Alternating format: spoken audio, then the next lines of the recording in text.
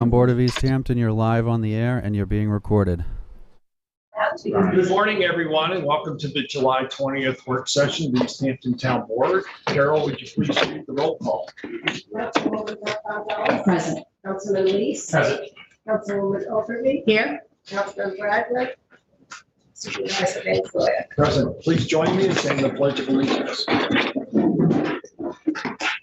I pledge allegiance to the flag of the United States of America And to the republic for which it stands, one nation, under God, indivisible, with liberty and justice for all. Today's meeting will begin with a public portion where any member of the public may address the board on any topic. We ask that you try to keep your comments to 3 minutes or less. Then we'll discuss the following topics. We'll have a presentation on the Cove Hollow stormwater pipe remediation recommendations. And that'll be presented by Melissa Winslow. I believe we also have Billy Hudak here as well from the village. New York State commercial fishing permit reform, Fisheries Advisory Chair Bob Valenti presenting on that, along with Councilman Lees. Willis property rezoning. That's residents, B residents, LBO and Wayne Scott. We'll have Eric Chance, our Assistant Planning Director, presenting that. Then we'll have a discussion of SECRA update for the emergency communications update with Eric Chance and Eddie Schnell, followed by the CPF project plan update. We have Lauren Bolter is signed up to speak. Good morning, Lauren. Excuse me, where do we sign up to speak? I'll take a show of hands for those who haven't signed up.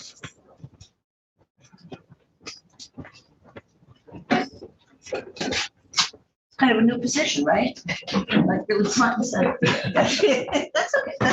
I am here this morning, first of all, to thank Zachary Cohen for identifying the Crandall Street proposed site for a permanent cell tower, and also to thank this board for choosing that site to go forward with the permanent tower.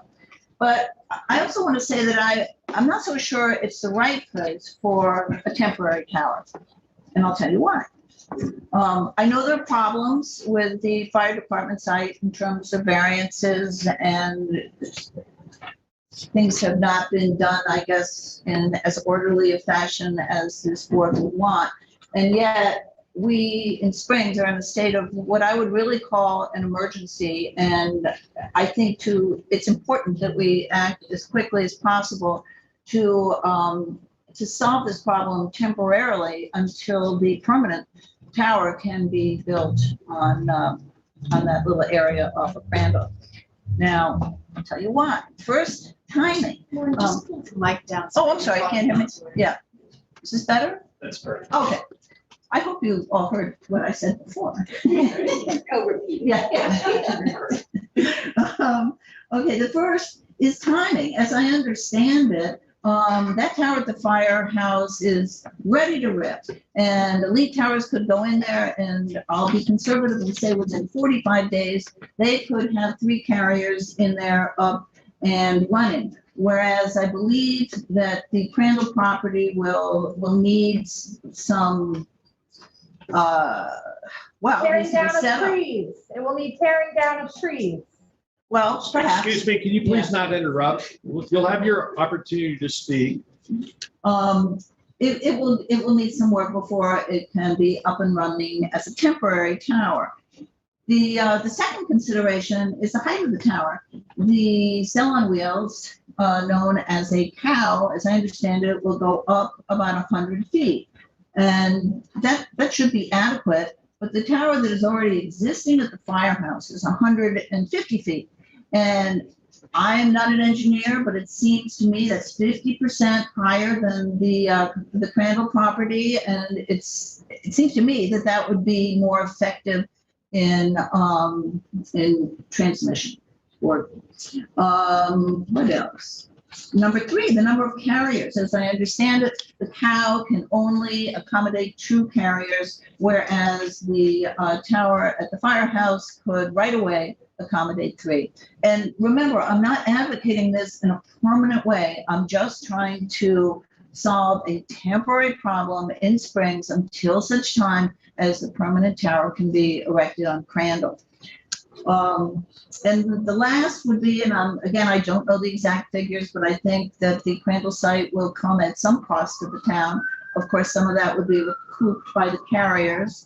But at the firehouse, there'll be no cost to the town. And all of this could be dealt with very, very quickly. So I guess what I'm asking is for you to consider that site and assess the relative pros and cons, again, just to get us through the next, whatever it is, a year and a half until that permanent tower can be erected. Thank you. Thank you, Lauren. That tower at the fire department cannot be used by court order. It's not allowed to be used. And beyond that, right now there are ospreys nesting on that tower, so they wouldn't be able to do any work on that before October. Well, those are now, Peter, you know, the ospreys are quite religious about leaving their towers at the end of August. They That go. doesn't change the regulations, Lauren. So No, but in terms of them being there. that's my understanding, is that that would be the soonest that. October? It's my understanding. Okay, So maybe. we Well, I don't know. have looked at this. Maybe these are long-term osprey. Maybe they're long-term. tenants. Well, I'm they gonna are shoot up that actually. tower and find out what the hell they're doing. I'm sure they'll be back to the same spot next year if the tower's still Maybe standing. they're staying longer this year than they usually. Maybe they're here forever. No, Maybe they're like other people decided. No. Maybe Peter's been timing their stay. Let's. It's very entertaining, but the fact is that we try to do things by the rules and we follow secra. By the way, there's no secra completed on that tower site. So, you know, that is valid. So we're looking at all opportunities, and we have since 2018 when I took office. I met with the fire department then, I know you have. and it took more than 18 months before they followed my suggestion that they go through the site plan process. Right. And by the way, if they had done that 4.5 years before, instead of suing the town over the revocation of the building permit, maybe all this would have been solved and resolved by now. But the fact of the matter is, it's somewhat of a crisis with emergency communications in Springs. Springs is the least well-served of any of our hamlets, and it's the most populated. So, you know, this has been an ongoing issue that we take extremely seriously. And we understand that, you know, everybody wants cell service and they want to be able to call 911 and have a good connection. And at the same time, nobody wants a tower anywhere near them. So, you know, it's always going to be a balancing act. You know, the community needs versus individual desires. Absolutely. I agree with you 100%, except that I think when you're talking about something temporary, just to fill the gap, and it's, I don't know, you know, I'm not a legal student, but I think that you can, as supervisor or as a town board, if you feel that putting these 3 carriers in there temporarily is a matter of public safety, then that kind of trumps all the other considerations. I don't know, but that would be my feeling. And I just hear so many stories of near misses up in Springs that I just like to get something going as quickly as possible until such time as a proper tower can be erected in We appreciate that and we agree. So it's been a long-standing emergency that we recognized as a town board, the cell phone issue, only in November when we hired Cityscape, and they came in and gave a presentation about an orderly way to figure out where to put towers. But suddenly last Tuesday, the discussion was shifted into the emergency radio system problems, which have also been a persistent problem. And I think it was, my own opinion is that it was done so that we could wrap this and characterize it as an emergency and ignore the plan that Cityscape brought in and presented on June 15th, which included a survey of neighbors. It included, in fact, we were going to translate it into Spanish so that Spanish-speaking neighbors could understand it. It involved them undertaking an inventory of existing infrastructure that might be helpful in locating towers. So there was a whole presentation from Cityscape that we looked at for the first time June 15th. And so, yeah, it's been a longstanding emergency. And Peter, I think you've been in office for 11 years during the emergency, but it was only started, the cell phone review, which is what's on everybody's mind, started in November. And we had the report in June. It states how they're going to do an orderly process to figure out the appropriate locations for a tower. But now, all of a sudden, it's going to be Crandall because it's part of the emergency services radio system. And I've got some questions about that. Okay, I can't address those questions, obviously. And really all I wanted to do was emphasize, whatever can be done as soon as it can be done, even if it's just there for 9 months or whatever. That's my concern. And I thank you all. If I could just add one too, Lauren. I think the emergency is even classified even dire right now because there's actually a working fire structure in Springs right now this morning. It's on Springs Fireplace Road. A lot of us probably left and came through there. Okay. They had to call out for assistance, not just for East Hampton. Back up there, they called Sag Harbor tankers. They called out Montauk to stand by, called Ambiganza. So it's a community-wide issue that the communication systems has to be completed in an expedition fashion. And that's my emergency right now, the work as a town councilman to get that done and complete it for you, and then listen to everyone else and make sure we make the right choices based on the information. Well, But God bless, first of all, sorry to interrupt you. God bless the firemen that are working currently right now, and also the ladies auxiliary. Yeah. I saw the smoke. It looked horrendous. And we've had the problem for a couple of years now. In fact, I remember when I ran for office, it was the very first question that anybody asked in a public debate. What are you going to do about cell phone service? Yeah. And what we're talking about is cell phone service. It's not the emergency radio system. And I want to say that public input's important, and an orderly and deliberative discussion is important so that we hear from people and make the best choices. And that doesn't mean that we can't fix the problem. We can declare an emergency and take certain actions. But I think it's important that we keep our eye on what the issue is and act in an orderly and measured way so that we make correct decisions. Anyone else wish to address the board at this time? Yes, and also I understand that there are people on the phone that would like to speak, however, they are on We'll mute. take callers online as well, but please come forward. Thank you. Just, you can state your name for the record, please. My name is Jacqueline Esposito. I'm a full-time resident and homeowner on Lincoln Avenue, the neighborhood where you're proposing to erect a 185-foot cell tower, a 12 by 20 feet structure, a 50 kilowatt propane generator, a 1,000 gallon propane tank, and antennas. First, the fact that this proposal has been rushed through without any community notice or meaningful opportunity for community input is an outrage. Many questions remain. Most importantly, whether there are alternative, more suitable sites for a temporary or permanent tower. We've heard some of them here today. And what the impacts will be on the local, densely populated residential community and our environment. It also needs to be a matter of public record that a significant portion of our working class neighborhood is comprised of severely underrepresented Spanish-speaking community residents to seek their input. It appears that no one on the town board considered reaching out to these community residents. There are no notices in Spanish. The environmental assessment form hasn't been translated. One might conclude that this was intentional, based on the assumption that the most vulnerable residents in our town would be the least likely to fight back against this proposal. The result? Cell phone service for affluent East Hampton residents and vacationers, and environmental racism for the residents in my neighborhood.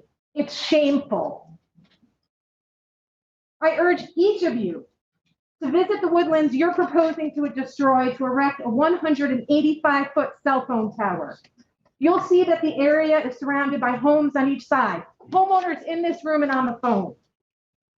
These are your constituents and your neighbors, taxpayers, who the town board members have not had the respect for to even notify them that this was happening in literally their backyards. This is not good government. You'll also see these dense woodlands are habitat for a variety of wildlife, including the declining eastern box turtle. Eastern box turtles can be found roaming in our yards and across Lincoln Avenue. You'll see turtle crossing signs in our neighborhood urging drivers to slow down for these beautiful creatures. According to the National Wildlife Foundation, the eastern box turtle is a species of special concern in several states, including Connecticut, Massachusetts, Michigan, and New Hampshire. Maine lists the box turtle as endangered. One of the primary drivers contributing to the box turtle's decline, habitat loss. The wholly inadequate environmental assessment form is silent on this point. Apparently, the town board is not terribly committed to protecting our declining wildlife. Similarly, the EAF is silent on the noise decibels that will be emitted from a temporary diesel generator and later a 50 kilowatt propane generator. The EAF also erroneously claims that the tower will not be publicly visible, which is laughable on its face. And shockingly, the EAF question regarding whether residents will see the tower on our way to and from work is left blank. Not surprisingly, the EAF questions also are left blank for the entire section relating to the adverse impact on open space and recreation in our neighborhood. There's also the potential for health concerns to consider given the proposed tower's unreasonably close proximity to homes. According to the American Cancer Society, when signals are transmitted back and forth to cell towers during calls, the RF waves produced are given off into the environment, where people can be exposed to them. The American Cancer Society acknowledges that most expert organizations agree more research is needed to definitively rule out any possible long-term effects. That is not an experiment town board members should conduct on our neighborhood. The environmental assessment form concedes that there are alternative sites for this tower, including at the spring school facility. In fact, the EAF states, and this is a direct quote, "It was not clearly evident that the school district would be receptive to such a proposal." End quote. Make no mistake, the residents in our densely populated neighborhood are not receptive to such a proposal on our woodlands. If the town board members had asked us, we would have made it clearly evident. I just want to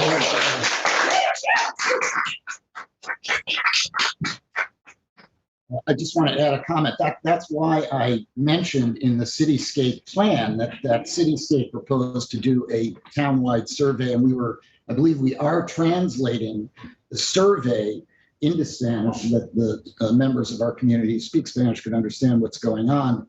And it seems like we're putting the cart before the horse to move forward with this proposal in a community that has a considerable Spanish-speaking population, in contradiction to the plan that we announced we were going to follow with Cityscape. I also note that in the references to the equipment that's going to be placed here, that I haven't seen even a diagram of the site plan, which would be typical in any kind of environmental review. I haven't heard that Natural Resources Department went out and checked out the property. I went out and looked at it. It is a beautiful woodland. And there are other omissions. And I agree that the description of impacts to view sheds is misleading at best and incomplete. There are other issues similarly incomplete in this EAF Part 2. One thing I think that shows that the record is inadequate is that this full environmental assessment form is replete with references to the EAF Part 1, which is the application part. And I think if the public is going to really understand what's going on, that had to be made part of the public record, because the sections of the application form, the first part of the EAF, are referred to in the EAF Part 2. And none of us got it. I didn't get it. And in order to really evaluate these comments, we need that. So I don't even think the record is in a position that the public has been fully informed yet, despite the issues with the EAF Part 2. And I have issues with the EAF Part 2. And also I have issues with the characterization of this as a part of our emergency radio system plan. I don't think that's what's driving the bus here. It's clearly cell phones, and frankly, I think the emergency has something to do with an impending election in a few months. So do we. Well, let me just say, Jeff, that first of all, we're here to hear from the public. This is the forum in which we inform the public as to what proposed plans would be and to get their comment. That is the process. And you seem to be confused about two things that are happening. One is that we have moved forward with trying to improve not only our code with regard to wireless communications and update that because it's roughly 20 years out of date. But we also know that there are significant gaps in coverage throughout the town. And so we've engaged Cityscape, as Councilman Bragman said, that we are, basically looking at where those gaps in coverage are and how we might solve them. At the same time, we've had to upgrade our emergency communications because the 700 megahertz system that was in place back in 2017 had become obsolete and it was being dropped. We had no opportunity or choice but to go with an 800 megahertz system. So we had to redo our entire town-wide emergency system. Never before was there emergency communication as part of that system directly in Springs, which has now become our most populated, densely populated hamlet. There's no question about that. There is no place in Springs to site such a tower that wouldn't affect the densely populated portion of the Springs. And I see somebody shaking their head, but let me just say that we've looked very carefully with our town planning staff through every single parcel in the town to find a location. And we're happy to take suggestions as to an alternative site, and that is part of this conversation.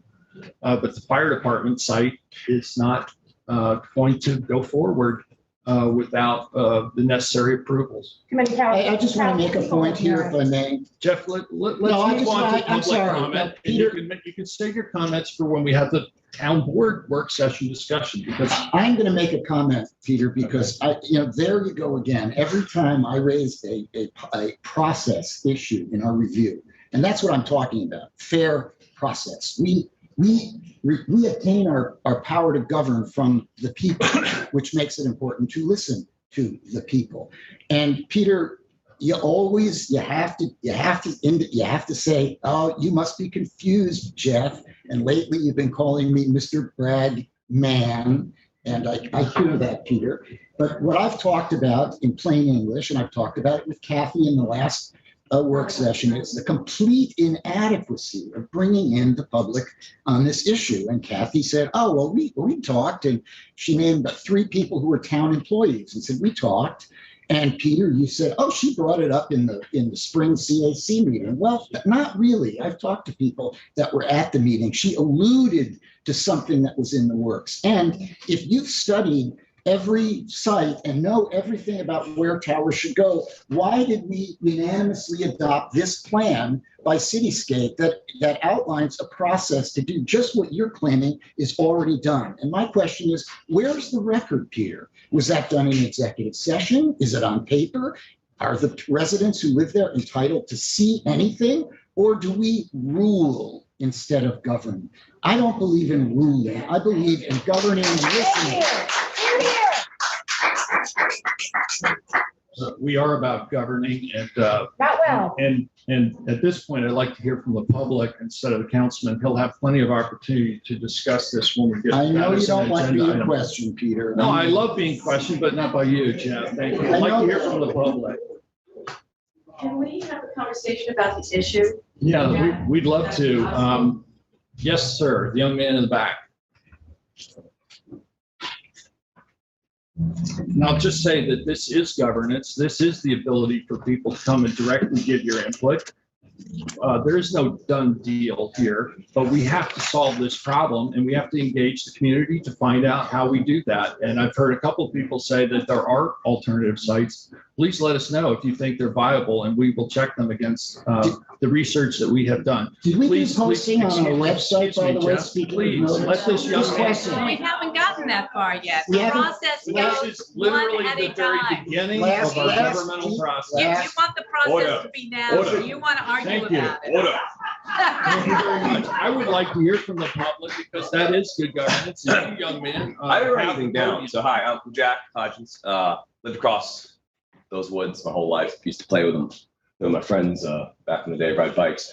One of the only untouched places in Springs left over. And I'm just curious, because for the longest time I was under the impression it was protected as a sort of a nature preserve, and it turns out that it's not. Now I'm just curious what, and I'm actually asking what makes nature preserve a nature preserve. And I know we've always talked about, some of you guys have mentioned the fragility of the nature of Springs, and also what's going to stop this tower from not being torn down, perhaps, or maybe what's next? I mean, are more woods going to get torn down just because we want a cell phone tower? And we keep on talking about the emergency aspect of it, which I understand is very important. If someone has an emergency call, it has to be, has to go through. But really, it's just about cellular service. And I'm just so curious. It's just, what's to stop more woods from getting torn down? What's to stop Bambi and all of his friends to getting totally, screwed, for one thing. And also, maybe there are other places. I know it's kind of funny, but maybe there are other places that aren't so densely populated by wildlife or trees. Maybe there's something, an alternative. And this temporary tower, think about it. Think about the noise pollution alone, and how long that'll take, how much money it'll take, the labor it'll take. And I mean, sure, eyesores, that sounds petty, but it is kind of a thing. This is Springs we're talking about. We're trying to preserve something that we really love. I mean, my friends, we always used to call it the Shire, crying out loud, from the Hobbit stories and all that. Yeah, I'm just worried that will one day be a thing of the past. And then kids will say, we used to have a lot of woods, but now we have this really sweet tower to look at. Do you believe that they're going to clear cut the entire piece, 6 acres, is it? Well, I don't know about clear cutting it. I don't believe it. Well, you said the woods are going to go, so I'm assuming that there's conversation out there Well, that remember what I everyone was thinks saying is about going the to be cleared fragility? cut. The fragility of those woods. We don't really know anything. We trying to just say it all one time. Sorry if I'm mumbling. The caffeine's kicking in. Jack, I can answer the question about Yeah. nature preserve. The nature preserve is within the town code. A lot of times what will happen at this piece of property will go to, at this chance, our nature preserve committee. They might want to designate a piece of town property, nature preserve. There's a certain format that they go with about analyzing those properties. This is not dedicated as a nature preserve. This is actually municipal property right now, which can be used, or anything the municipality might want to use for future use. So to be determined. There are properties that are on the west side of Crandall, I believe, that the town recently has purchased as part of that land bought through the CPF program on there. There's much more limitations by using those fundings than how the other properties were either acquired through the years. Part of that actually was, I believe, for open space and recreation. So that's the process about how a property then goes to a public hearing to be designated as a nature preserve. But again, clawback from it's more difficult if you ever wanted to use the property. But that's the process to help you out. Totally understandable. On that question. Totally understandable. And I would just be, once again, curious. Just like I said, I don't really know too much about anything, to be really honest, especially regarding this. But I think it could be considered a nature preserve. And I think if that is so, if that's a fact, then I don't think we should be able to be doing this. That's all I really have to say about that. I appreciate it. Thank you very much. I want to add something. Can we just move on now? A nature preserve I'm is curious what he has to say. a choice. We make a choice about what we preserve in the town of East Hampton, and that's all it takes. And you know what? Back in the day, when they created these lots in the urban renewal parcels, it's labeled as a potential park. It's got a label on it that says potential park, and I've visited it, and it's a beautiful site, and it is a good location for a potential park. And we need to have natural resources take a look at it, assess the habitat. We need to have an assessment of how the community has used it recreationally. I've read letters from people that said, I grew up the same way you did, enjoying the open space in that park and hanging out there and getting close with nature. That's important for us to consider. untouched I don't know nature. why, that shouldn't be a laugh, Sylvia. Well, I I don't know mean, why there's that's a lot of Yeah, yeah. hiking I goes think on even there, a in lot your- of in your paintball goes biograph, on I'm not there. gonna a point lot anything of- out, but lot look, of this other stuff. biographical My statement kids on do. your thing. One at a time, please. Just have one. It's a choice. The bottom line is it's a choice. It And is a and choice. it should be deliberately reviewed and considered in a thoughtful way. I This is couldn't not agree the more. And process. that is And actually this the is the process. process that we That is Thank you very much. the process that we've been following. That is actually the process that we've been following. Our town staff have looked at this property. Where's And the I'm- record? And I'm glad that, well. Where's the read- notice read to your the emails. public? We have noticed to the public. Obviously, it was in the paper. We talked about it publicly. We have a lot of engagement today. We will continue, we'll have continued engagement with the public. The only promise the board made about notifying the public, and it was a very calculated remark that Kathy Burke Gonzalez made. She said, "Oh, we'll give written notice to the public when we apply for the permanent tower." And then they're presenting the permanent tower.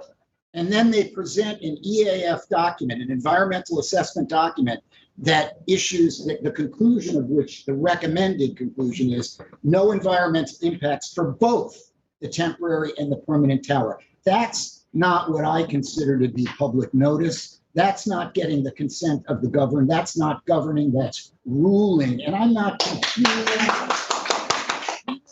He's going to tell you I'm confused. He's going to tell you I don't do my homework and I don't know what I'm talking about. Of course, you said that about Duryea. Look at how well that worked out for the town. Criticizing everything, You know, Jeff. Jeff, We- this we is know who's really running for office. uncomfortable to have We you. knew who the challenger is. Sometimes governing is uncomfortable. No, When- you know what? You're I'm not, sorry, you're I'm sorry. ruling. I'm sorry. You are not We need to move We on need to have because some Jeff, leadership we're here. and trying that's- to it's not engage. you at this point. I'm sorry, we're trying to engage the public here to hear your comments. And I would ask that you please save your comments for, again, the work session portion where the board will discuss, and then you can say whatever you like. But I really would like to hear from the public. We have a very heavy agenda today. We have a lot of people here who want to be heard.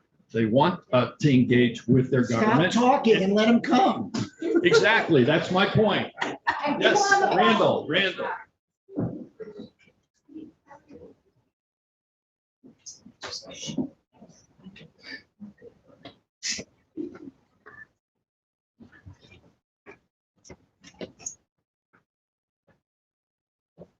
Thanks.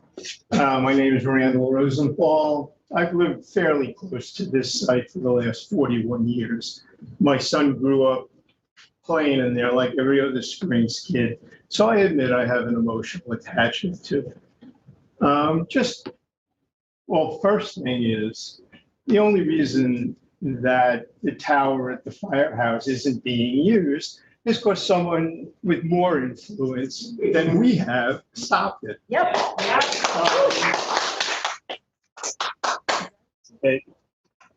While I was sitting there, I'm pretty well versed in springs. I mean, I know, the water and the land, I've been just about everywhere.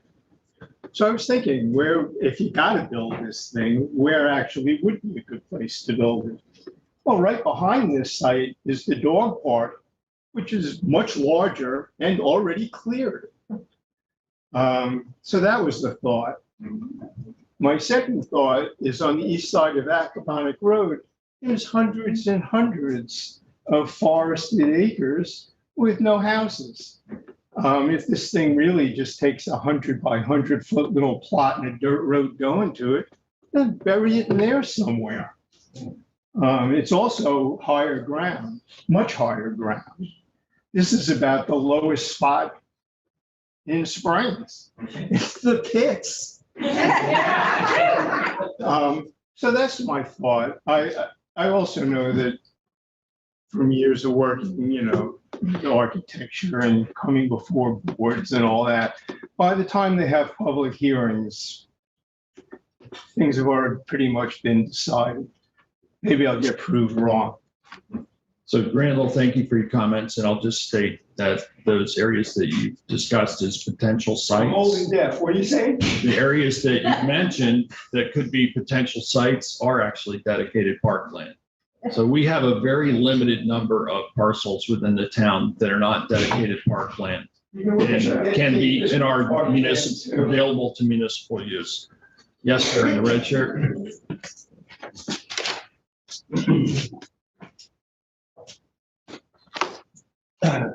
My name's Jerry Hodgins, and I live in the neighborhood there, right across from this area here. First of all, I would consider the fire department friends of the community, okay? And I don't know how or why there is an ongoing problem between the town and the fire department with this tower. Yep. Firemen are good.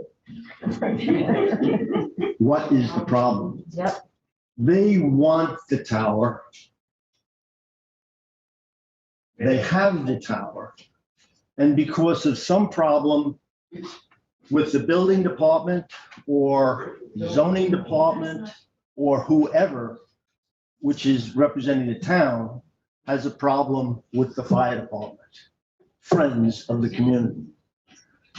You seem to have blinders on now that is an issue that's resolved, or not resolvable, because that's the way it is. Something happened between the fire department and the building department or whoever is responsible for this decision, and that's it. And we won because we're not allowing the fire department to have their tower function. Did you really win? We seem to be losing. I don't understand that. You have blinders on. You said several times so far that it's illegal. What is illegal is what you make illegal. I just have to say that I think there's a common misconception about what's happened at the firehouse. Initially, the fire department put in a building permit, which was challenged because they have to go through a process. And I know how important process is.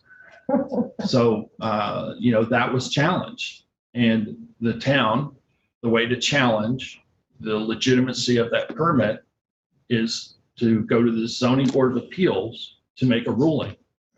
The zoning board of appeals ruled that they in fact didn't follow the correct process. And rather than correct the process, the fire department, I think on bad advice, decided to sue the town. And for 4.5 years, that was tied up in litigation and nothing could move forward. When I took office in 2018, I met directly with the fire commissioner and said, look, why don't you go ahead and submit to the planning board for this application, for this tower, and not give up any of your rights in the lawsuit and try and move it forward. It took them 18 months to finally come around and do that. Meanwhile, we still have an emergency communication system that we have to implement. That started in 2017. It's now 4 years later. Every other part of this communication system is pretty much complete, and it's up and operational and has been since this past May, with the exception of Springs. Springs is still the outlier. Okay, so all you have to do is to say, well, legally, we're right, and therefore, we're going to stick with this, and this is the way it is. Why don't you say, well, maybe legally we're right, but the actual result of the whole thing here is that we're getting a bloody nose because of it. Why don't we just say to the fire department, and by the way, I'm hearing your side of the story. I'm not hearing their side of the story. It seems kind of like, wow. A couple of friends of mine, Stanley Esposito and Angelo Ragone, both gone now. They built the Springs market out there, okay? They got a building permit from the town with their plans, and they went ahead and started building. When they got it all built, having gone through all the steps, rubber stamp for the foundation, et cetera, et cetera, et cetera, they went for a building permit, C of O, and they were denied. They said, no, No, you don't have an elevator in there. This is a new building. You're gonna have apartment upstairs. You have to have access for crippled people or whatever. He said, well, you never told us that. These are our plans. You approved these plans. That was about 25 years ago. They didn't get a C of O. They had to take the town to court at their expense for about a year and a half before they finally got their permit, because somebody said, well, you can't do that. The town was wrong. Angelo and Stanley got screwed for about a year and a half out of rent that they were going to sell this place and rent it because somebody in the town screwed up.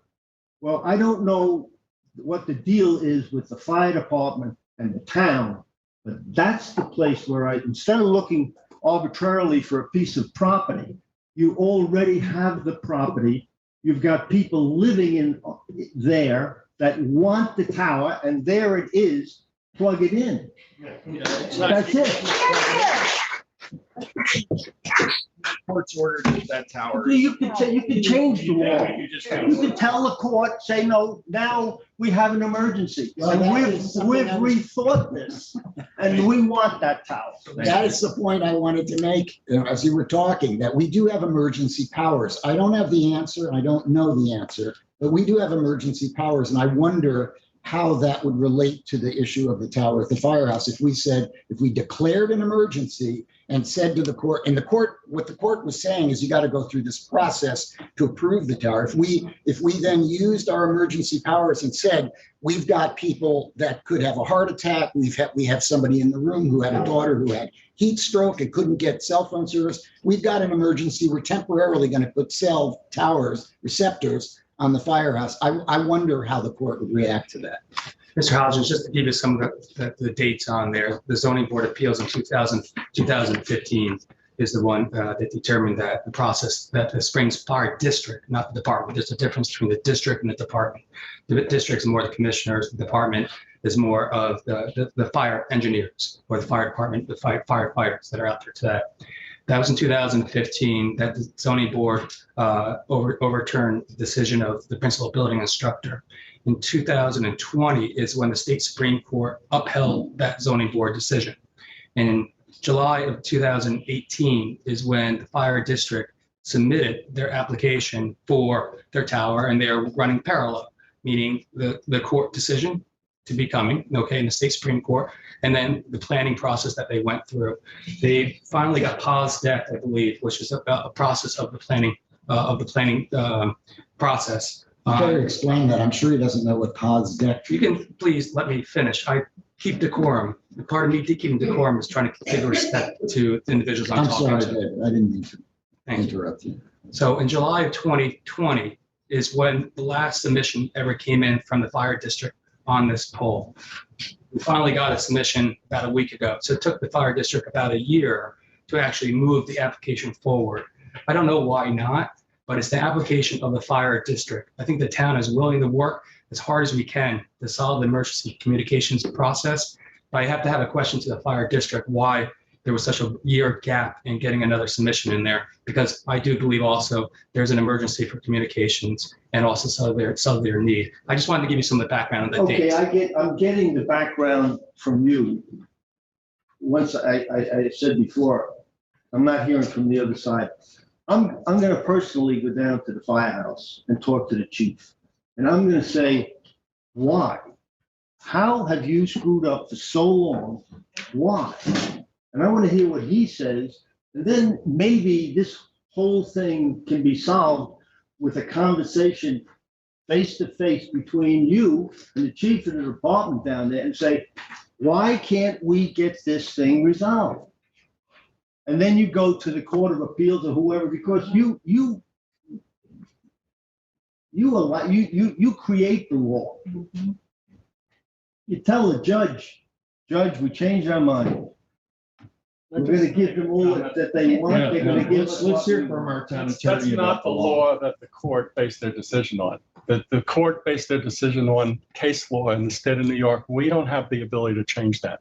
that is set by the courts. Okay, the highest court in the state has said that there's a process that has to be followed, that process wasn't followed, that no application review was done, no notice to neighbors, there was no hearing, there was no opportunity for the public to comment on the construction of that tower, and there was no environmental review done with regard to it. So basically they said, and this revocation of the permit, I think people should realize that this was a neighbor that brought a lawsuit against the town. This was not initiated by the town. In fact, the neighbor brought this action to intervene and raise the fact that the process wasn't followed.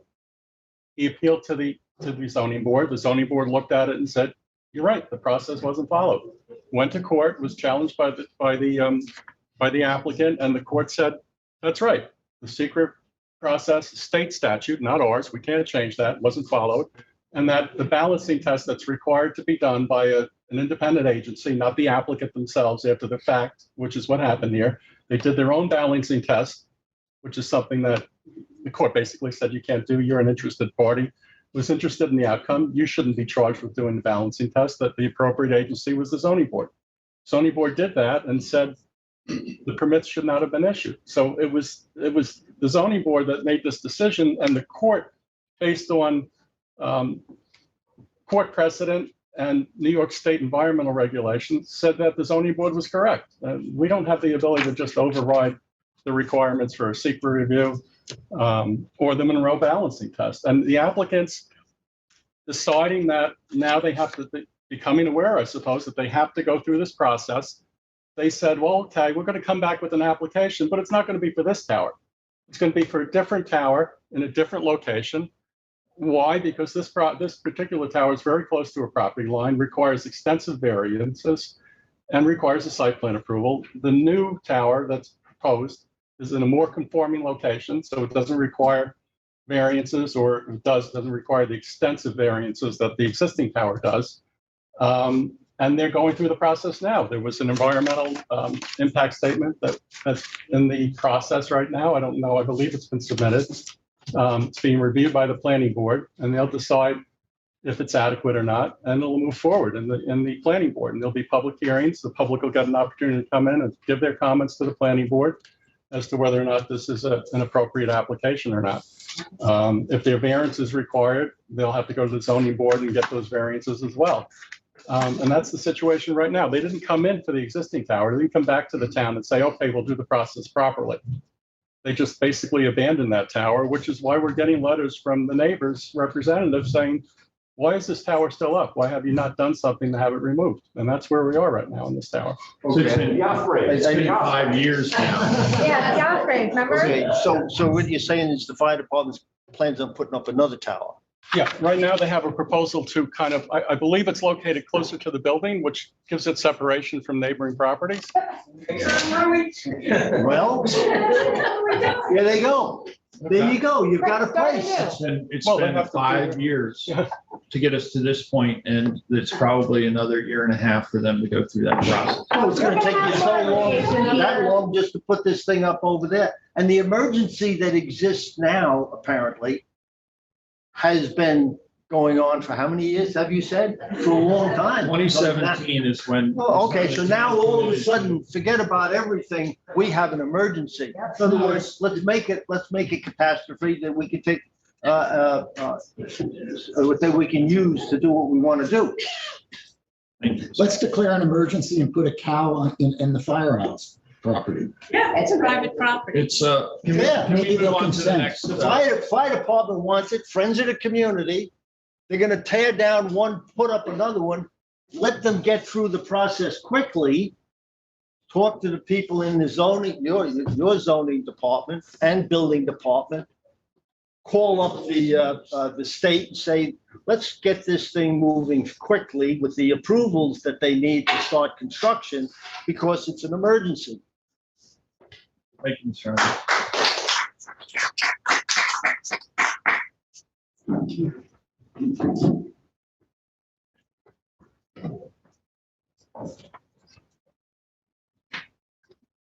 Hi, thank you all for taking the time to hear the community's concerns today. My name is Joseph Gilia. I'm also a full-time resident on Lincoln Avenue, just about a block and a half I'm sorry, away. Joseph, what's your last name? Segilia. I'll spell it. Segilia. Yep. S Thank you. I live about a block and a half away on Lincoln, and I'm here to oppose that location as a site. I'll say I drove past this morning. I didn't see ospreys. I'll look again on the way back. They're usually their nests are usually pretty noticeable, so I'll check and was curious about that. And just as an aside, I'm also a lawyer. We all know that court orders can be changed, and I'm really interested to hear that variance may be needed for this site as well. And that's the first time I've heard that. Probably a lot of other people as well, because variances were, of course, one of the reasons noted against the fire department site. And so, I think everyone knows that the town generally, not just Springs, needs to have improved cell phone service and emergency services. But, as been pointed out earlier, it's been an issue for many years. And I'm wondering now why the board is rushing through this process during an election year. Some may wonder. And, there are three primary reasons that I think the site is not appropriate. One has been pointed out in the June meeting with Cityscape. They recommended the board poll residents, this has already been raised. Supervisor Vince Goyak was quoted in the East Hampton Star as saying, we look forward to polling the community so we have a better idea as to what the community wishes in terms of wireless services moving forward, end quote. That was over a month ago. I don't think polling has ever happened. I haven't received one at my house. It seems like it has not been. And as has been brought up before, it's very important that that's distributed in Spanish for all the Spanish-speaking residents in our neighborhood. It'd be great if the board would commit to a date to send that poll so we have adequate time for community input. Also, as been pointed out earlier, there's a lot of alternative sites. Cityscape has raised many of those with the board. In particular, obviously, the fire department has been discussed quite a bit today, and I agree with all those points. Camp Blue Bay has also been raised, and for a long time, many of us in the neighborhood thought that's where the tower was going to be. The EFA just sort of brushes past that point. So I'm curious to hear why that's not suitable. It wasn't clear from the public record at all. Also, as been mentioned earlier, the Springs School seems to be a suitable site. There are a number of other commercial districts in the area that could be used. People have mentioned those. And so, for both of those two, at least, Camp Blue Bay and the school, I think the public needs to hear why those may or may not be applicable, especially if this location needs variances. On the CEQA report, it's clear from people who've read these before, it's conclusory. The negative declaration was clearly a foregone conclusion. There was no proper review. There are a lot of errors and omissions and misrepresentations. During the time I have today, can't point out all of them, but just as an example, it's not clear that the fall zone is outside of either private property lines or the occupied houses that are in that grid. For those of you who don't know it, within that square surrounded by the four streets, there are houses where people live, I think 4 or 5 of them. When you look at the little blue square on the presentation, it's hard to measure 185 feet. Actually, I think it's double for the residential building, so 370 feet. And as was raised before, those towers and generators are going to create a lot of noise and light pollution. They're not consistent with the natural landscape. They could threaten the groundwater. They clearly have a negative impact on space used for public recreation. According to the people who use that space as children, obviously, you're clearly going to be displacing wildlife. And I'm not so sure it's not visible from the Springs Historic District, especially when there are no leaves on the trees, which is one of the reasons that the fire department was presumably not chosen. So I think the town, clearly didn't go through all of those boxes that are checked. Lastly, I would just point out, it's not clear that that location even complies with the town's own zoning rules. That's going to have to be looked at more, of course. Commissioner Leach, you mentioned that. Councilman, sorry, Leach mentioned that. And just lastly, it seems, we're all talking about the fire department litigation. This site is inevitably going to be involved in litigation. I think that's a foregone conclusion if that decision moves forward without proper procedures. The fire department site, years and years of litigation. This one will presumably last as long and further waste taxpayer resources. I'm curious to hear also why the fire department, what their position is. They're probably the most important, one of the most important constituents in this matter. And I urge you all to vote, if you're going to be voting today against, obviously, and to consider the desires of the community and not just rubber stamp this decision in an election year. Say that this is not, we're not voting on anything today. This is a work session. That wasn't clear. So thank you. Okay, this is a work session. We had a work session on Cityscape. We had talked about it at the last work session with our planning department and with our specialist for emergency communications. So we do a lot of work sessions before we get to any kind of vote on it. And I think that's been grossly mislabeled, that we are in the process of getting it done right now before we talk to anybody. Part of it is the length that we need, that we've had with our discussions at our work session, so that the word can get out there. It's obviously gotten out there because you guys are here. We appreciate the fact that you guys are here. We will continue to do the process that is necessary to make a decision that is, maybe not everybody will be happy, maybe not, maybe it'll be in another location. I'm not convinced yet on anything. But what I am convinced about is that this shouldn't be politicized. This is about people, about neighborhoods, about my community, and that the politicization that is going on this side over here of the town board is really, it's really hard for me to take. It's really hard for me to understand why we're doing that instead of considering our community, instead of looking to you guys to help, which is what we really want to do. So the last speaker had a couple of questions, and I think it's appropriate to try and answer them.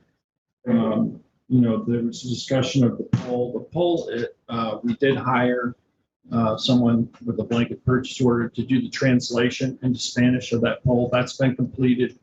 If it hasn't already gone out, it should go out today. In addition, you asked about Camp Blue Bay. And when I say that we have looked at every potential site within the town of this area that would serve Springs, which is the area that's not well covered, both with emergency communications and cellular communications. And by the way, I think it makes sense to consolidate both of those systems together so that you don't have more cell towers in Springs, that you try to keep to the minimal disturbance possible. Camp Blue Bay, we entered into negotiations with them at the same time that when I took office, I reached out to the fire department to see if there was a path forward. But it was clear that, having a parallel track to pursue in case one or the other didn't work out was important. We got through more than a year and a half, I think, of negotiations with the tower company who owns that tower on the site now, and the landlord, which is the Girl Scout of Nassau County. That was going to be a drop and swap, where they take the existing tower down and they put up another tower. Our needs for the communications, for emergency communications on that site required a tower of, I believe, 150 feet, is that right, Eddie? In order to meet our needs and make those connections with the other tower sites so they could talk to each other. The landlord decided that they didn't want that high of a tower because of the fall zone issue. There were areas on that site that they wanted to preserve and use for future camp uses, and that would impinge upon that ability. And so that discussion basically fell off because they weren't going to be able to meet our needs. And so we had to look elsewhere. And then it came up, the site that Zach Cohen had identified. We took a hard look at that, and it wasn't encumbered by a park land preservation. It wasn't part of a nature preserve. It was available for municipal uses, 7 acres, and it would meet all of the fall zone requirements, as well as not requiring any variances under our code. It would be completely compliant because of where it would be situated. It wouldn't be situated in the pit part of the property either, by the way. It'd be on higher portion, it would require a minimal amount of clearing. And those diagrams have been circulated before. We are going to be discussing the EAF draft later today in the meeting, and some of the questions that have been raised about it. I have questions about it as well, and the board will discuss whether or not any of those items need to be changed or looked at further. And we'll move on. So, we think it's important to follow the proper procedures. That is what we're engaging in right now. This is one of the first steps. We're hearing from you. We want to continue to hear from you. And at this point, I want to go to the phones because I know there's some people who've called in. So if we could try taking some calls from the phones. Yes, Mr. Supervisor, we have a caller on hold whose last four digits end in 0786. I'll unmute that caller now.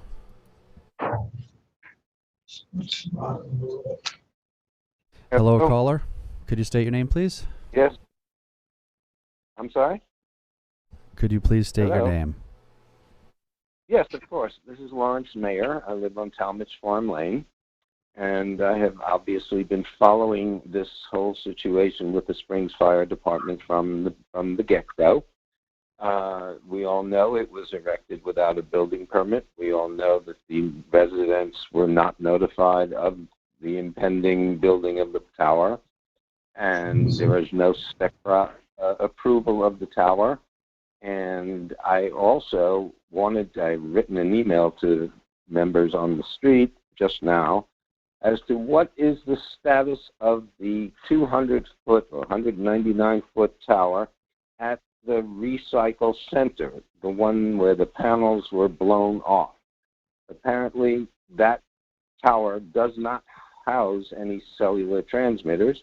Nothing has changed in the years that I have driven by there, both on Springs Fireplace Road and Accabonac Road. And the only thing that exists there is the Addis Tower that's owned by Altice or Optimum. And I would like to know, does anyone have information as to why is that tower at the recycle center, and is it completely defunct?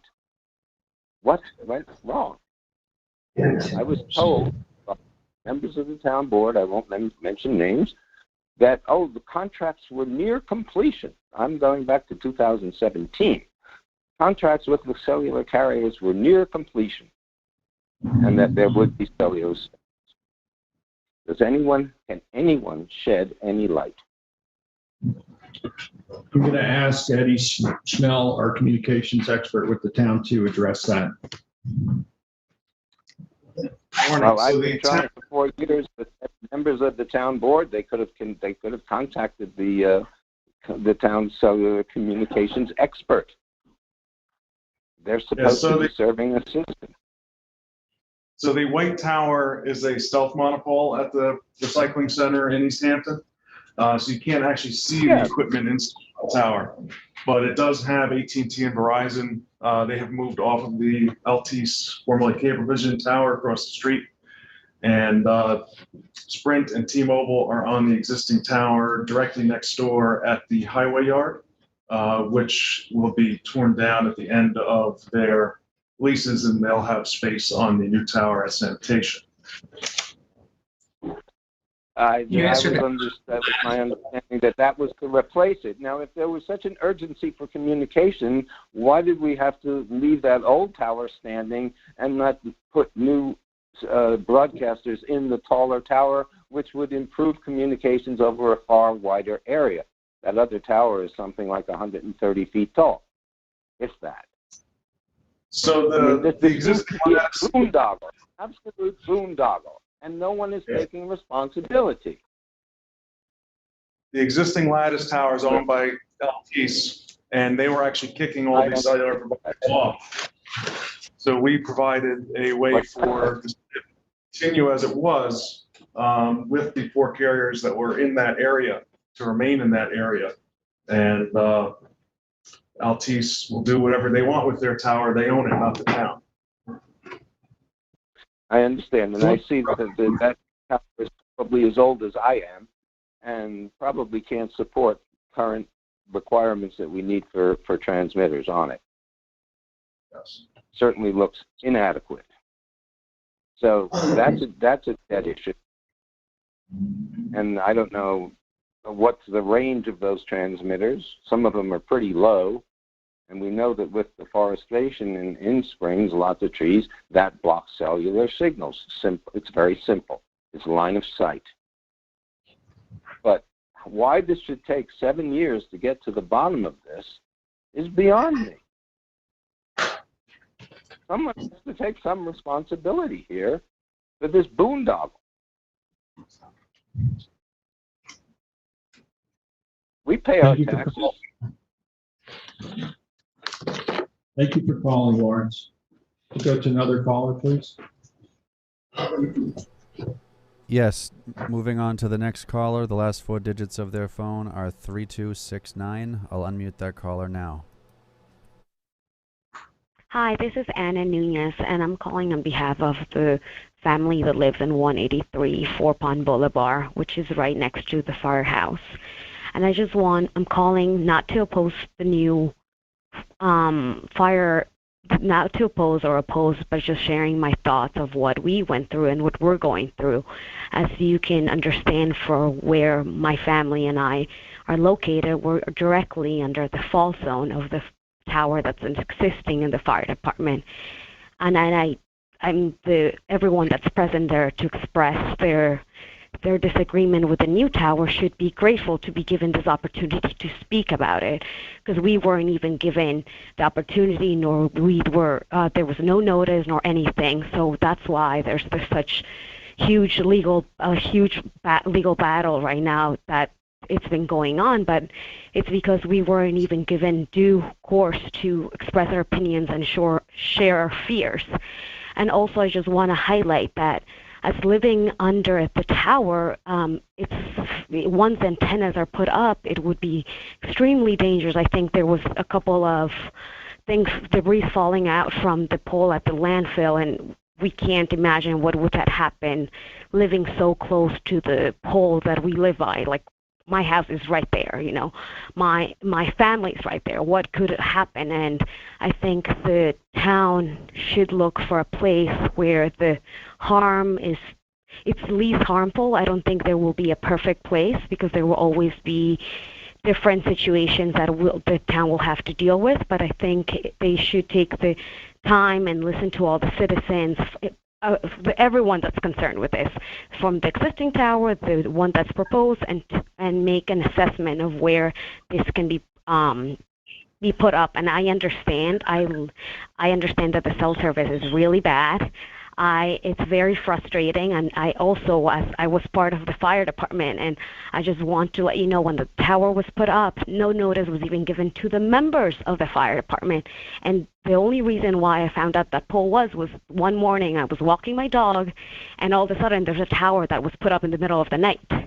So I think everyone that's there should be grateful to be given this opportunity to speak, but let's not forget that the existing tower surrounds one of the most populated areas in Springs, and there's a lot of families there, and God forbid any of the antennas fall out or fly out, what could happen, all the damage that could be caused. And also, as everyone has highlighted today, there's an existing legal battle that the Supreme Court has ruled already, and has decided that the tower was put up without the proper process. That's all, but I hope everyone takes their time to evaluate the locations that are proposed and decides on one's the best one. Obviously, there won't be one that suits everyone's interest, but I'm hopeful that the town board will be able to make that decision. Thank you, Anna. We appreciate your comments and sharing your experience with us. And as Anna said, that particular tower site does not meet any of the town's fall zone setbacks for cellular communications. I'll go back to members in the room. Tina, would you like to speak?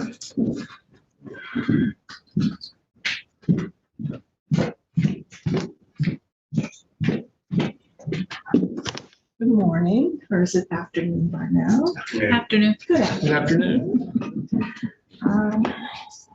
It has been over 30 days since the spring CAC meeting. It's almost 30 days.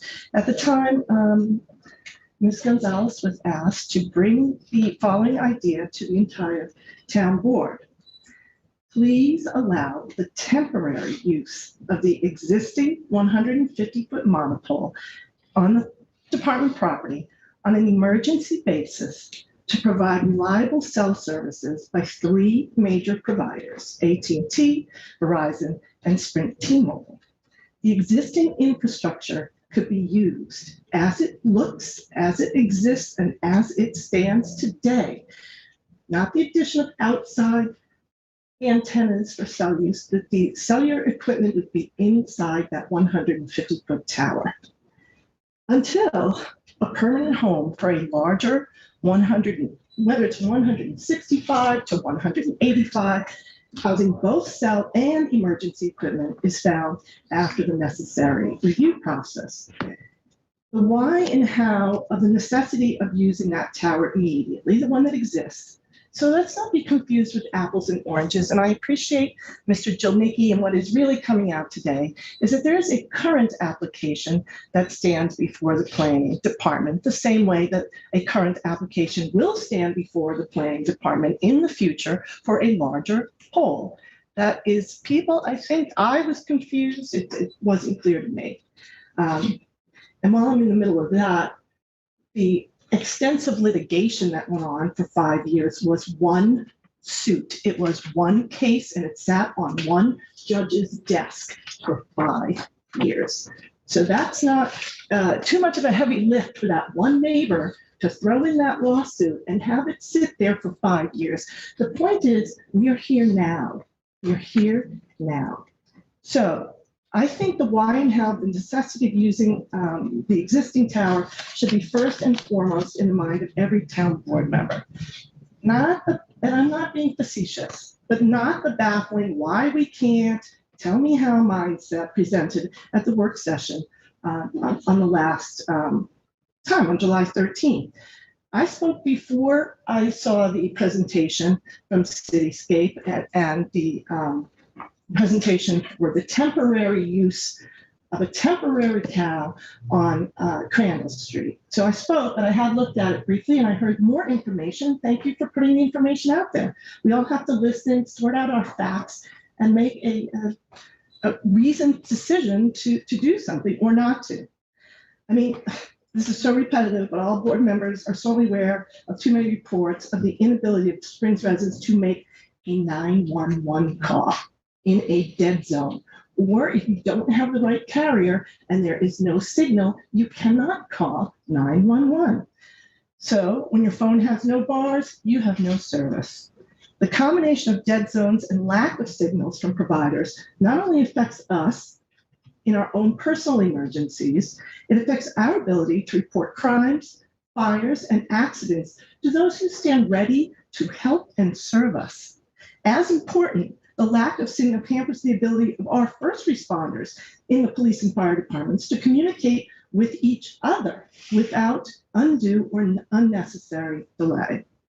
The town planned to place a temporary 100-foot cow on Crandall Street to alleviate the very real danger of dead zones and no cellular signal means no service. That plan falls precariously short of providing the coverage necessary to ensure all of our safety at all times. As a matter of fact, as I said in the last call, it entirely leaves out any T-Mobile Sprint users as a carrier. What are they supposed to do while this is all being figured out? The need for the majority of Springs to have basic cell service in an emergency situation has risen to the level of a public safety emergency. I don't know how anybody who could deny that is sitting here right now. Who would dare argue that the word want for cell service is now an understatement and the need is paramount? Who would argue that? You can't. And the solution is really very simple. I mean, I say that and then I look at the town attorney. I don't know that the solution is simple.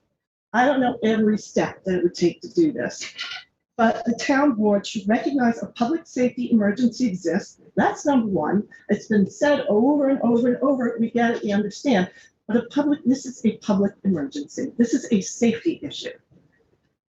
And use its executive powers in such a situation and allow temporarily the carriers who stand ready to do it at the existing tower, which currently contains, is utilized right now for limited emergency communications. It is being used for radio-to-radio communications within the district, as my understanding.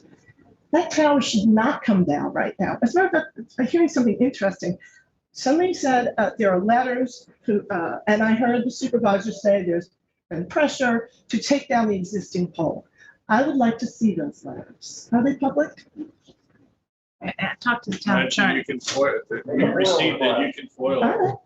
I'm gonna go do that today, although I don't know what I'm I asking. also just want to clarify something. The new application that's in Yes. is for emergency communications only, no cellular service. They haven't requested that. They've applied for only an emergency communications tower. I don't know what would Which is prevent why- them from putting, just saying, and we'd like cell also. Fault zone issue. Different full zones. They can't be in fault zones for I would like wireless.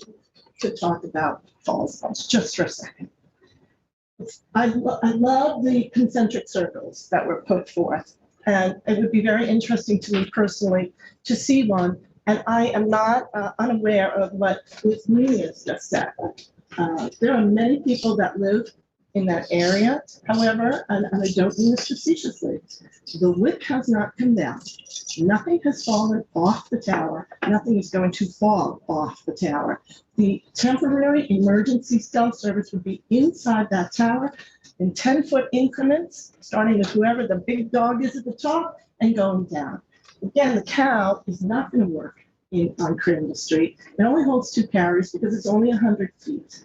So I am asking this town board, I am pleading this town board to consider using on a temporary emergency basis the existing tower until the rest of this is worked out for the emergency communications. And I did hear, Ms. Perkins, you asked Mr. Schnell whether or not, I was confused about this. Is there more temporary equipment that could be put up that is not so heavy on the, I thought what I was hearing was that could maybe be put up on the cow. We're not talking about the heavy equipment. We're talking about temporary emergency. I'm not an expert in this. I really would like to hear if there's other equipment that could be put up there on either of those places. And so the fall zone, I'm just asking this entire room to look outside.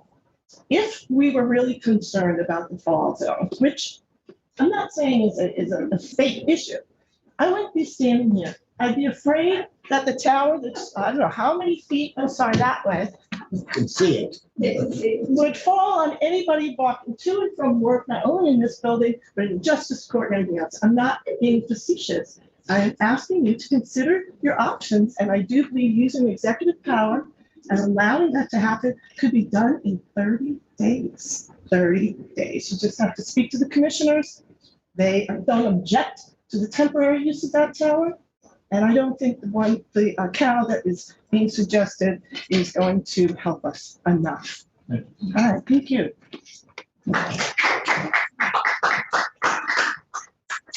Anyone else here? I believe there are still people on the phone, however. I'll go back to the phones. I'm just asking if there's anyone else here. Rona, would you like to speak? It's not about this. Please come to, it's public comment. You speak about any topic you like. Please come to the podium. I don't want to break the trend of. Just state your being here. name for the record, please. Hi, good afternoon. Rona Klotman from Amagansett. I just want to just quickly say I didn't come to hear about the cell tower, but we have cell problems all over town. I mean, if I'm in my car and my phone is through my car, I say to the person I'm talking to, I hit Wainscott right now and I'm gonna lose the signal. And I know just where. I didn't need Cityscape to tell me where. I know just where I'm gonna lose the phone, and I let people know. I just didn't hang up. So it's a problem, and I support the people that are here that really want cell service. But the reason why I'm here is Thursday night, there was a beach event in my community, And about 10 to 8, well, people started parking for the beach event at 7:30. And I believe the picture is worth 1,000 words. So I have 2 pictures of the cars that were parked on my block by 8 o'clock. There was this room? I'm sorry. Thursday night, July 15th. Evidently, the caterer had a permit in place. There was a permit for the event. The caterer, I don't know if I should even mention his name, but these are pictures of the event as well from the video, so they're a little bit blurred. The caterer permit said 45 people. Am I correct, Kathy? Okay. The caterer, who has contacted me personally because he didn't like the video, told me he put in a permit for 50. There were 50 people there. So already there's a discrepancy. When I went down, it was a sit-down dinner, and I would say 100 people were there. There were 50 cars parked on Marine Boulevard. Not only one person got out, but there were many cars that had 2 people getting out. So parking was an issue. From what I understand, the permit did not specifically say parking. They had a valet. They had 3 valet people. The caterer claims that he had nothing to do with the parking. Beach Hampton has, I would say, most properties are between 1/4 of an acre and 1/8 of an acre.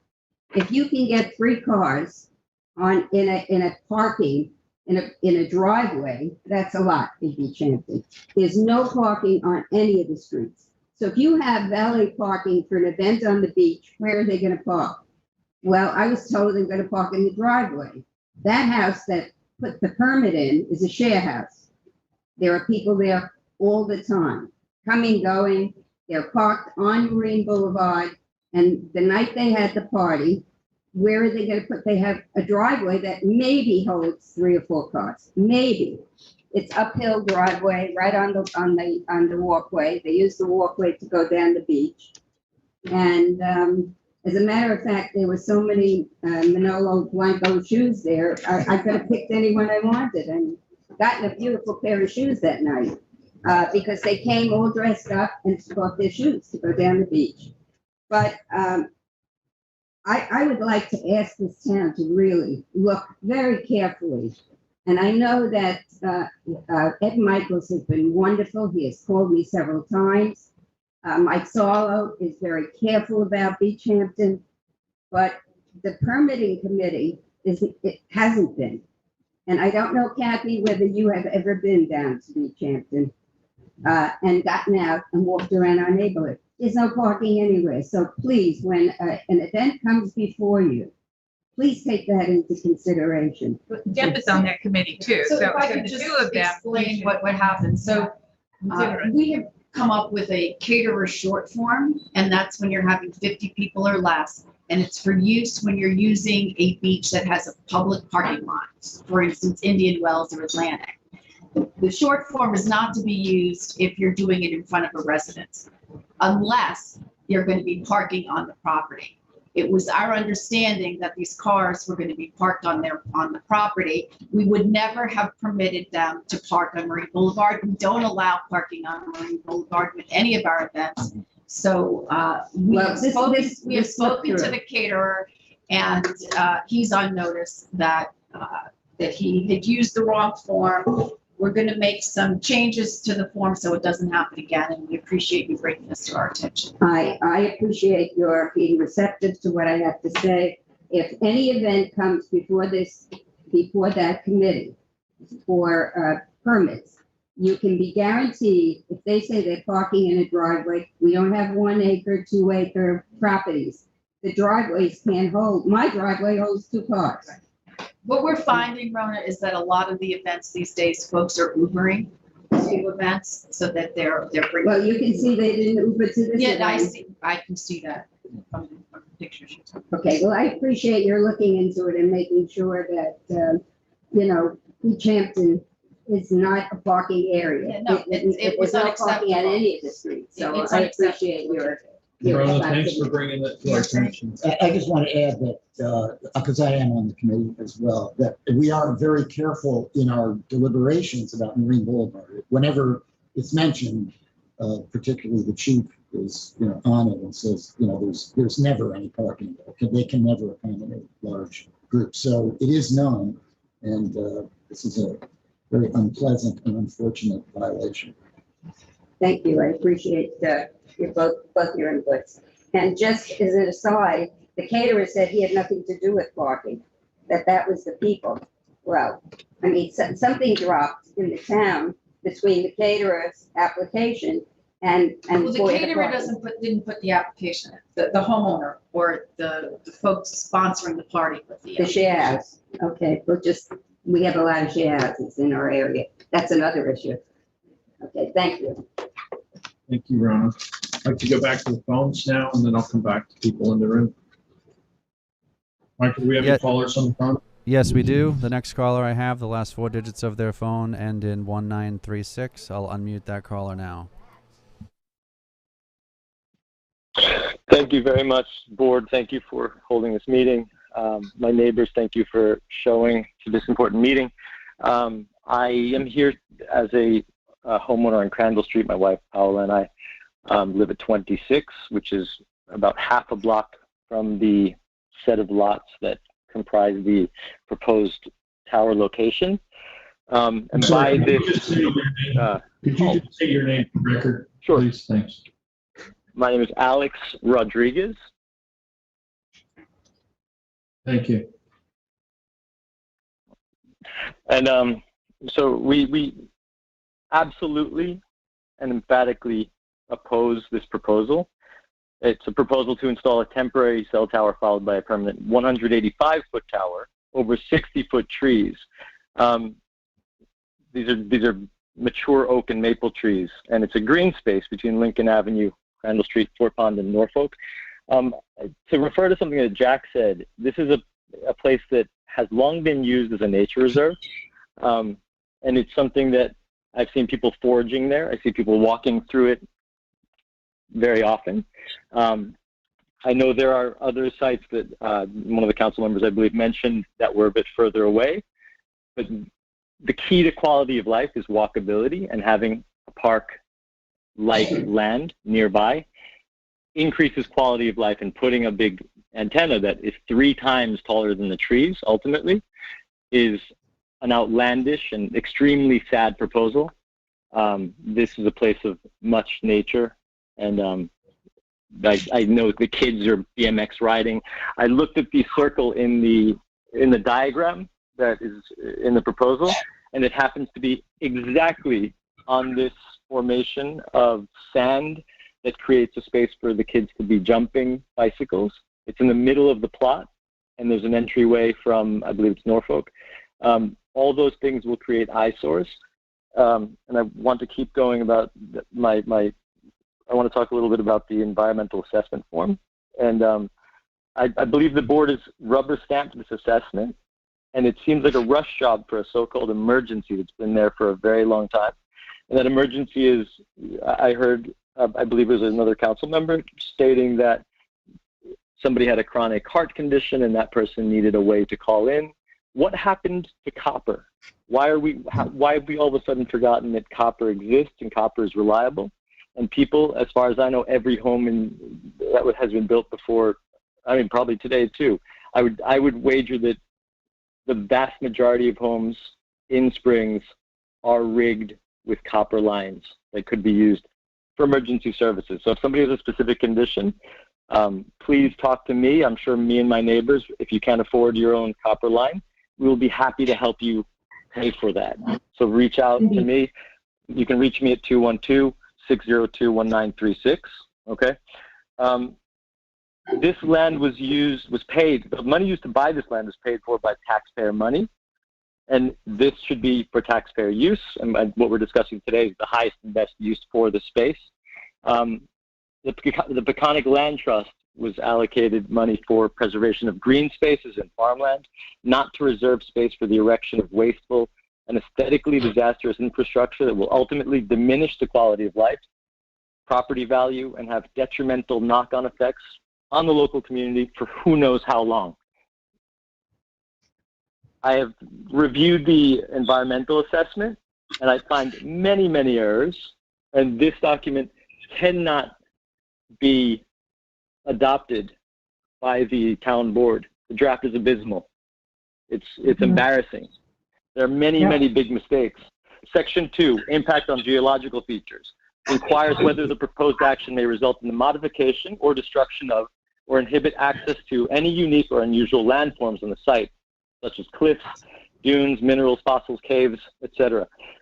The board answers this question in the negative. However, there are many unique and unusual landforms on the site, including cliffs and dunes, that are home to wildlife, and as I mentioned, and as Jack mentioned, thank you, Jack, used by local children for BMX riding, mountain biking. I myself have ridden a bike through there, I've hiked through there. I've observed wildlife. There's birding there. I've seen ospreys in that area for exploration of nature in that sense, for play and for more. This is a unique space. I know of no similar places, and I have actually explored the South Fork quite a lot, being an outdoors person. This is a unique place, and it needs to be protected. And the cell tower, 185-foot, monstrous, 3 times bigger than the existing tree foliage, the mature trees that don't grow much more than 60 feet. So you have this massive structure you can see from the other side of 3 Mile Harbor. So this is, you can actually see the tower that at the recycling center when you're in the middle of 3 Mile Harbor. You can see it from the other side, from Sammy's Beach. You can actually see the tower, and that tower, I think now I understand, is about the same size, or maybe even smaller than the one we're discussing now. So Section 4, impacts on groundwater. This ignores the fact that during construction, maintenance, and eventual dismantling phases of this project, groundwater will certainly be affected. I wasn't even aware that there was propane generation. I actually thought it would be electrical powered. Before that, it's going to be diesel generator. Diesel produces tons of very small particles that cause emphysema, cancer, breathing problems, asthma, many other things. They're teratogens, they're mutagens. We don't need them pumping all that into the air constantly during the cow phase of this project. One thing to consider also is whether the cow, if the cow is effective, why not leave something the size of the cow? Why have the rest of the 185-foot proposal? There's nothing more permanent than the temporary. To refer to Tina's idea that we need to have this now temporarily, there's nothing more temporary, there's nothing more permanent than the temporary. This thing, if it goes through, will simply be a slippery slope to achieve, again, this gargantuan tower. Section 7 of the same document, titled Impact on Plants and Animals, inquires whether, quote, the proposed action may result in a loss of flora or fauna, end quote. Again, the board answers this in the negative, although this is absolutely wrong. The proposed action absolutely may result in a loss of flora or fauna. It would be impossible, and I challenge anybody to put up an antenna without disturbing some plants and animals. And again, it's the responsibility of the board, who is in service of the community, to make a serious inquiry and not simply dismiss the entire question. The town is well aware of the existence of endangered species, and Jack, thanks for pointing out the eastern box turtle. We have had the pleasure of seeing a few of these beautiful creatures pass by in our backyard as we're sitting on the deck. They are gorgeous animals, and yes, they are on the extinction list. There's many other animals. If you'd like, you can check out easthamptonnewyork.gov and search endangered species to understand that the town is aware of the management of these species, and this project will certainly have an impact. And the question is not whether it will, like, is it going to kill all the eastern box turtles? The question is, how much will it affect the habitat of these animals? How much will it affect the habitat of the ospreys?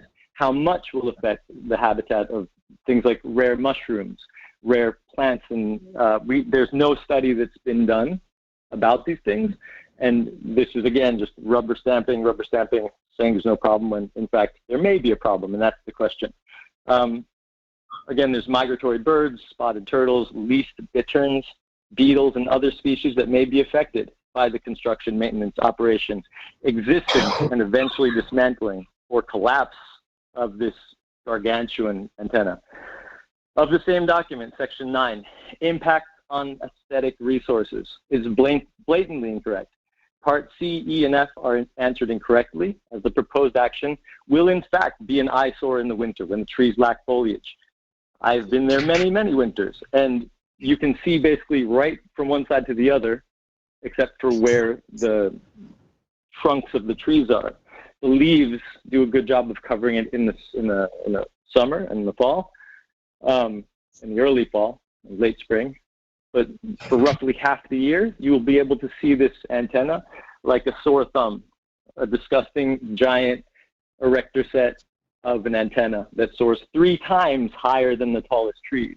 Frankly, an embarrassment for a place that has been known for many years as the haven of artists, conservationists, and people who care about the natural aesthetic beauty of the place, which is why my wife and I spend time there, why we originally bought a property there, why we continue to return, and why many people continue to return.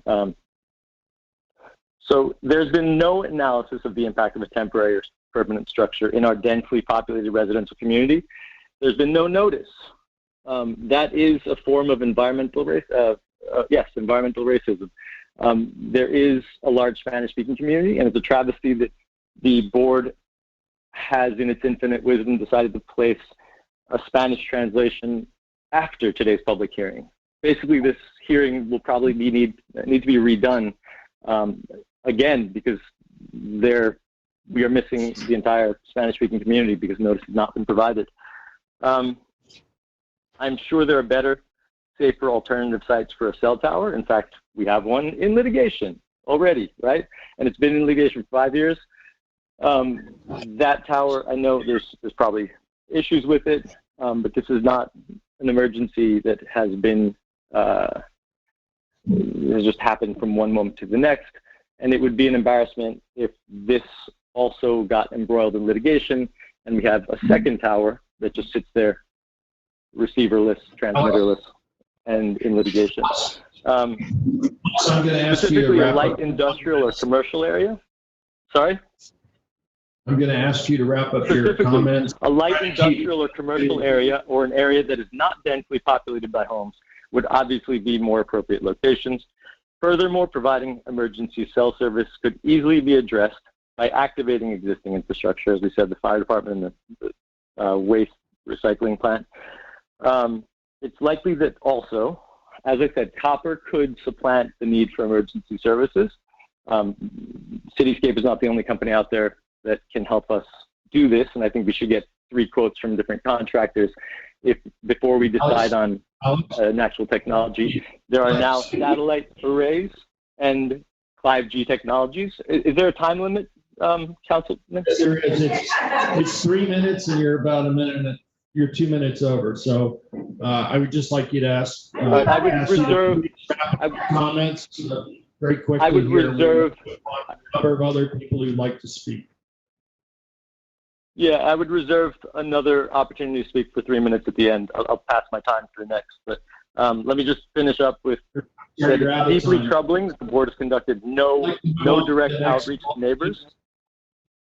Excuse me, Mr. Supervisor, I couldn't hear you. I muted the caller so I could hear what you said.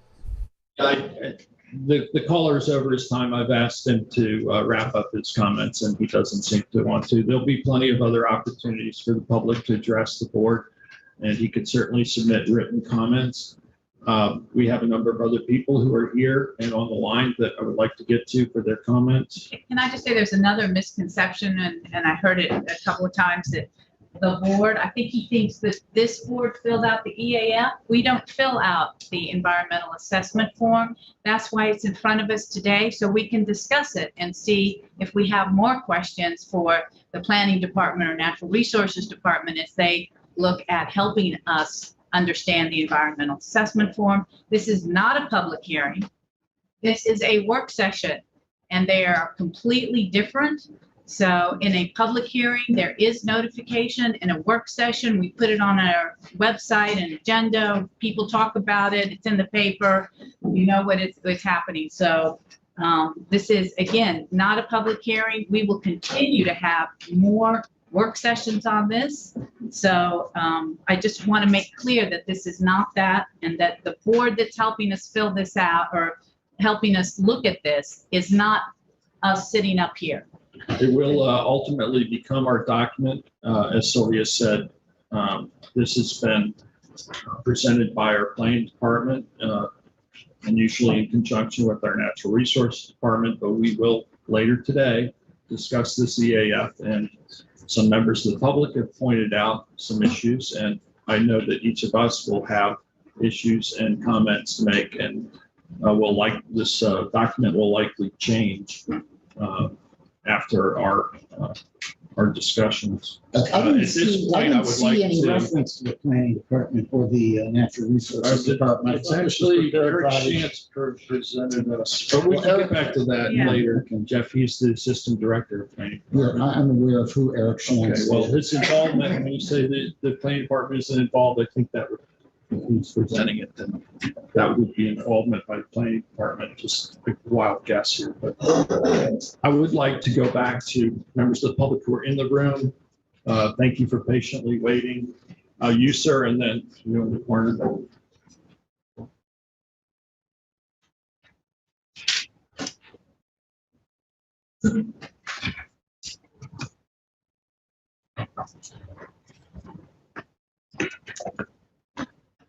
Hi, my name is Bill Strawn.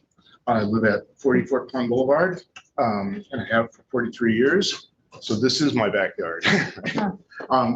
But my issue with putting a tower back there is not an NIMBY question, as much as it is we're trying to preserve every green area in that area. And when there are other more suitable sites, I think, that are already cleared for the fire department, et cetera, that we should try to put up another tower in an area that's perfectly wonderfully green. Seems irresponsible to me. I just think we're trying to preserve as much of our fauna as we can up there. I have a box turtle wander across my lawn this morning, and I have 6 poults and a wild turkey. I have 2 fawns, etc. every day. And I just would like to try to preserve anything green up there. So that's why. I appreciate that, Paul, and we certainly would want to minimize any disturbance to any property that this was being Well, built I on. don't care about my property, but it's just the. No, I mean the disturbance area. of the property that would be the site of It's a any great- tower. We would want that It's to a be. great green space, yeah. So it's 7 acres, and I believe Yes. the cursory review was roughly 100 by 100 area that would need to be cleared for the tower, and the rest would remain undisturbed. Yeah, I think there's other properties that are already cleared that you wouldn't have to take the 100 by 100. Again, we would appreciate the public making us aware of any sites they think would be suitable and adequate. Thank you. Thank you. Yes, sir, you in the corner. Wait, and I'll come back to you. Thank you.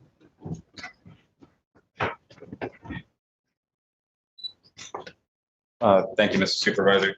Dan Farnham here. I was a little late. I want to speak on the line item that was relating to the FAC and license transferability. I'm not sure. We haven't got to that. We haven't gotten out of public comment. Oh, all right, cool. All right, I don't know. It was somewhere up there. I came in 5 minutes late and everything was looked on what I thought was the last line item. So anyway, but yeah, no, I just want to speak on, well, not on behalf of the FAC, but as a member of the FAC. Just that we would appreciate if the town board maybe help support us in reaching out to the DEC. Just, I mean, we're not all in agreement on what our desires are for license transferability, but at least to reopen dialogue with the DEC and, you know, restart that process, because it seems to have gone on a 2-year hiatus. And it is important to us to at least have some kind of, you know, resolution to that going forward.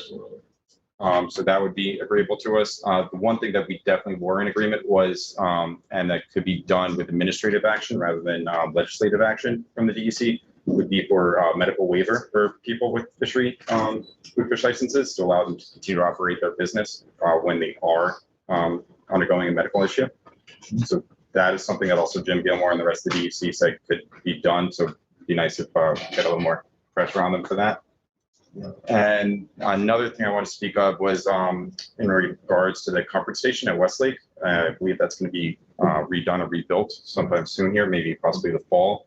And if we could possibly look into clearing and grading the at least a portion of the lot behind that comfort station for gear storage. Of course, we can go to discussions, all the necessary, I don't know, paperwork or like fees that would need to be paid for cleanup and stuff like that. But we are losing gear storage areas. I know where fishermen have typically stored their gears at Montauk Fish Dock there. With new ownership, they've asked to clean it up quite a bit. So we're losing space there. And it would be nice if we could get some of the gear off the dock, the town-owned dock there, because that also rots out some of the planks there. So if we had that space, that would probably help clean up everything there as well. And then just in regards to the, well, don't want to speak on cell phone towers, but it is important as a member of the Montauk Fire Department that we get coverage gaps for at least the emergency network that we have out here. I don't want to speak on where to site them or anything, but other than that, we appreciate covering coverage gaps, especially at Montauk Lighthouse. It's pretty tough out there as well. Yeah, we have the gators going up. Yeah, we have sites underway, so that should solve those gaps. We're trying to solve those gaps in every part of the community. Yeah. Well, thank you. Daniel, I have written in the past to DC and about supporting those permit changes. We will certainly. Yeah, no, we had sent a letter a while ago, and then right. So we're happy to support you guys in that effort, and gals. Especially the medical waivers. It just seems like so reasonable and needed. If a fisherman gets sick and he can't fish, that's already a thing for the lobster license, but it's not for the bluefish license. So I think it should be a pretty easy fix, and they kind of alluded to as much, but nothing's happened yet. So, and then whatever. It'd be nice to have the town board support and at least trying to reopen discussions on. We'll have a little more discussion later in the day, and appreciate your patience. Yeah, I'll wait around for this. Okay. Thank you. Sorry, I thought I missed it. Thanks, Dan. Thanks, Ed. Okay, and you, sir, in the middle.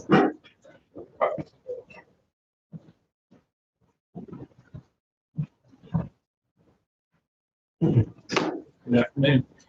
Good afternoon. My name is Michael Now. I'm a resident of Corbin Avenue. East side of my home would be on the east side, directly across the street from the proposed cell tower site. My time is a little limited now, but my thoughts on the issue pretty much mimic most of the residents here said, especially the last caller who called in, and especially regarding the impact of the environment and our property values. I just think that we really need to try to work on getting this to another place, or working on the problem with the sorting out the problem with the one at the firehouse. And I'm a little bit just put off by the, I hear everybody saying, that this cell phone service, no, so little, as it was quoted in the paper, little to no cell phone service. I believe is a little bit exaggerated. I, for one, I never had cell phone problems here. I see people on the phone all the time, in their cars, at the beach, whatever. So that's, I'm old fashioned. I could take my cell phone and throw it in the garbage.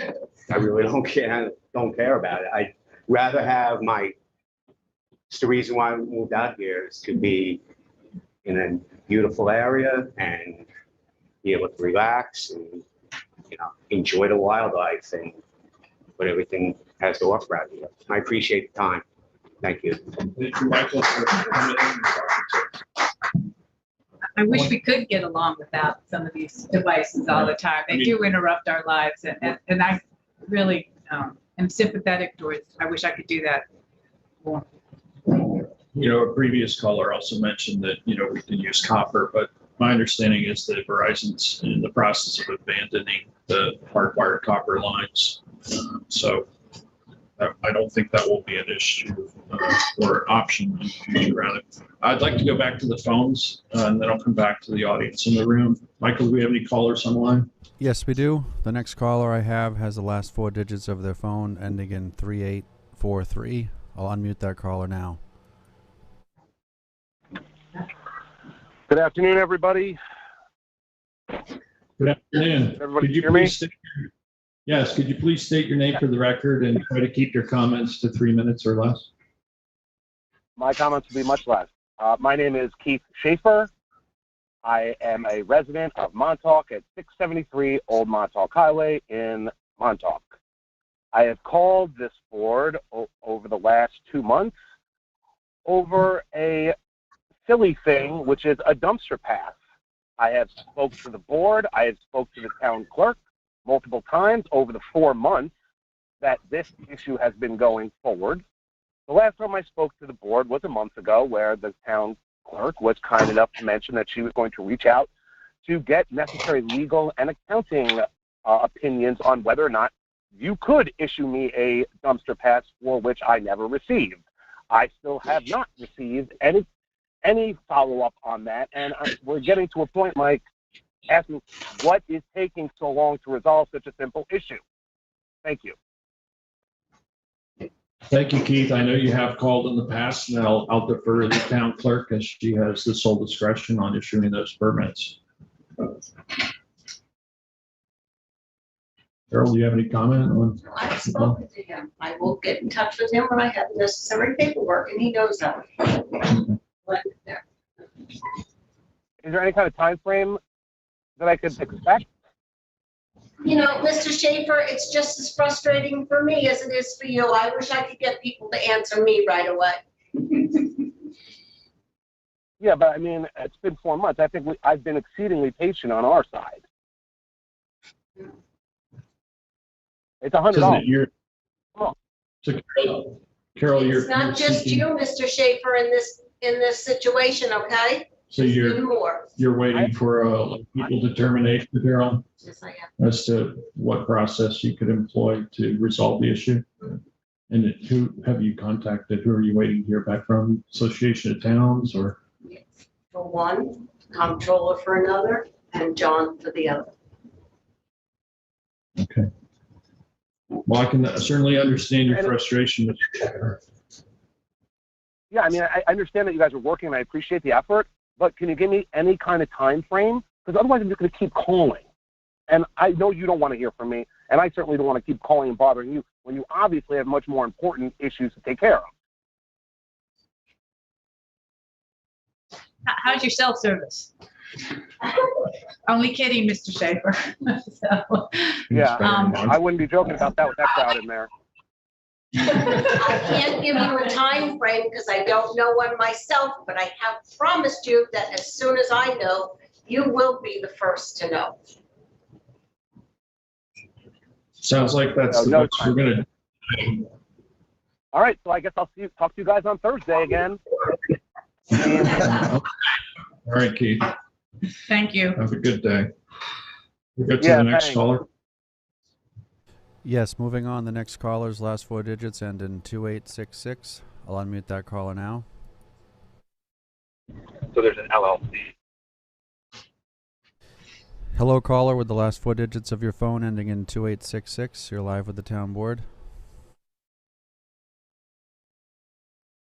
Excuse me, supervisor and the board. Looks like we lost that caller. They've hung up. I can move on to the next caller. The next caller's phone ends in 7877. I'll unmute that caller now. Hello, this is Cray Van Sickle. How's everybody? Hello, Cray. How are you? I'm well, thank you, and I appreciate this conversation. I just wanted to mention, that I empathize with all of the conflicting views and challenges that relate to cell service, and the need for emergency communication, and maybe less so, but to a large extent also for cell service is something we all understand.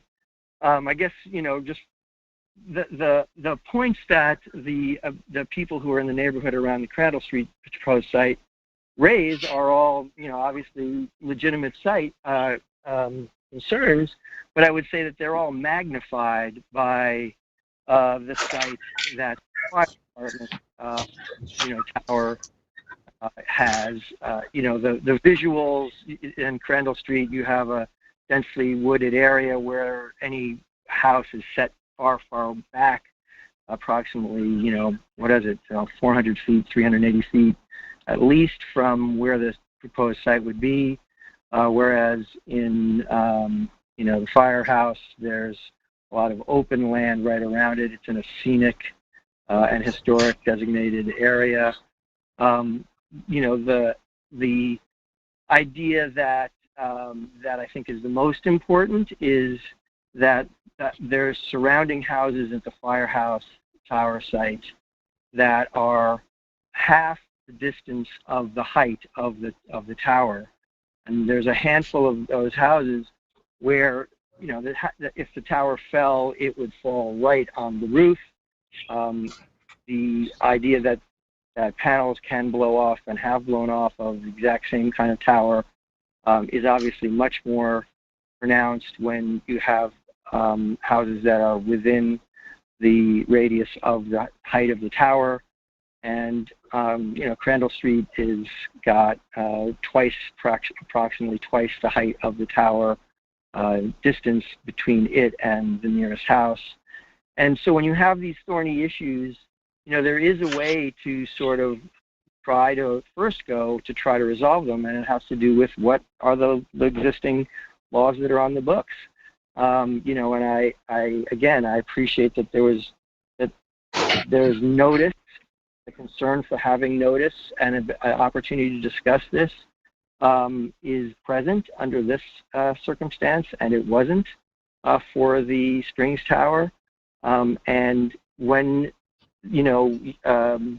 you're contemplating the resolution of these very passionate and conflicting issues, going to back to the zoning to find out whether it would pass muster under the laws that exist is a really good litmus test for whether or not you should do it.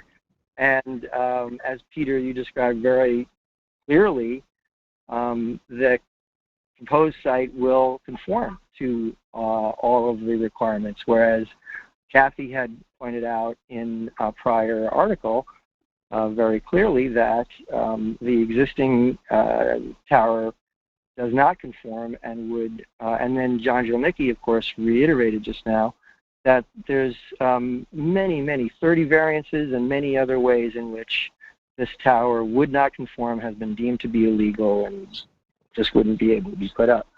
So, I just appeal to people's sense of process that, rather than trying to reinvent the wheel, you go with what the parameters that were contemplated ahead of the application of any particular structure and apply those. I know that it's a drag to have these cell towers anywhere. I think that landlines are a great alternative for emergency cell service, that citizens need. I know that there's emergency service that's necessary for town operations, but putting people in jeopardy who are living right underneath something is a very different story than having a tower that is more than twice as far as it is high away from people who would otherwise be put in danger. And I think that the small footprint that this will take up will allow for plenty of continued recreational use, which I know is really valuable in that 6-7 acre parcel. So it's not perfect for anybody to have these, but I think it's a reasonable and it's a legal and it's a process that's being done well. And I appreciate everybody's perspective and work on this. Thanks. Thank you, Craig. We have another caller on the line, Michael. Yes, we do. Moving on, the next caller's phone number ends in 5869. I'll unmute that caller now. Thank you. Am I on? Am I live now? Yes, please state your name. Hello? Thank you. Pete, 16 Bell Road, Springs.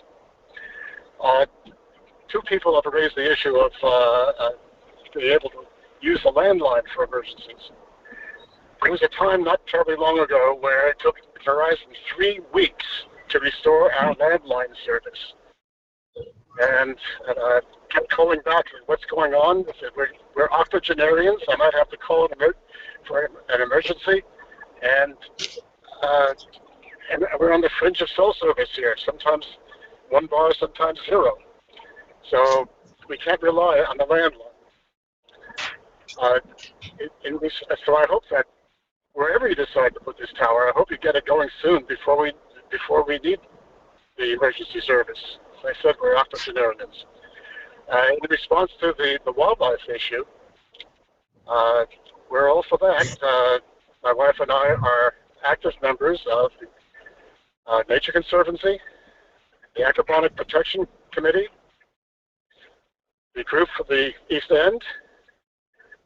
Did I say Nature Conservancy? Yes. Near the South Fork Natural History Museum, and appreciate the issues there. But these things do have to be taken care of. We do need the ability to contact an emergency number.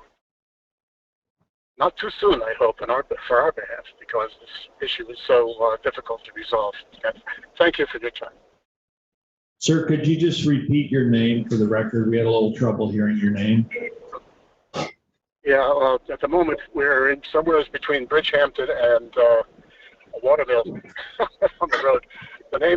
First name is Pedrick, P-E-D-D-R-I-C-K. Last name Weiss, W-E-I-S. Is that all right? Thank you. Thank you so much, Mr. Okay, thank you. Thank you. Patrick Weiss.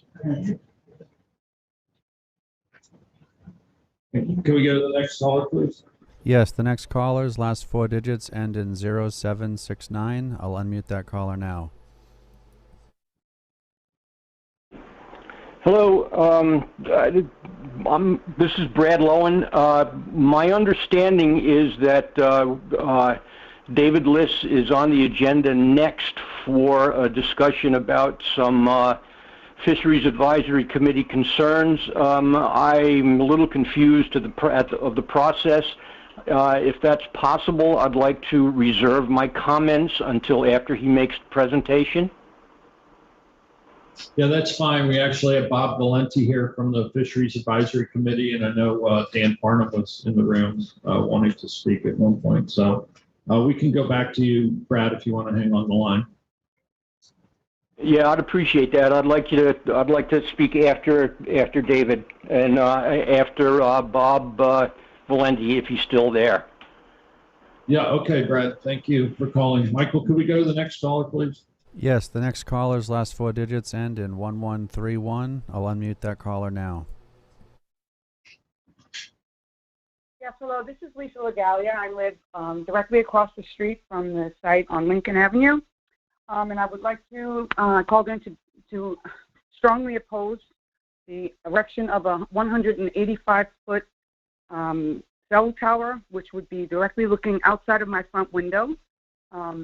My concerns vary from it being an eyesore to the value of my home getting decreased to the point where I'm not even sure anybody would even want to buy a home around this pole that's sitting there. So it's going to destroy the entire beauty of the neighborhood, and as well as the health concerns. My husband's currently battling cancer, and I am concerned having a cell tower so close to my home.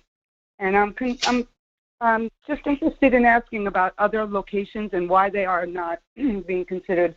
The spring school, you said that it was not clearly evident that the school district would be receptive to such a proposal. And I want to know, have they been asked? I know that you're concerned that there's a project going on at the school, but if they're not even been addressed, if the issue hasn't been addressed there, I want to know if there's possibility that we can look at that alternative site, as well as the recycling center that has another existing cell tower there.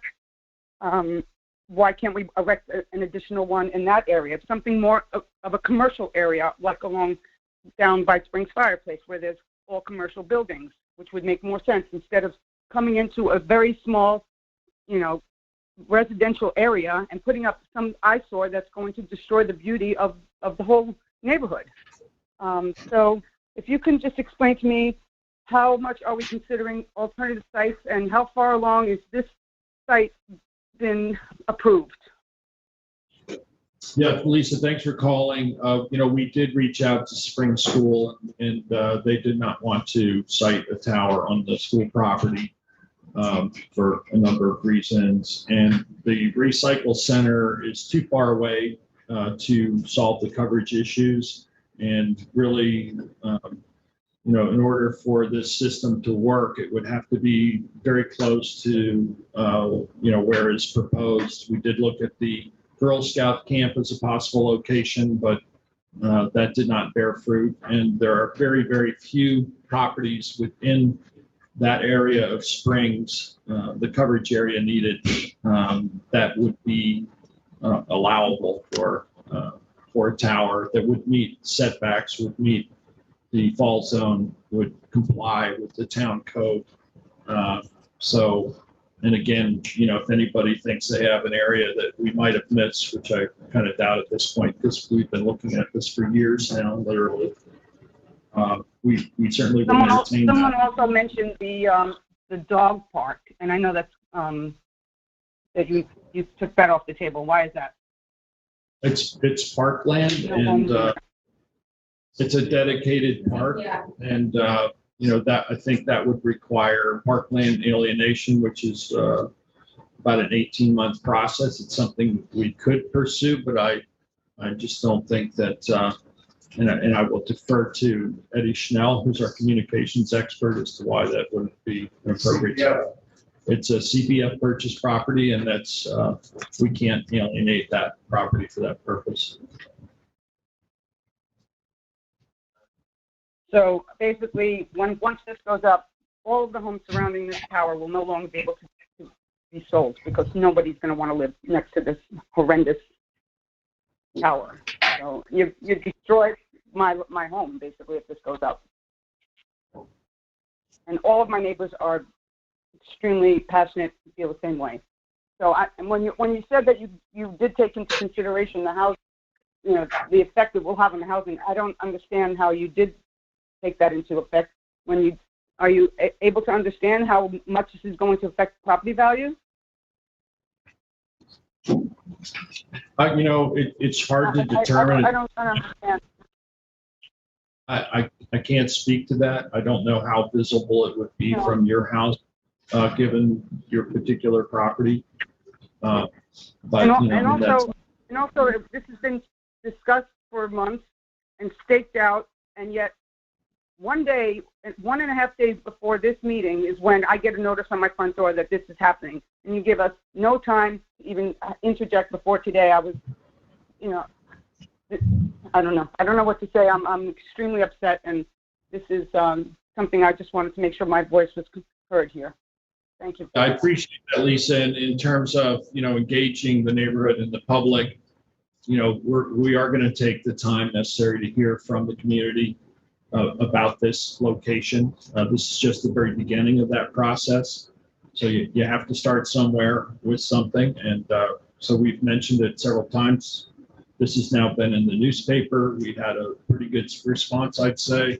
So far today, I think we've had 17 people, members of the public, address the town board on this specific issue.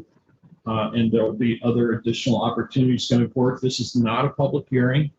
We are going to just be reviewing the EAF which is really an update to an existing EAF, environmental assessment of our emergency communications system. There are a number of changes that have been made since the original environmental form was filled out. There have been some changes to other locations that are providing emergency communications. And so at this point, it would be important to update that and include a potential tower site for emergency communications in that update. And just one last comment about the existing cell tower that remains standing at the firehouse. If we're going to have a temporary truck that's going to be running outside someone's home with all of that noise and air pollution, why can't we just turn on the tower that's clearly not being taken down? It's still there, and if it can just get turned on temporarily until you figure out where you want to put this 185-foot structure, That would make a lot more sense than having something running in front of you. How would you like it running in front of your house, sir? Honestly. I mean, that can't be an option. That cow cannot be an option. And there will be protests, I'm sure, if this happens. Yeah, just so you understand, the cow, the cell on wheels, would be hardwired, and it's not going to be running off of a generator generating noise. There's an existing one on Stephen Hand's Path. You're welcome to go take a look at it. It's at the highway barn near the corner of Stephen Hand's Path and Route 27 on town property there. What would be proposed here, it's very similar to that.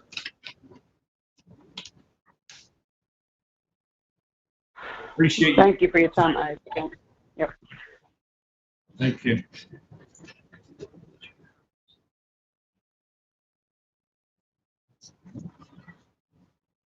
It was Lisa. Yeah.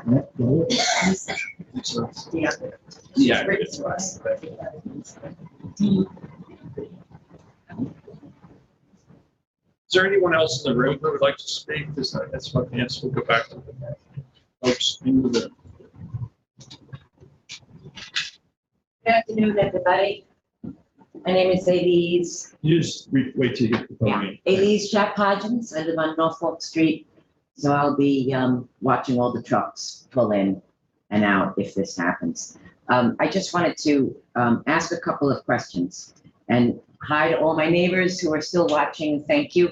I hear people talking about diagrams that they're seeing, but I don't know where to access that. Would you be able to tell us that? It's actually on the town website. It was put up with the materials for the work session for today. They were presented at the previous work session as well. All right, so you go on the town website, and I did that yesterday, but I couldn't find anything. And what specifically do you look up to follow what's going on with this?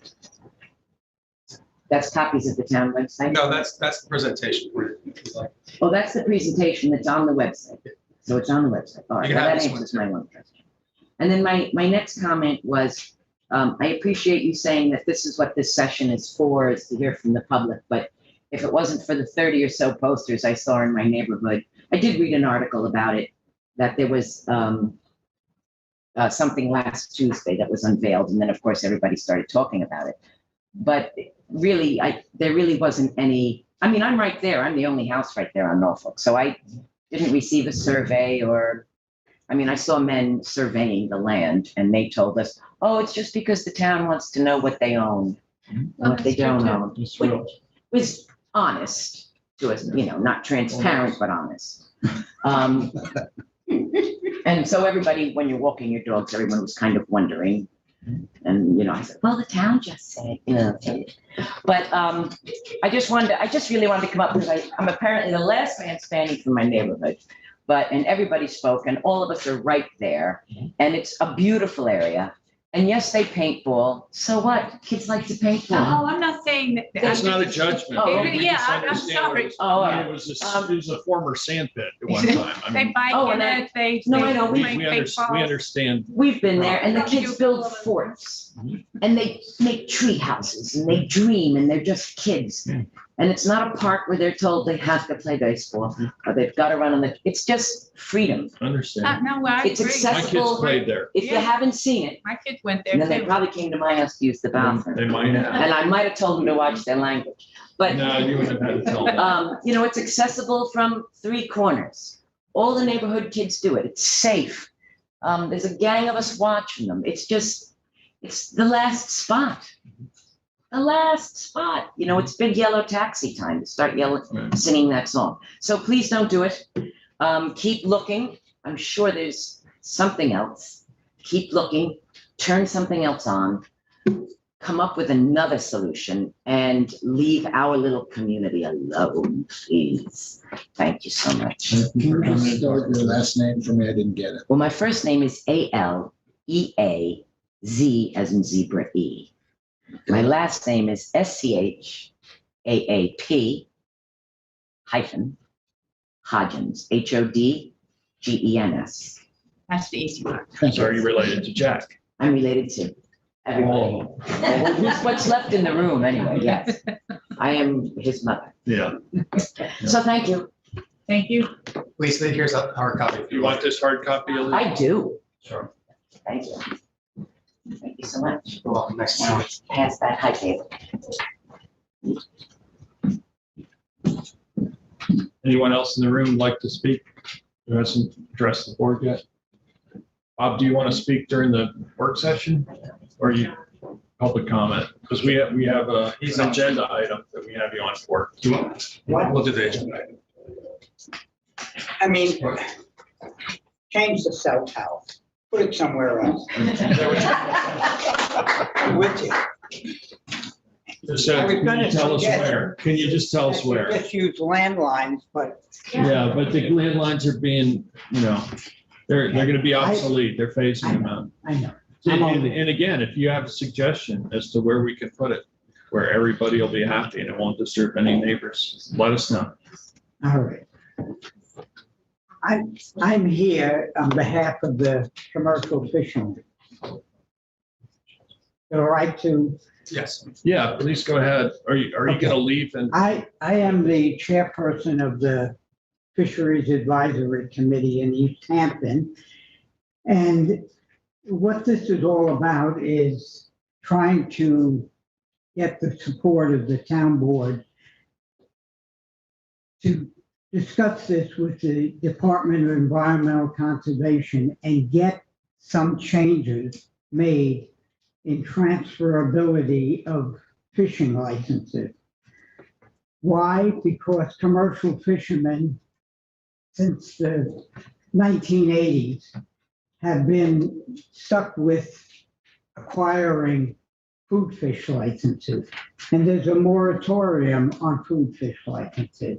There's all sorts of difficulty in transferring licenses unless it's a blood relative. But older fishermen who want to get out and have younger people working for them can't seem to be able to do that easily, and it should be an easy, simple process.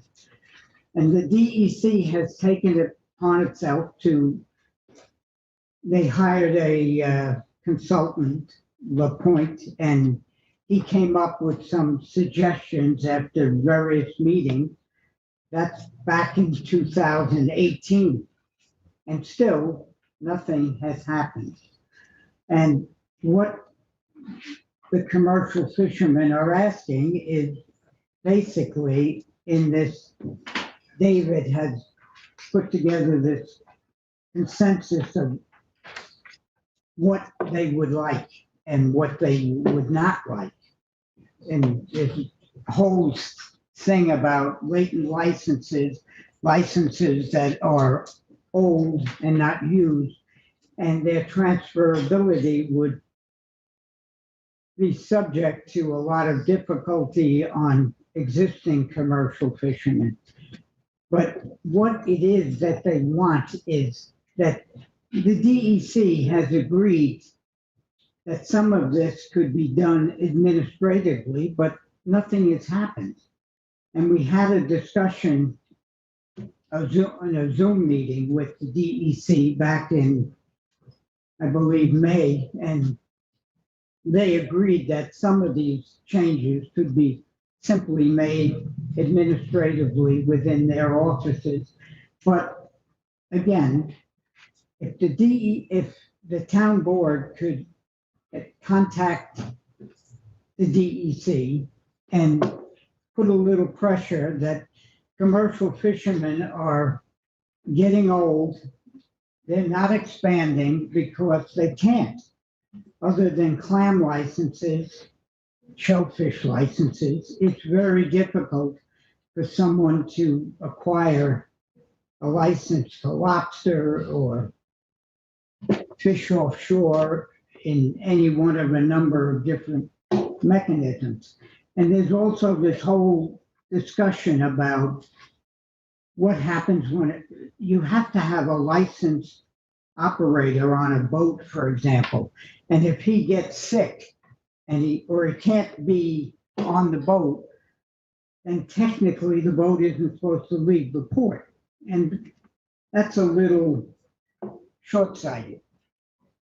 And one of the suggestions they're making in here is that medical waiver provisions be allowed for commercial fishermen, as well as their transferability of licenses to qualified people. And the qualifications would be just an income level and a percentage of that income level to show that that's what they do in their life. It's commercially fish. And some of these guys, like Brad Lowen, who's now retired, who was on the phone before, have waited for 20 some odd years to do this and with no hope. Unless the town board steps forward and says, I'll help, they're not going to get their chance to transfer their licenses. So we did host a meeting here, and I believe it was 2018 with DEC and George LaPointe, specifically talking about latent licenses, a number of other licenses. I'm fully aware of that. We have pressed them in the past, and I think it's time again that they've had an ample enough amount of time to, put together those regulations and to make those changes, and we can add our voices to help move that along. We certainly, I can speak for myself that I certainly am ready to do that. I mean, Bob, as liaison, I think it's important to re-engage the DEC as enough time has been had because of COVID. These are certain things that I think are very important to our fisheries industries right now. And my support would also be to make more direct pressure or contact to the DEC to have them re-engage in this process that has stalled somewhere up in Albany, I believe also. Well, COVID was a good excuse, but it has been 3 years. We've managed to get a lot done during COVID, Yeah. so. And the other item that I just quickly want to mention is what David had brought up. Give you a copy of these. Thank you. Part of This is a gear storage request. Right. One of the discussions from the Fisheries Advisory Committee is we're working on a shoreside infrastructure analysis. It's templated on what Southampton has recently done. And what it is we're trying to do is assess properties that would aid our fishing industry that we're losing either to new ownership, new zoning, or just many other ways. Part of this right now was looking at this one location specifically since the town is looking to move on our redoing or rehabilitating the comfort station there as a potential location for gear storage. As you heard from another commercial fisherman that keeps Dan Farn, who keeps his boat off the commercial dock there. So this is something that the Fisheries Advisory Committee highly recommends. That we'll look at potentially. I can bring more information to the town. But I think you're also going to see this in our when we get to our CPF plan also about how now we have to constantly keep looking at protecting fisheries shoreside infrastructure. This might be one of the low-hanging fruit that we can potentially do right now. Am I correct, Bob? Yeah, well, I've been reminded that as important as this is, the transferability of licenses comes before this, but Agreed. They both have to be done because If you have no fishermen, there's no point having storage for the gear. processing fish, for example, is going to be a problem. When Gossman's does get sold and Stewart's has already been sold and pretty much it put the damper on wholesale operating, and that leaves a lot of problems for commercial fishing. How are they going to proceed in Montauk with what they have to proceed with, which is a little bit of volume that is now left to commercial fishing? So Understood. all I would beg of you is support. That's all. Happy to lend my support. I'm sure other board members will be too. And the cell towers, wow. The heavy, Heavy lift, right? well, I live in the Springs and I certainly wouldn't want a cell tower on top of me, but you can't put them offshore, unfortunately. That would be a suggestion. Thank you. Thank you for your patience. Do we have any, yes? Since you Yeah. showed. Yeah, come on up. You could just restate your name for the record. A's Jack Hudgens. And now that I've seen this, the only house that's in that circle is mine. The only house that's fully in that circle is my house. I was so worried about the kids still having their freedom. What does that mean for me? That house. That's the double fall zone, I believe. The double full. flat. What does that mean? So a tower, if it falls, we have It's to know. this high, Yeah. this is one fall zone. It'll go on my house. That's No, nothing. two fall zones. So So you're I'm- beyond, you're You're- two fall zones out, so you're a it fall can't zone possibly away. fall on your. Okay, well, I still don't want it. I But understand, I understand. and then I recall years ago that property on Norfolk Street was privately owned by a son and mother. One was to the left of my house and one was to the right. So the town has purchased their property as well. I believe we have ownership of all of that property that's. All right, so they're, I was wondering what happened to them. All right, thank you. Thank you so much. Anyone else in the room who'd like to address the board? I'll move back to the phones. Michael, do we have any callers on the line? Yes, we do. The next caller I see has a last four digits ending in 5412. I'll unmute that caller now. Hello. Good Hello. afternoon. Good afternoon. My name is Margaret Garcetti, and thank you so much for taking my call. I've heard so many really valid and great points from my neighbors about the cell phone. And firstly, I want to say that I'm really not interested in upsetting anyone on the town board. I know that you're it's an somewhat altruistic position that you're in. But what I do find great offense in is that when you guys look and study and survey and research, who makes the decision of this is the group of people we are going to take, for many of us, our major investment and depreciate it greatly? Who makes that decision that we're going to now take this group of people, they've invested in our community, they've been paying taxes for 20, 30, 40 years, and now we're going to take their investment and depreciate that greatly. Without their say. And so I just, there's all of the environmental. I'm a breast cancer survivor. The radiation coming off that tower my husband has Parkinson's, and now you're putting a 180-foot tower that will absolutely create radiation onto our beautiful neighborhoods and our beautiful children. You're putting a 180-foot tower in a residential area. There is no other way of looking at it. I'm not suggesting that you put it in another neighborhood. I understand the complaints of the Talmadge Farm folks. I also know that it is political, and to suggest that it's not political is insulting, because there is a very powerful person on Talmadge that has filed lawsuits, which makes it illegal. That's what is illegal about turning on that cell phone tower, because there's ongoing lawsuits, and it's semantics. So I'm going to say this. People have been wonderful, but I'm going to bring in an emotional component. I've been in the town for 30 years. I'm a teacher at Spring School. I've given my entire life to the immigrant community. I'm one of the ESL teachers there.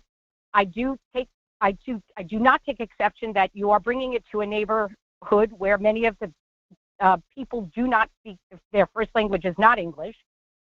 And I'm going to say this very frankly. I am begging you not to do this.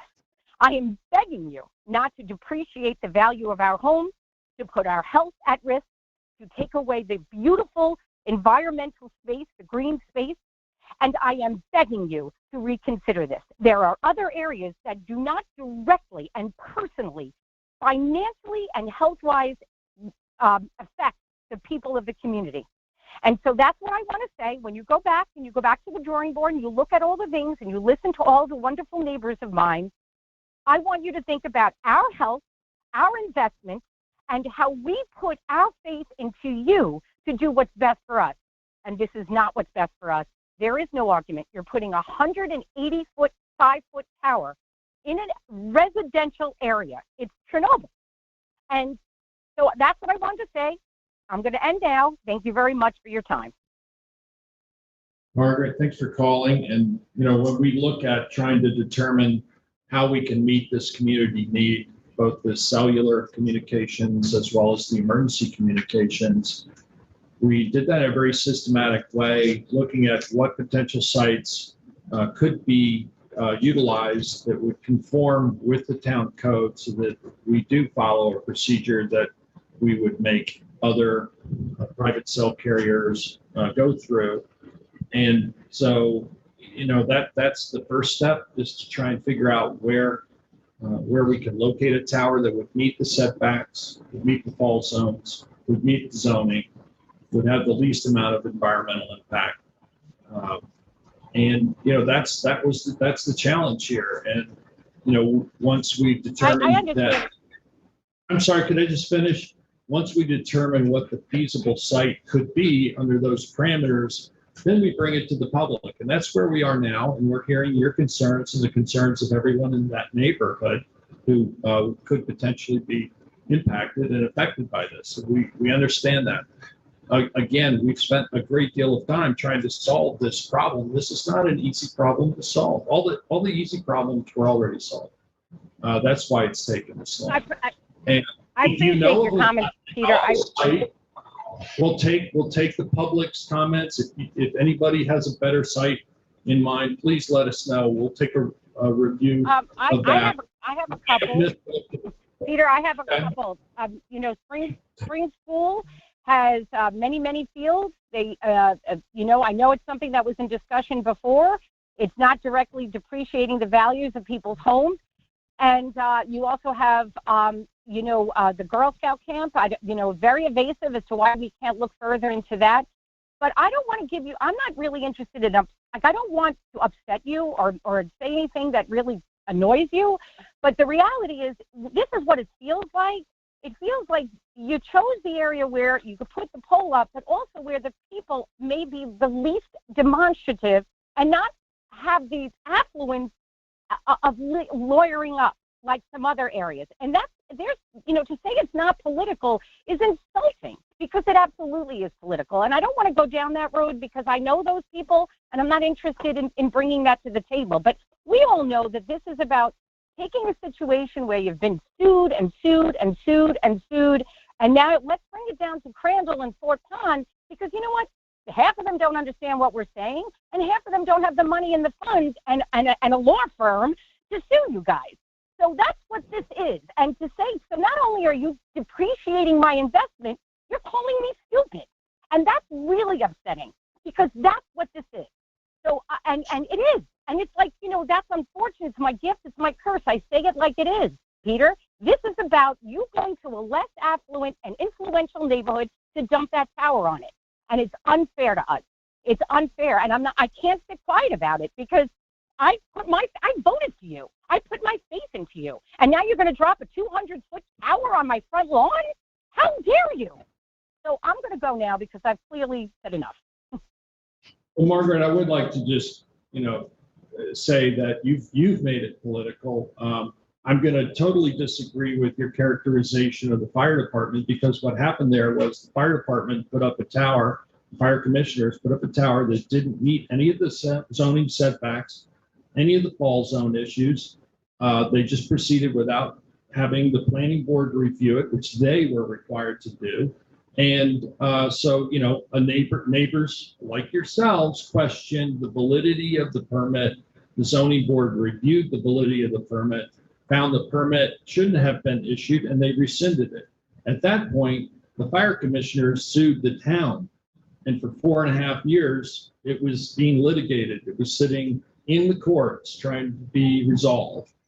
So, and I would say also, you think it's about putting it in a neighborhood where there aren't affluent people. I will tell you that the other cell tower that we recently approved that's on the brush dump off Bull Path is an affluent neighborhood, and people were not happy about that either. I understand that nobody really wants this anywhere near them, yet everybody demands for these same services, that they be able to call 911, that they be able to have valid and viable communications where they live, and I think they should. And it's not just the cellular communications, it's the emergency service communications.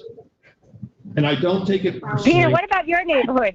How would you like a cell phone tower on your front lawn, Peter? How would you feel about a 200-foot tower sitting across the street from you? I'm just wondering, how would that feel?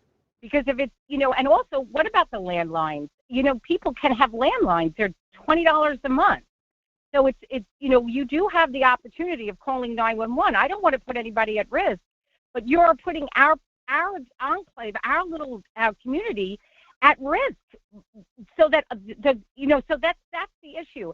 It is political because there are people, everyone knows there's this particular very high-powered attorney that's been suing the town, non-going, and you're just trying to, just moving it down the road. So there's, I don't know how we're supposed to look away from that. And so that's what's happening, not to mention this eyesore. You're putting a 200-foot tower on our front lawns. How are we supposed to say, oh, well, good news, Mary Schmary can get a cell phone service? That doesn't work for us. We're going to have to look further at another area that doesn't affect people so directly. It's crazy. And so I hope we can have further discussion on this.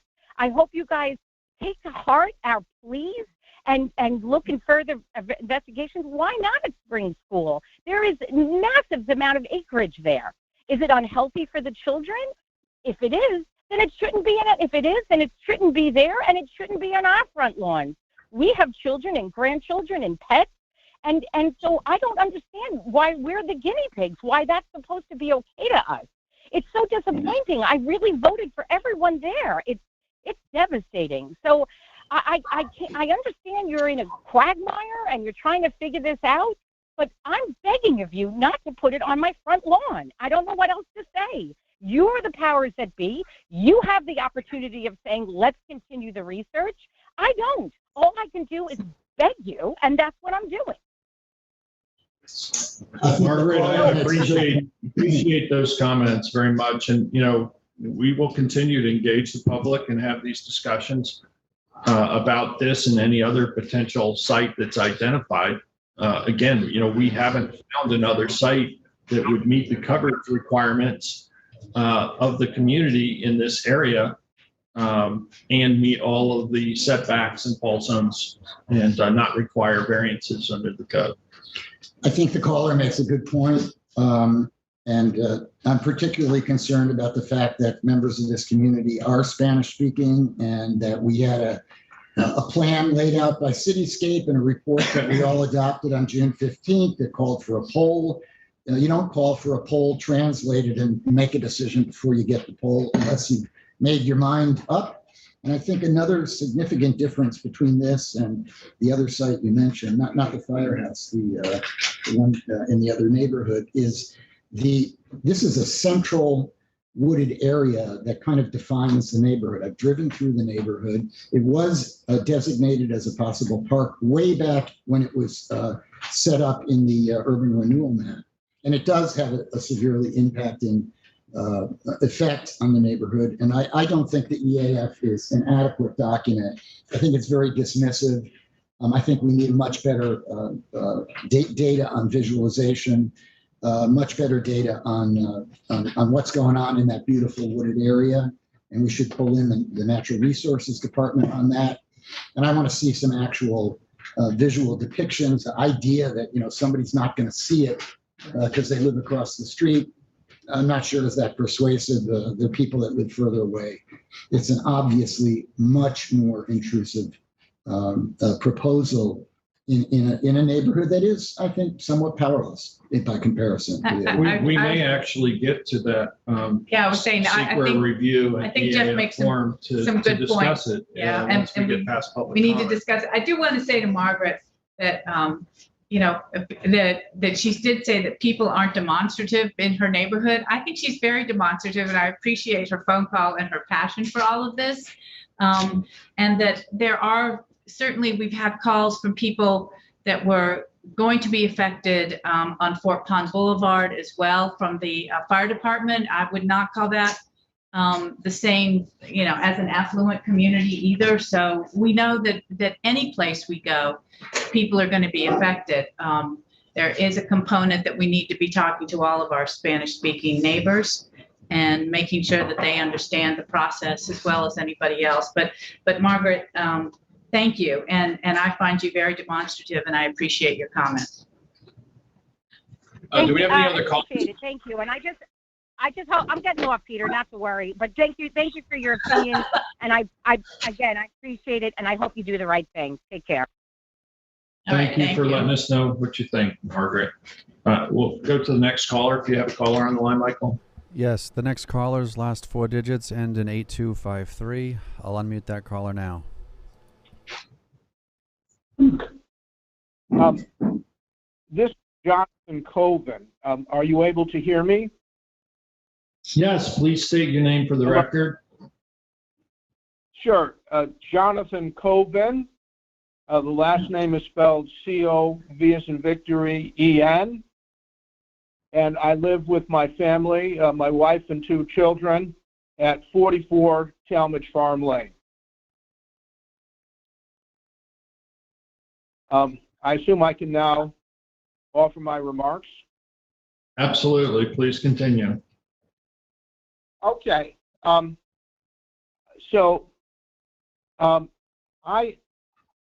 moved into 44 Talmadge Farm Lane 15 years ago this summer in 2006.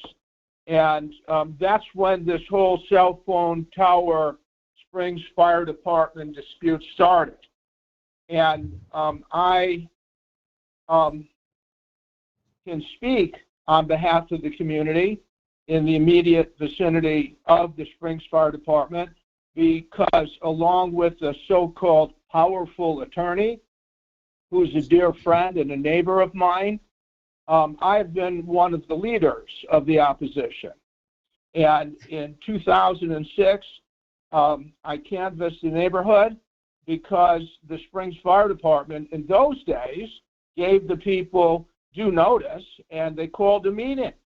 And let the record show that the flyer that they distributed admitted one of the motives of the fire department, which is this will be a revenue enhancer.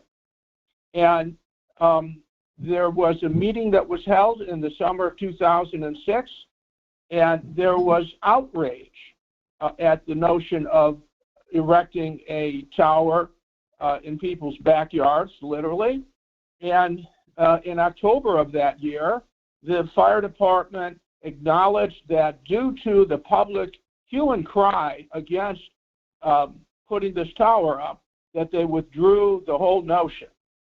And then, 9 years later, in 2015, we all woke up one morning with a 130 or 150-foot tower in our backyard. And is this process political? You bet your you-know-what it's political. Okay, the building permit, which the ZBA ruled illegal, was signed by the fire commissioner's wife. Again, the building permit, which was ruled illegal, was signed by the fire commissioner's wife. And that's not due process. That was a conflict of interest. She should have recused herself. So one thing that the citizens who live in the neighborhood are asking, we're not asking for any political favors. And the notion that a powerful lawyer is behind all this, it's nonsense. It's actually an insult to the Zoning Board of Appeals, because it suggests that because the person who brought the lawsuit is powerful, and I've yet to see what the signs of this power are, but the suggestion that the zoning board knuckled under to a powerful local lawyer because the tower was in his backyard, it's nonsense. It's an argument of convenience to disgrace and to discredit a wonderful human being. And by the way, the person who brought the lawsuit grew up in the Hamptons. He grew up. He was a volunteer on the Amagansett Fire Department. So the MO of the Springs Fire Department has been to skirt the due process. They're literally trying to take over the authority and the role of the elected officials in East Hampton. What happened, from listening to all the comments today, I see that many people don't even know the basic facts of what happened. In 2015, the zoning board of the town ruled that the building permit was illegally issued, and they revoked it. And they told the fire commissioner, if you want to have this tower remain, you need to go through the process required under town code. And they declined to do that. And by the way, what was that process? That process would have entailed them to file a independent CEQA environmental review, which they refused to do. It would have required them to undergo, as is required under the town code. The town code has a section devoted to cell towers and to communications towers. And that section says that if you're going to put up a tower, thou shalt make an application, and the town board will bring the balancing of interest test to decide if your proposed tower is advisable, all things considered. And ironically, one of the things that the town code itself charges the town elected officials to do, who are on the town board, is to make sure that at least 2 bona fide alternative sites have been studied and prepared, so that when they make the decision, should the tower stay at the fire department or should the tower be, at the Girl Scouts camp or somewhere else, that there will be 3 things compared. And so what happens with all of this politicalization of this issue is the basic rights and the laws of the town of East Hampton are being flaunted and made fun of. And it's an insult to the elected officials. And it is also an insult to the community, that the elected officials need to be non-political and stand up and do their job. And it's not that complicated. And I'll say something else about the fall zone. How dare anyone who does not live with their family inside the fall zone talk about using this tower that was put up illegally? I live within the fall zone. I see the tower from my backyard. I see it from my bedroom window. Okay, and it was put up in the dark of night, and it was a sleight of hand, and it was a trick, and it's an insult. It's an insult to intelligence. And the rule of the fall zone is, it's based, first of all, the fall zone is not some crazy, local ordinance that's unique to East Hampton. It exists all across the United States. And why is the fall zone non-negotiable as it should be? The answer is that all of the interested parties, starting with the fire department, the revenue enhancer, all of the interested parties, starting with the people who put the cell tower up and who hope to make money by charging rent for the use of it, all of these peoples are ignoring something, that the logic behind the fall zone is that all the best made plans of humanity fail. The fall zone is a physical answer to hazards. It means because equipment blows off of cell towers, because ice blows off of cell towers, because cell towers themselves catch on fire, because cell towers themselves fall over. That is the reason why the fall zone law says take and draw a circle from where the tower is located and make that circle 2 times the height of the tower. And thou shalt have no human beings living within that zone.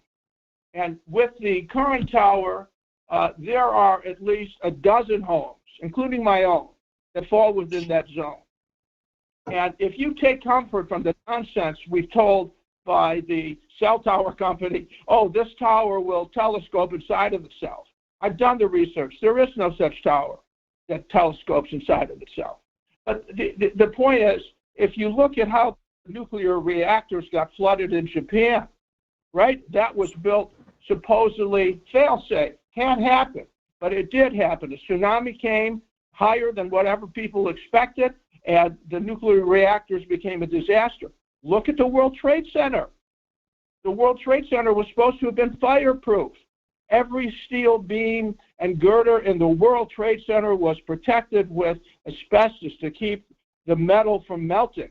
And we all know what happened. Within 2 minutes of an airplane crashing into it, the towers collapsed. So how dare people talk fast and loose about why we should give up a non-negotiable physical barrier so that when the best designs that humanity can come up with, but they're not foolproof, then you're protected at least by having a distance between you and the thing. So I will just say one thing. The citizens, the people in the community, we're happy to abide by the laws of the town of East Hampton. You know what I say to the Springs Fire Department? Bring it on. Have the guts to take your application and go through the normal process that the town code requires, and let's have all the tests done according to the town code, and let the chips fall where they may. If when all things are considered, the decision is that a 185-foot tower should be put up in my backyard, so be it. But don't go through the pretense that this is a fair fight, a fairly negotiated solution, when in fact people are playing dumb and they're forgetting the history of what's going on. And I can tell you right now that I'm a solid citizen, so is the so-called powerful, so are all the other neighbors in our neighborhood, whether they're Hispanic or any other ethnic background. We're willing to live with a fair solution, but we are owed. It is the duty of the town to not just hold hearings, but to make sure that in reality, the due process of the town code is followed. And if anyone listening to me has any doubts about it, look up the town code of East Hampton, go to the section in the code that talks about, what you have to do if you want to put up a cell tower or communications tower, and you'll see that process so far has been made a sham of. And all of this stuff about this is an emergency to do it, it's nonsense. Okay, if it was an emergency, then the fire department or the town could have figured out, how to get out of the stalemate that again, let the record show. The fire department was told, go file an application, do what you're supposed to do, and the decision will be made according to the law of the land, the code of the town of East Hampton. But the fire department has steadfastly refused to do that. Instead, they sued the Zoning Board of Appeals. They lost on the appeal, and then they appealed the appeal. Come on, don't tell us that all of a sudden it's a total emergency. We have to fix this. Let's use the tower temporarily. You know what? That tower, nothing should be done to use that tower temporarily. That's part of the devious strategy. Put the thing up, and now once it's a fait accompli, it's upon people in the community like myself to say, you got to take it down. And now, if you start, it's a Trojan horse. You start using that thing on a temporary basis, well, now we're going to hear the argument, leave it in use until we find the new solution. And in effect, the fire department will have gotten what they wanted. And let it be said that I understand the sacrifices that the firemen put up, and they risked their lives on our behalf, but that doesn't give them the right to risk my life by putting up a tower that is a flagrant violation of what should be a non-negotiable safety measure for the residents who live within the fall zone. And that's all I have to say. Thank you. Thank you for calling in, Jonathan. We appreciate your comments. Michael, do we have any other callers on the line? Yes, we do. The next caller, the last 4 digits of their phone is 8764. I'll unmute that caller now. Good afternoon. It's David Buddha. I don't think I can compete with the passion of the last 2 callers, and it's interesting that they're on opposite sides of this issue, but equally passionate. So I'll be uncharacteristically brief. I'd like to make some positive suggestions. We appreciate that, Dave. I'd like to suggest that you try to separate the issue of the emergency communication tower's valid needs and the cell phone carriers' needs. I think they are apples and oranges. The nature of the transmissions, the nature of the equipment, the nature of the heights necessary are very different. And if you try to keep those 2 things separate, it might make the problem a little bit more solvable. Number 2, I'd like to suggest that you take a look at the Suffolk County Water Authority property near High Point on the east side of Accabonac Road as a possible site that would be fully wooded, and I do not think would impact any nearby homes. And that is one place to consider that's never been mentioned. The other thing is the Girl Scout camp is 170 acres owned by a nonprofit, utilized for 6 months, 6 weeks of the year by about 175 girls. Clearly, there is room on that 170 acres to accomplish either cell phone tower siting or emergency communication siting if necessary. But you obviously at this point would need to use your vast eminent domain condemnation power, and you have it for emergency purposes. And I would suggest creating a site for a cell phone tower that would be used by all 3 major remaining carriers would also serve a public purpose and would be a valid basis for exercising eminent domain. There are places within the 170 acres that must be available that could be best determined to be a location for such a facility. And eminent domain, as you know, once you have gone through the certain steps necessary to declare the appropriate basis for eminent domain, you then take possession, and the only issue remaining is the price, and that's something the courts can decide later at their leisure. One last thing, I still to this day have not understood why the originally designed 5-tower site for the emergency communications network, and Peter, unless I'm mistaken, I think you have it backwards, I think that new system is a 700 megahertz system replacing a prior 800 megahertz system, but I could be wrong on that. One of us is right, one of us is wrong. The Motorola in 1977. David, you're Motorola right. Motorola in 1917 prepared a big fat book. Eddie Schnell and the chief sat in front in that room that you're in now. Sorry, I couldn't be there with you today. And said, we need 5 towers. This will work. This is all we need. We will then be able, using microwave 700 megahertz antennas mounted on these very tall 5 sites, we will provide emergency service coverage throughout the town. Somehow, over the years, in order to build in additional redundancy and a back channel, which I don't understand, you have all of a sudden, and of course some boys want more toys, you now have determined that you need 8 towers. And frankly, I'm not convinced. What I'd like to know is, Councilman Leaf, there was a fire today, you've told us. Did anyone have any problems with emergency communications, fire, police, or ambulance with the existing 5-tower system that is up and running now for several months? If the answer is no, what are we doing? And that's all I have to say for today. Thank you. Thank you, David. Do we have any other callers on the line? Yes, we do. We have a caller with the last 4 digits of their phone is 2866. I'll unmute that caller now.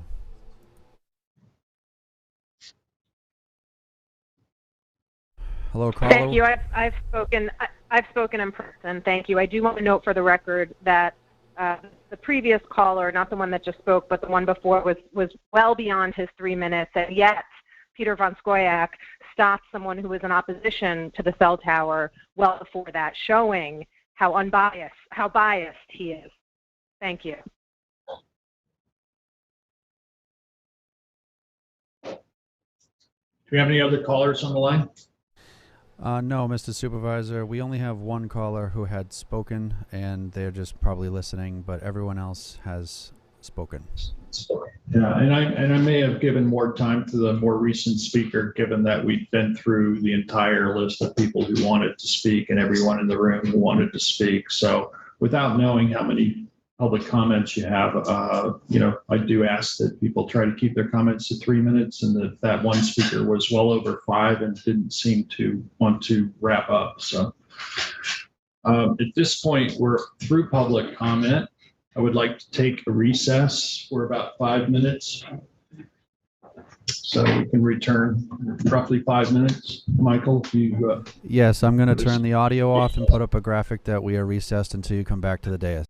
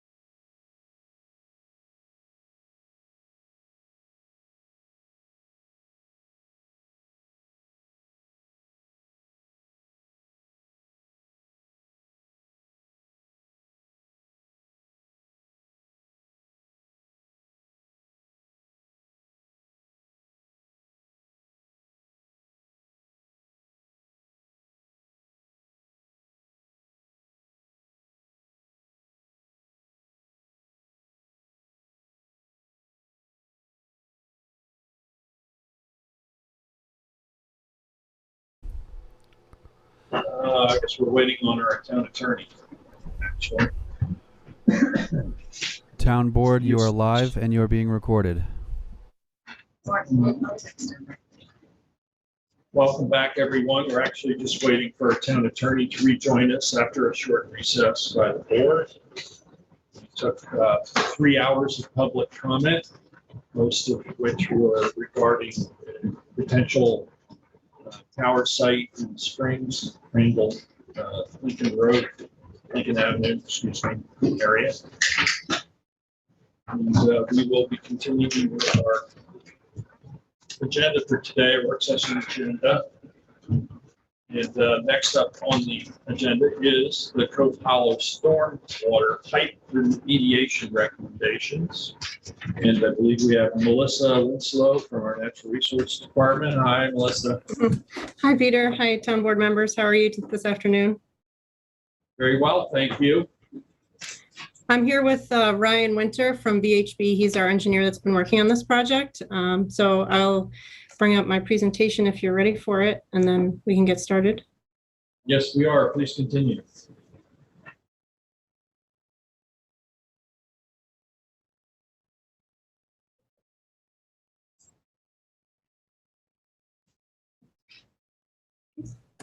Can everyone see that? Yes, we can. Thanks. Great. So as I said, I'm here with Ryan Winter, professional engineer from VHB, and we're going to be discussing with the board the results from an engineering review of the Cove Hollow stormwater pipe inspection. So just to give a little bit of background on the project, Cove Hollow stormwater pipe was designed and constructed in the 1930s as a drainage project to alleviate flooding from farmland runoff. You can see on the right-hand side of the screen a rough map of where the Cove Hollow pipe is. It runs from north to south, approximately 7,300 feet by gravity, from the railroad trestle at the northern end of Cove Hollow Road near Route 114 to the outlet at Georgica Cove and empties into Georgica Pond. The stormwater flowing to the pond represents a source of nutrients, sediments, and bacteria, among other runoff contaminants that impact water quality. Georgica Pond historically has suffered from macroalgae and blue-green algae blooms, which are fed by excess nutrients and phosphorus loading. Due to these known impacts, this project was included in the Village of East Hampton's Water Quality Improvement Plan and assimilated into the towns to assess the current conditions of the pipe and to complete an engineering review with remedial recommendations for improvements. So the overall goals of the project were to implement some actions that will both reduce the flow or volume of water entering the pipe by improving upland catchment and treatment, as well as to improve the quality of stormwater exiting the pipe, impacting Georgica Pond. So some work that's been completed so far, we've done an internal camera inspection of the pipe with Eastern Environmental and a high-resolution survey completed by VHB.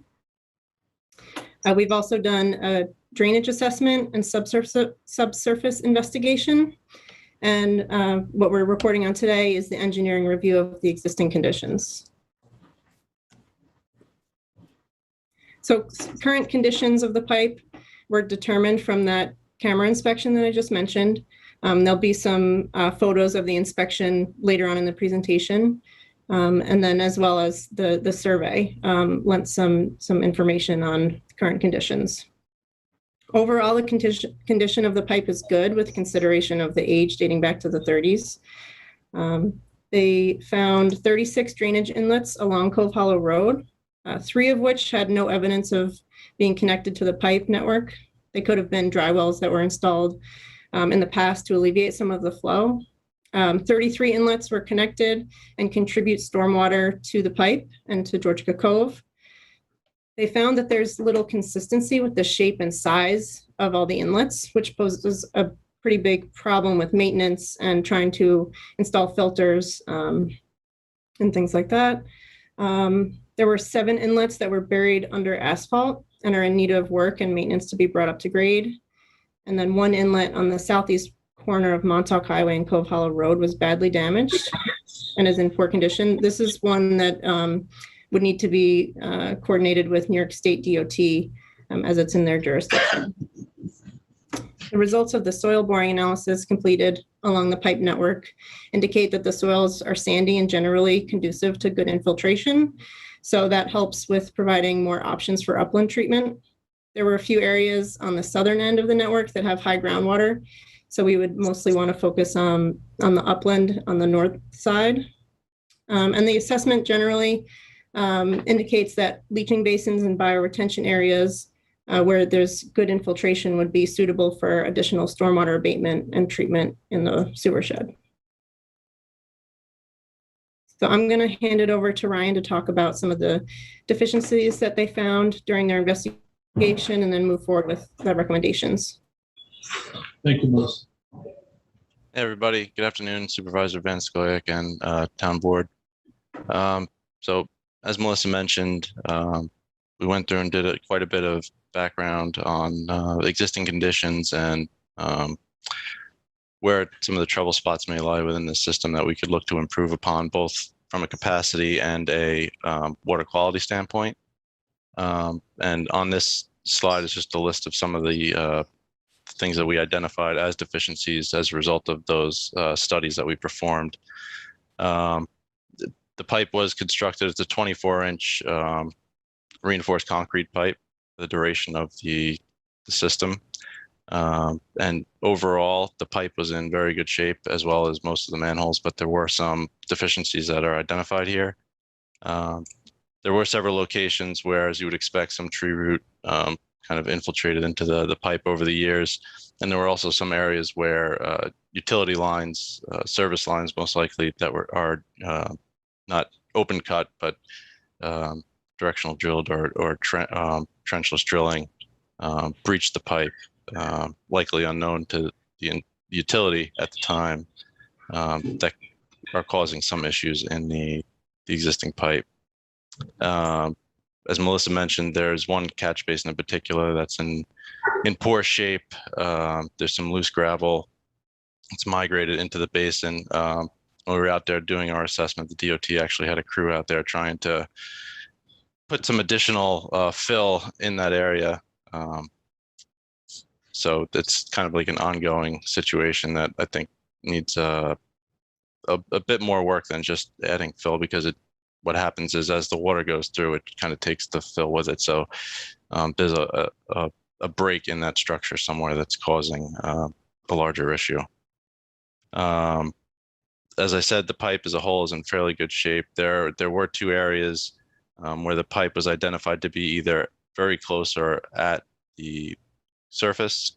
One of these is just south of Georgia Road near the outfall.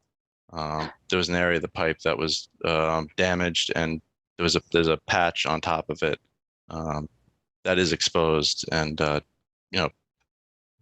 needs to be looked at a little closer in terms of remedying that situation.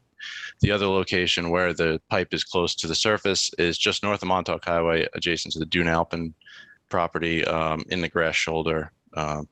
There is low cover there for the pipe, which could lead to damaging the pipe if a heavy vehicle were to ride directly on top of it.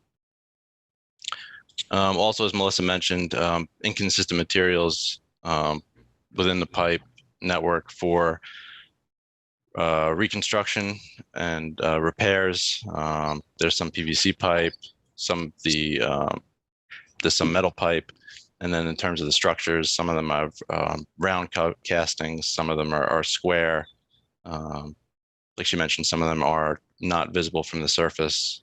So just makes it challenging for maintenance and upkeep if there's not consistent materials needed to fix things that get broken as the system ages.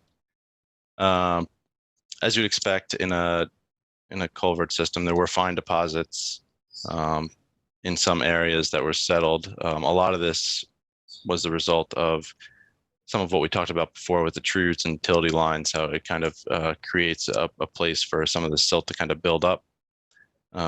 We also noticed, she mentioned the culvert system starts at the railroad. There is we found a corrugated metal pipe heading towards 114 from the railroad track, but it was too silted over to really assess anything. So that's something that would need to be looked at further and as part of our recommendations. Is that, Go ahead. is that part of the portion that you think was connecting to the leach basin on the north side of 114? You think that's the direction it was heading into? If there's a portion you said it wasn't connected. Correct. What's it? Help me. We weren't able to determine where exactly that pipe was heading. In talking to the highway department, they thought that at one time there was a connection directly to the recharge basin on the north side of 114 opposite Cove Hollow. So that pipe may lead over there, but it doesn't appear to be functioning at this time. So it would need to be either replaced or completely remediated. Thank you. No problem. And then again, deficiencies. Melissa mentioned some of the work we did. We also went out after a moderate rain event in April of 2019, just to observe ponding along the entire corridor. We have in the appendix of the report we provided the town, we show mapping of areas of ponding along Cove Hollow Road. And a lot of that is due to either just low points where there is no drainage or rutted out shoulders. And, you know, part of our study in looking at this was, you know, again, not only to improve water quality, but to try and improve the network in general. So how do we look to get some of this standing water off the roadway that can cause a hazard either for hydroplaning or in the winter with icing? And the second bullet there, substantial ponding was observed where there was no drainage structures or there's a high water table. Melissa mentioned there were some structures that did not appear to be tied into the Cove Hollow pipe network, assumed just leaching pools that were isolated. We unfortunately were not able to assess those to great detail because the ones that were out there were pretty well silted up to the top. So it'll be a effort to, you know, to clean those out, but there were no pipes identified from those structures to the Cove Hollow pipe, which was videoed. So the assumption is that they are not tied in. And then finally, several catch basins along the drainage pipe network were not accessible because they weren't at grade. So this again makes challenges for maintenance and clearing out the silt, you know, periodic maintenance challenging. And also, you know, some of these locations could provide areas for additional infiltration to the system. Two of these covered structures are between Wireless Road and Buell Lane Extension, in which there's an area where there are some ponding. And then again, the south limit between Georgica Road and Jericho Road, there were two other ones. So, you know, I think those are two that we would potentially look to focus on. You know, the next slide, Melissa. So we mentioned Eastern Environmental did the video and the assessment, the observations for the pipe condition. This is a map, a partial map of the pipe network. This is the northern end from 114 to Montauk Highway, just to give you an idea of part of the deliverable we received from them, and just kind of the color codes and the shapes of the structures in there. The square ones obviously are square, and the round are round. The red are ones that were not brought to grade, so those are ones that, you know, we would identify to potentially look to bring those up. And there are two yellow ones there near Buckskill Road specifically, which were identified but not found to be connected to the drainage system. And again, this entire map is in the appendix of the report. Next slide. So this is some snapshots of the video that was provided by Eastern looking at the pipe. The top left, we were talking about the silting us toward the railroad trestle. This is this video is taken right in that area. So we were not able to access anything beyond this point to the north. Just below that is some tree roots infiltrating the 24-inch RCP pipe. This location is just north of Montauk Highway near the Red Horse Market. And the two on the right are utility breaches, we'll call them. And both of these were south of Montauk Highway. And again, you can see some silting in those photos. And this is just a snippet of the drainage ponding assessment that we did. You can see here for each location, we kind of identified approximate limits based on our observations, which were performed, I want to say about 12 to 18 hours after the event to give some time for natural infiltration. And for each location, we have at least 1 or 2 photos documenting what that ponding looked like, just to get an order of magnitude, an idea of what the limits were for that particular storm, just as a baseline. Next slide.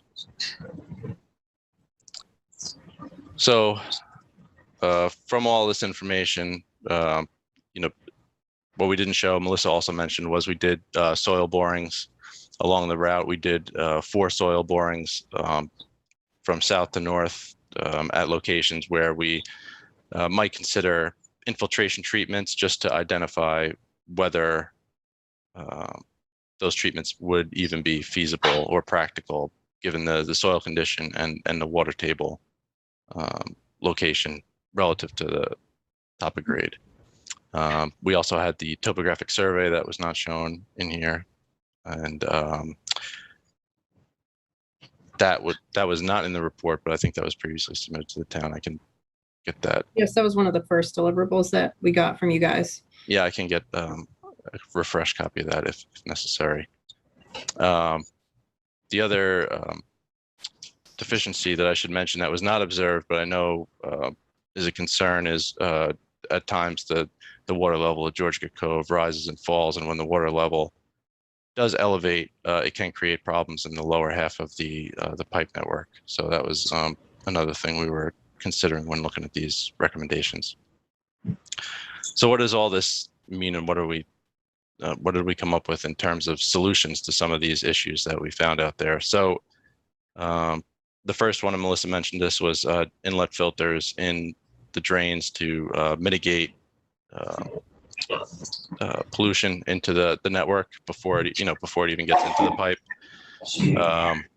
The village on the map that I showed you, by Eastern Environmental, they highlight on there which structures already have filters. It's a little less than half, I want to say. The majority of them are within the village.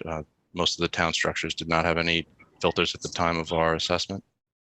And we also recommend to clean out the catch basins. Like I mentioned, there were a couple either tied into the system or not, that are not currently serving their purpose, just because they were so backfilled with sediment. So cleaning those out would help reduce some of the current load on the system by allowing some infiltration prior to getting into the pipe.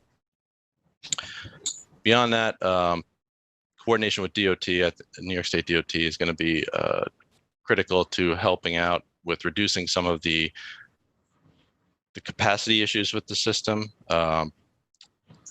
The railroad trestle on the north takes on a lot of stormwater from 114. There are existing structures along 114, but when we looked at them again, they're on state property. They were not functioning correctly. They were silted up, so weren't really taking on much stormwater, and it was all going down Cove Hollow towards the railroad trestle. And the other one was on 27 on Montauk Highway, again by Red Horse Market. We mentioned that manhole structure that was damaged needed to be replaced, but in addition to that, there is a lot of stormwater flowing down the hill, especially from the east towards Cove Hollow, that shoots right into the system. And if we would look to find a way to get them to incorporate some leaching and drainage in advance of that to alleviate some of the flow that gets caught up into the Cove Hollow system because there's a lot more paved area now within that watershed than there was previously. So it's impacting the system a lot more than it was ever intended. Again, we mentioned bringing the existing buried structures to grade and replace with frame and grate to allow water to infiltrate the system through more locations, which, you know, we have a capacity issue and it almost sounds counterintuitive to allow more water in, but the plan is to bring more water in and then have some additional areas available for infiltration.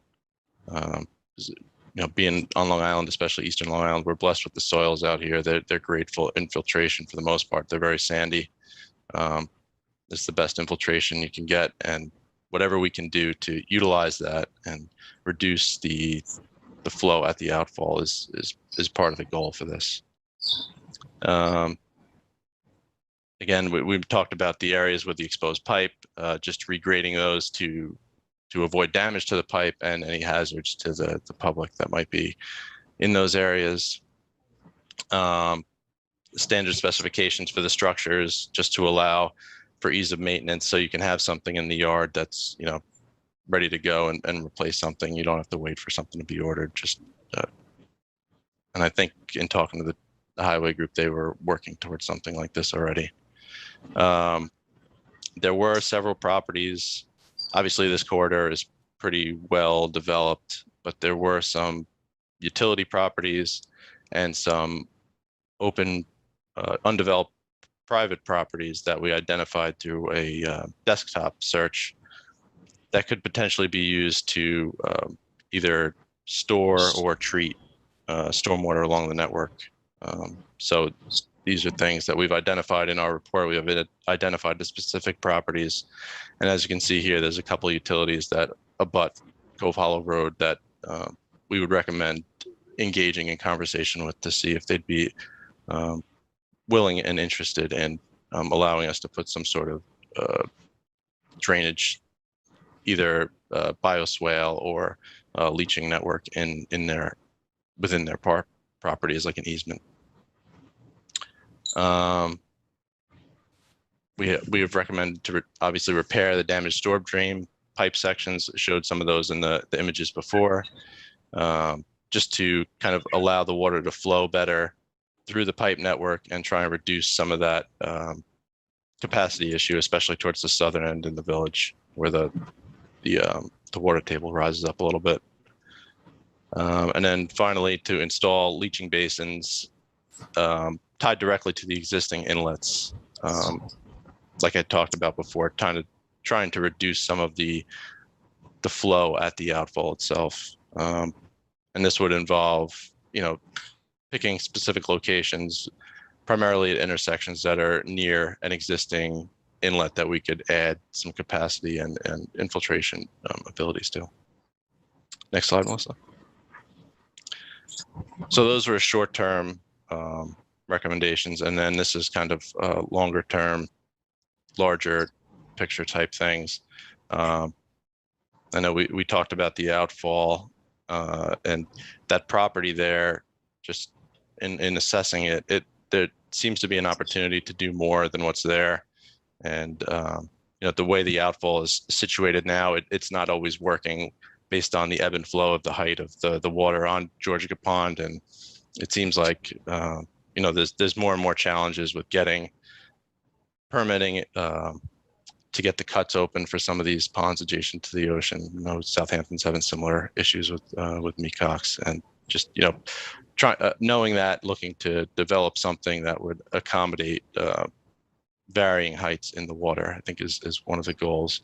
So we had come up with a concept, which is in one of the slides coming up, for like a micro pool 4-bay bioswale system, and to pull back that outfall closer to Georgia Road and allow for, it would gain almost 3 feet in outfall invert from where it is now to where we would propose it in our concept.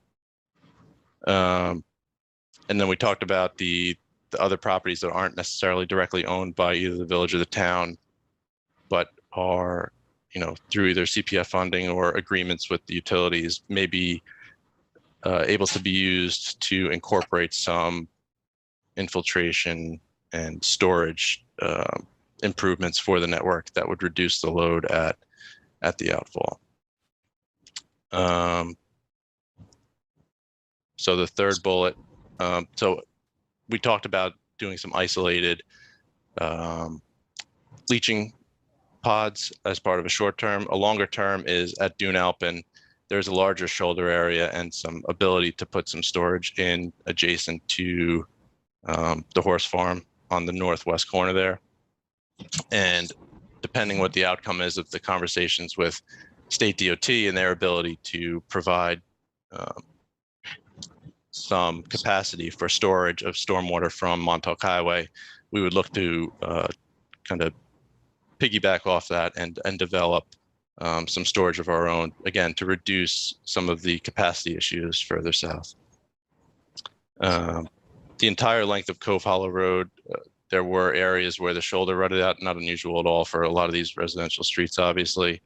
But there are ways to mitigate that, and we would look to try and incorporate something with that, as road programs move forward and roads are repaved and improved, just to make sure that some of these things are addressed moving forward to eliminate some of these washed out areas and try and make the water flow along Cove Hollow Road better than it is currently and get it into the system so that it's not sitting on the road.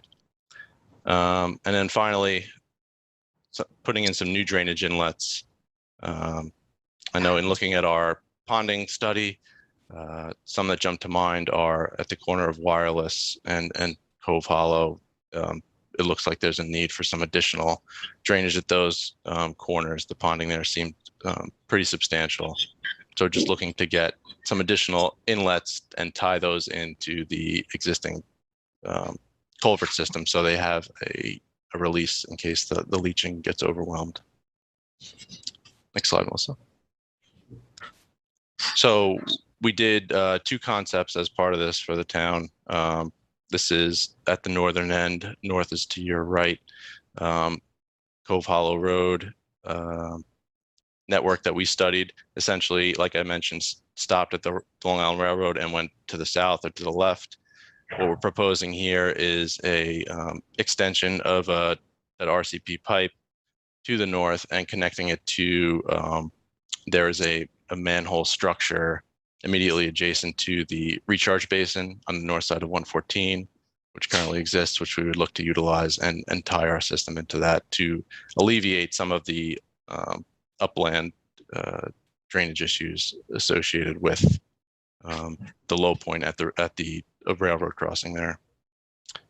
As you can see, there are some drainage structures and pipes shown along 114. The system that runs along the south side of 114 to the left there did not appear to be tied to the recharge basin, and those were the structures that were in that system that were silted over and were not functioning properly. Is there a consideration for bringing that into the drainage basin system? That would be more of a question for New York State DOT, and I think we would need to confirm that those networks are independent, but it would appear to make sense to bring them together,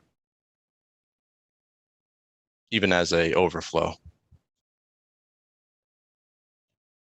Thank you. You're welcome. Next slide, Melissa. And then this is the other concept we did at the outfall at Georgica.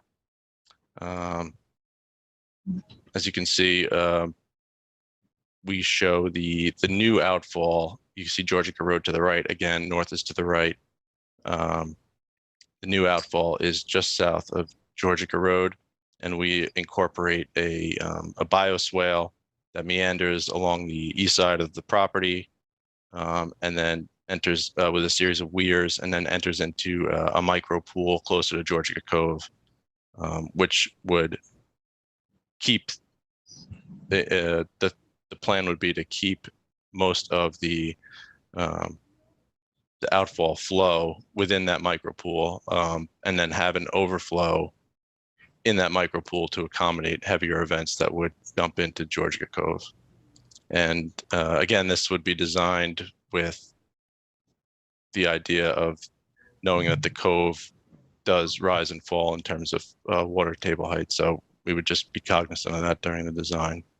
And, you know, this is a picture of what we envisioned, but it's not fully designed. We don't have flow rates or anything at that point yet. So this is subject to change, but just like a first blush of what we thought could be done to improve the facility down there.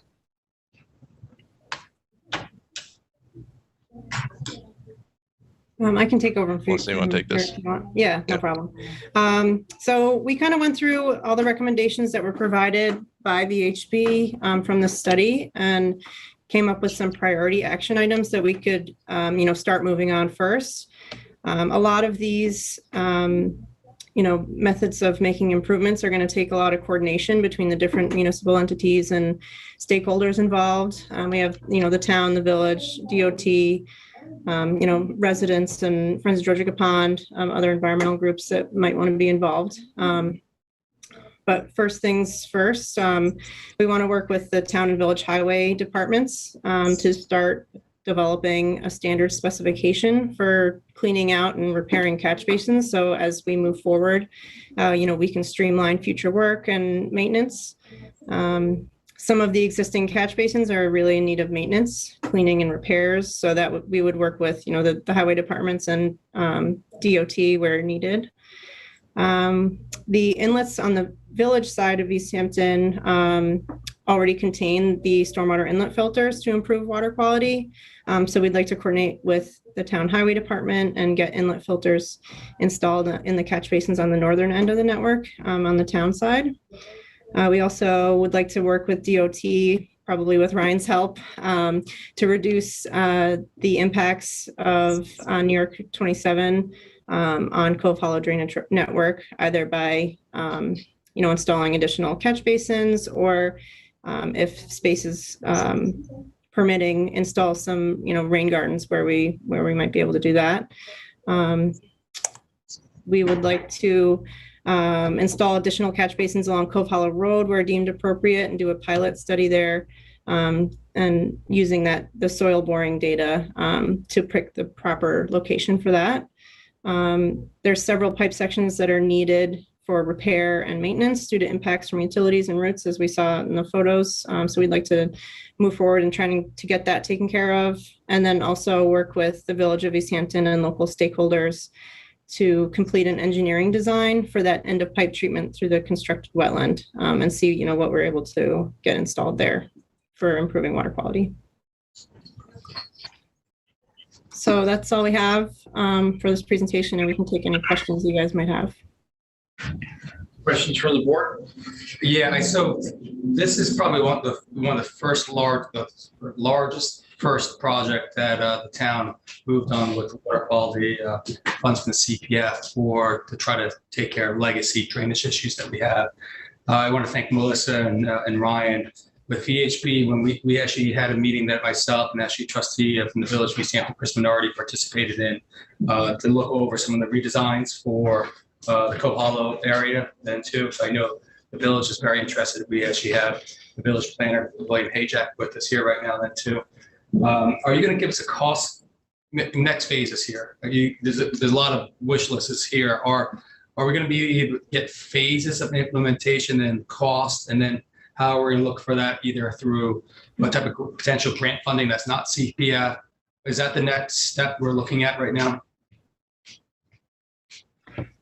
In his report, Ryan included some, you know, ballpark costs for some of these projects. But yeah, as we move forward, we're going to, you know, have to go out to bid or RFP and work with Ryan on, you know, what costs would be, you know, valid, and, you know, time it appropriately with CPF. And then for the larger projects, you know, cooperate with other stakeholders and potentially go out to other grant funding that might be available. Yeah, and in the report, I'll just add quickly, we also identify priorities for the recommendations. And that's largely what Melissa's list was based off of. And, as you can see, some of these items are directly related to coordination with entities beyond our control. So it would just be a matter of trying to see what we can glean from those agencies and property owners, and then developing a plan kind of based on what the results of those conversations are. Ryan and Melissa, you showed us photos of where the utilities have intruded or have used that, gone across that pipe. Are they responsible for anything, and can we get some money from them in order, or is that something that they regularly do? I wouldn't say it's something that they regularly do, but it's certainly a question we could pose to the utilities. Technically they did damage the town's infrastructure, so they should be responsible for, at least if they're not making the repair, footing some of the bill for it. So again, I don't know how, there's no way to tell from the information we have how long those things have been in there, or who installed them, but it's certainly a conversation we could have with the utilities. But regardless, the utility owns those lines, so whatever utility we're talking about. Yes, so they would need to be relocated outside the limits of the pipe, obviously. And when they relocate them, in theory, they should be repairing the pipe that was damaged when they removed that old utility line. So with 114, I think we should definitely engage with the state DOT right now. I know we're engaged with them with drainage down at Stephen Hand's Path and every design. So they're looking at that whole entire water course. Any rainy day, the old dairy barn down there floods over all the way into, below the trestle. So I think trying to catch some of that water, if there's something up, and get it into that recharge basin that's probably being underused right now. It would be very much a top priority of us fixing our problems, but also pushing the state to see if they can fix what their problems are for not controlling the drainage coming off of their roadways onto town properties.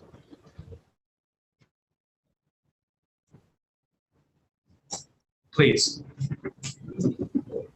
This is a multi-jurisdictional watershed culvert, and in the 30s it was actually a work project, I believe, during the Depression that dealt with some of the flooding concerns that they had there. In fact, I think one of our local engineers' fathers was the engineer on that original plan. I believe it was Drew Bennett's father back in the day. And, the solution then was to just take stormwater and have it dump into other water bodies. Clearly, that's not what we want to do. We've seen the very detrimental impacts of these kind of legacy solutions. So reducing the inputs into this culvert, treating where you can those inputs, and then certainly on the outfall pipe, having an engineered wetland. We've seen some examples of that here locally that we've helped fund with our water quality money, rain gardens, and look at the Methodist lane swale that was recently put in, watershed leading into the pond, and then Town Pond in the village as well. Another example of how you can engineer wetlands to take up some of the nutrients and deal with the other contaminants in a way that also supports local wildlife and improves water quality.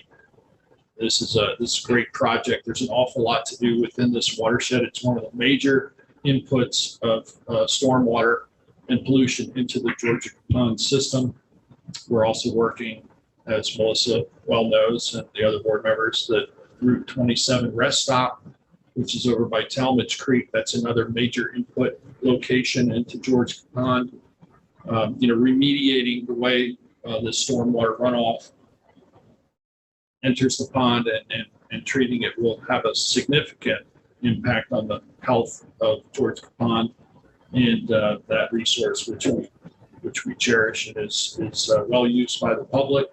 So I thank you for your time today, explaining, giving us an update on some of those proposed solutions. We want to continue to work to achieve these readily achievable projects and prioritize projects which will have the greatest impact and improvement in our local water quality.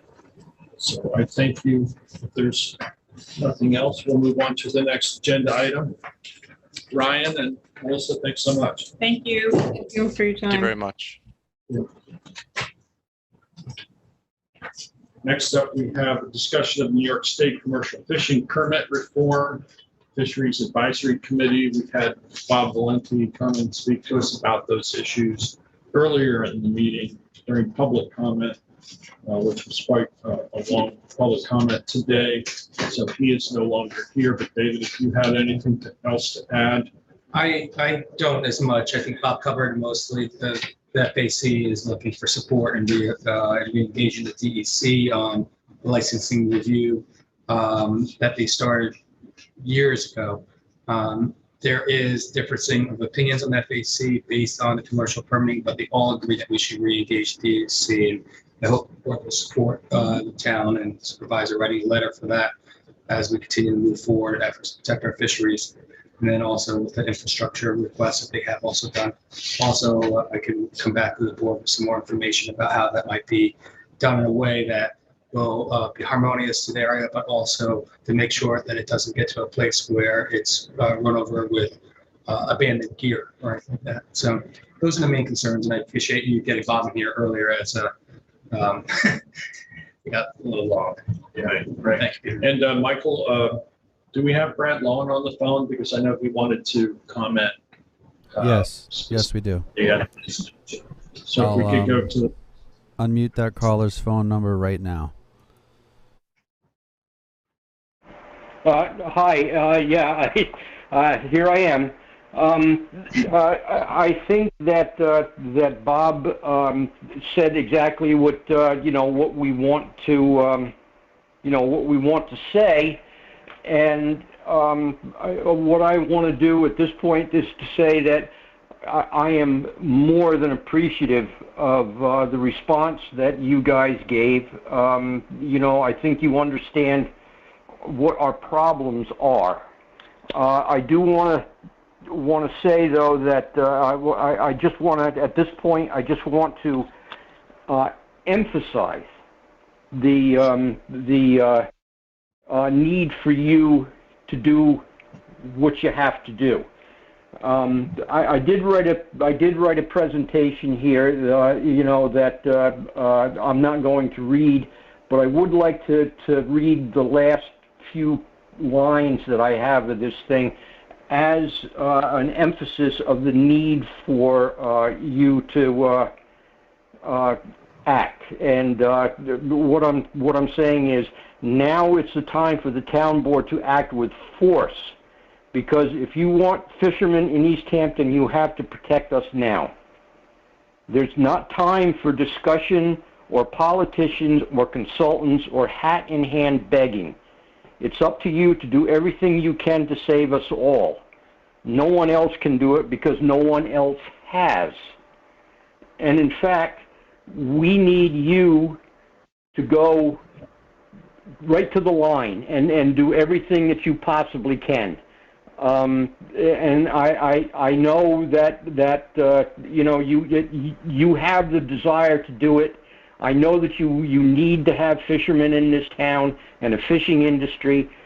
You recognize that. I'm so delighted in that. But please, do more.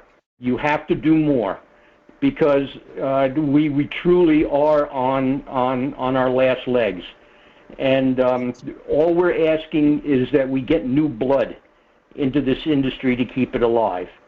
And that's all I've got to say, and I appreciate it, and you guys are doing pretty good. Redouble your effort. Make every effort you possibly can.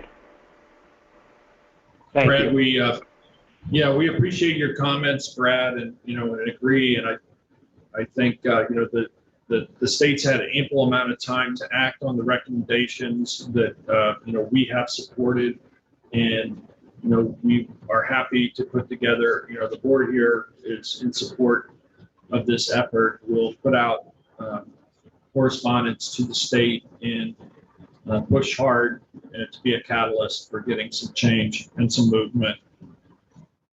Thank you. Yeah, just one little comment that I would like to make. Again, Dan, I remember I just happened to step out of the room of all times when Dan Farnham made his comment. I did speak to Bob just a few moments ago, actually. We were a little concerned where he quoted that he was, or they, whatever they may be, were in negotiations with the DEC. I appreciate, I think he said we are in negotiations with the DEC, but as I said, I stepped out of the room, but Bob kind of confirmed that. We're not in negotiations with the DEC. We don't know who we is. When you negotiate, it's a give and take. So we don't know what we are giving and taking, in this. What we're trying to do here is make you understand that we are, as the representatives of the commercial fisheries as an industry in the town, are asking you to negotiate for the industry, not for whoever we might be. Well, I understand, Brad, that the fishing industry is rather broad and diverse, depending on deer type and species that are sought. So I know that there's quite a bit of variety among members of the FAC in various opinions, and we will synthesize and look for those things that we can all agree on. I think having the idea that you could have a medical waiver and the transfer of licenses is a very important key issue, and maybe that's something that I understand the DEC can do administratively. But there are also other permit reforms that the various sectors of the industry may not completely agree upon. But we'll certainly continue to consult through our Fisheries Advisory Committee with the different points of view. Well, you already do have the two most important points. That is what we need immediately, and thank you. Right. You're welcome, Brad. Thanks for calling in, and thanks for your patience staying on the line for 4 hours. Forever. Deja vu all over again. Okay, thanks, guys. Thank you. Bye-bye. Next up, we have the Phillips property rezoning, Residence B, LBO, Wayne Scott rezoning, Eric Shantz. Hi, Eric Shantz for the Planning Department. I believe Mike is from LTB is letting me in right now. And I'm going to screen share. Although I believe most of this is probably settled at this point. The town board, there we go, has discussed this on a number of occasions. Basically, the proposal here, this is a sketch, a concept that was created a while ago, dividing the property into recreational open space as well as an area for affordable housing. I think the board has had enough discussion on this that right now the proposal is to put the AHO designation over the entirety of the property so that that issue, how that's separated out, can be resolved at a later date. So I think that's really what's in front of the town board right now to figure out. There should be some ongoing discussion about where the affordable housing development will be on this property. But as I say, that's probably something that is better resolved in the future. So I just want to make sure that people that are looking at this is not the map to where the affordable housing is going. This was our original concept of where it would go. All in the back and the front would be the CPF purchase property for open space. So, I just want to make sure that they understand we haven't decided. That's why we're putting the AHO over the entire piece of property, so that if you want to make it that 7 acres sort of a slide rule, it's going to move up, it's going to move down, or it's going to, and where that's going to land, I think is going to be important, and that's a decision for the future. But for the meantime, we can put the AHO over the entire parcel, and then, start to consider where that's going to be developed and how that's going to be developed. We did have quite a bit of public comment from, I think, almost exclusively from the neighbors in the neighborhood about this project. And I was extremely pleased to hear that they were supportive and understood the dire need for affordable housing, and that they had made some requests about how this property gets developed so that it would be developed in a way that was more consistent with their own neighborhood next door, that we would consider, buffering from those other properties, that we would be flexible in designing a project that was really compatible with that neighborhood, and that we, also consider, the ingress to this property and make it off the highway and not through the other residential streets.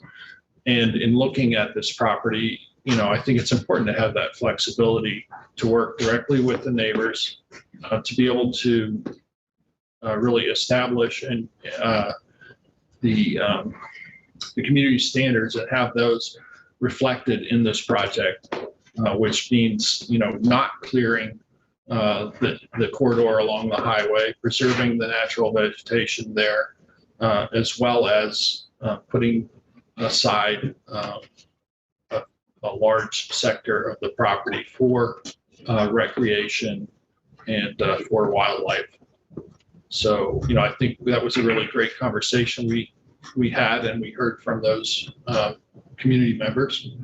And so I think we're good to go, in my opinion, with accepting and approving the AHO, the affordable housing overlay on the property. John, is it ready to be voted on? Have all the transcripts been posted? Because I can't recall if the first one, were we at the Zoom meeting for the first one? We did have a. I know there was an issue with it, with the I think notice. the Zoom meeting was the first one. We couldn't close it until we extended it until July 15th. So do we need to wait for those transcripts to be posted? Have they been posted? I don't know. Okay, so I think we need to look at Yeah, that just to make sure that. So maybe by August 5th. Thursday, our next regular meeting. There was another issue. No, I'm sorry. Go ahead. There was another issue too, that technically the planning board has to send you comments before you can vote on this. And by letter dated June 24th, although only 6 members were present, they were unanimous in recommending that the AHO be added to this property. That's great. I will say also in the Community Housing Opportunity Fund Committee meetings, and thank Kathy also for attending those. We are looking at single family homes in some sort of configuration. We're not sure how that layout is going to be, but that's something else that the neighbors were asking, that they hope we would consider that.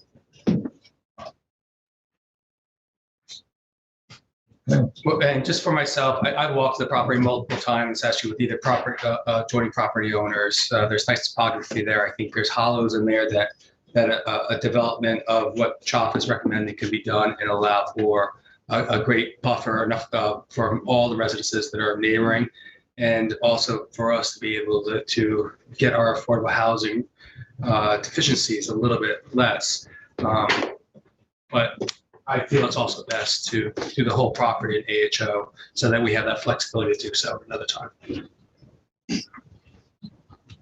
I agree. I support. Okay.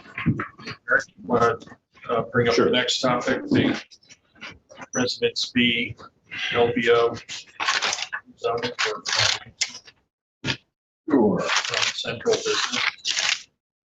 So this one was a little trickier than the last one, at least as far as the public comments that were received. You see here, I'm not seeing an option to screen share. Sorry, that's fine. So this is the GIS of the vicinity here. The highlighted parcels are the subject parcels. Starting in the west, you have a number of office buildings, which I can use our handy dandy little function here. So these buildings, technology. Yeah. These are 3 office buildings. This is the, I'm sorry, I'm forgetting the name, Wayne Scott Professional Center, I believe. Yep. This is a 12-unit motel building. Obviously, this is the town park, the old swamp that was purchased by the town recently. This is a single-family residence, and this is a office building, I believe. So I think in the single family residence, she said that she had a frame business within that. single- Yeah, that's where my confusion kind of was there. So the proposal came out of the Hamlet study. It's a proposal to make all of these parcels be residents with an LBO as opposed to the current zoning, which is CB. Obviously, the biggest impact on this would be really on dimensional regulations, that being setbacks and total lot coverage, as well as what uses would be permitted on the property. So you do actually have a memorandum that was prepared by Joanne Powell before she retired, which does break down some of the changes in dimensional regulations. I have those tables here. I just need to switch screens.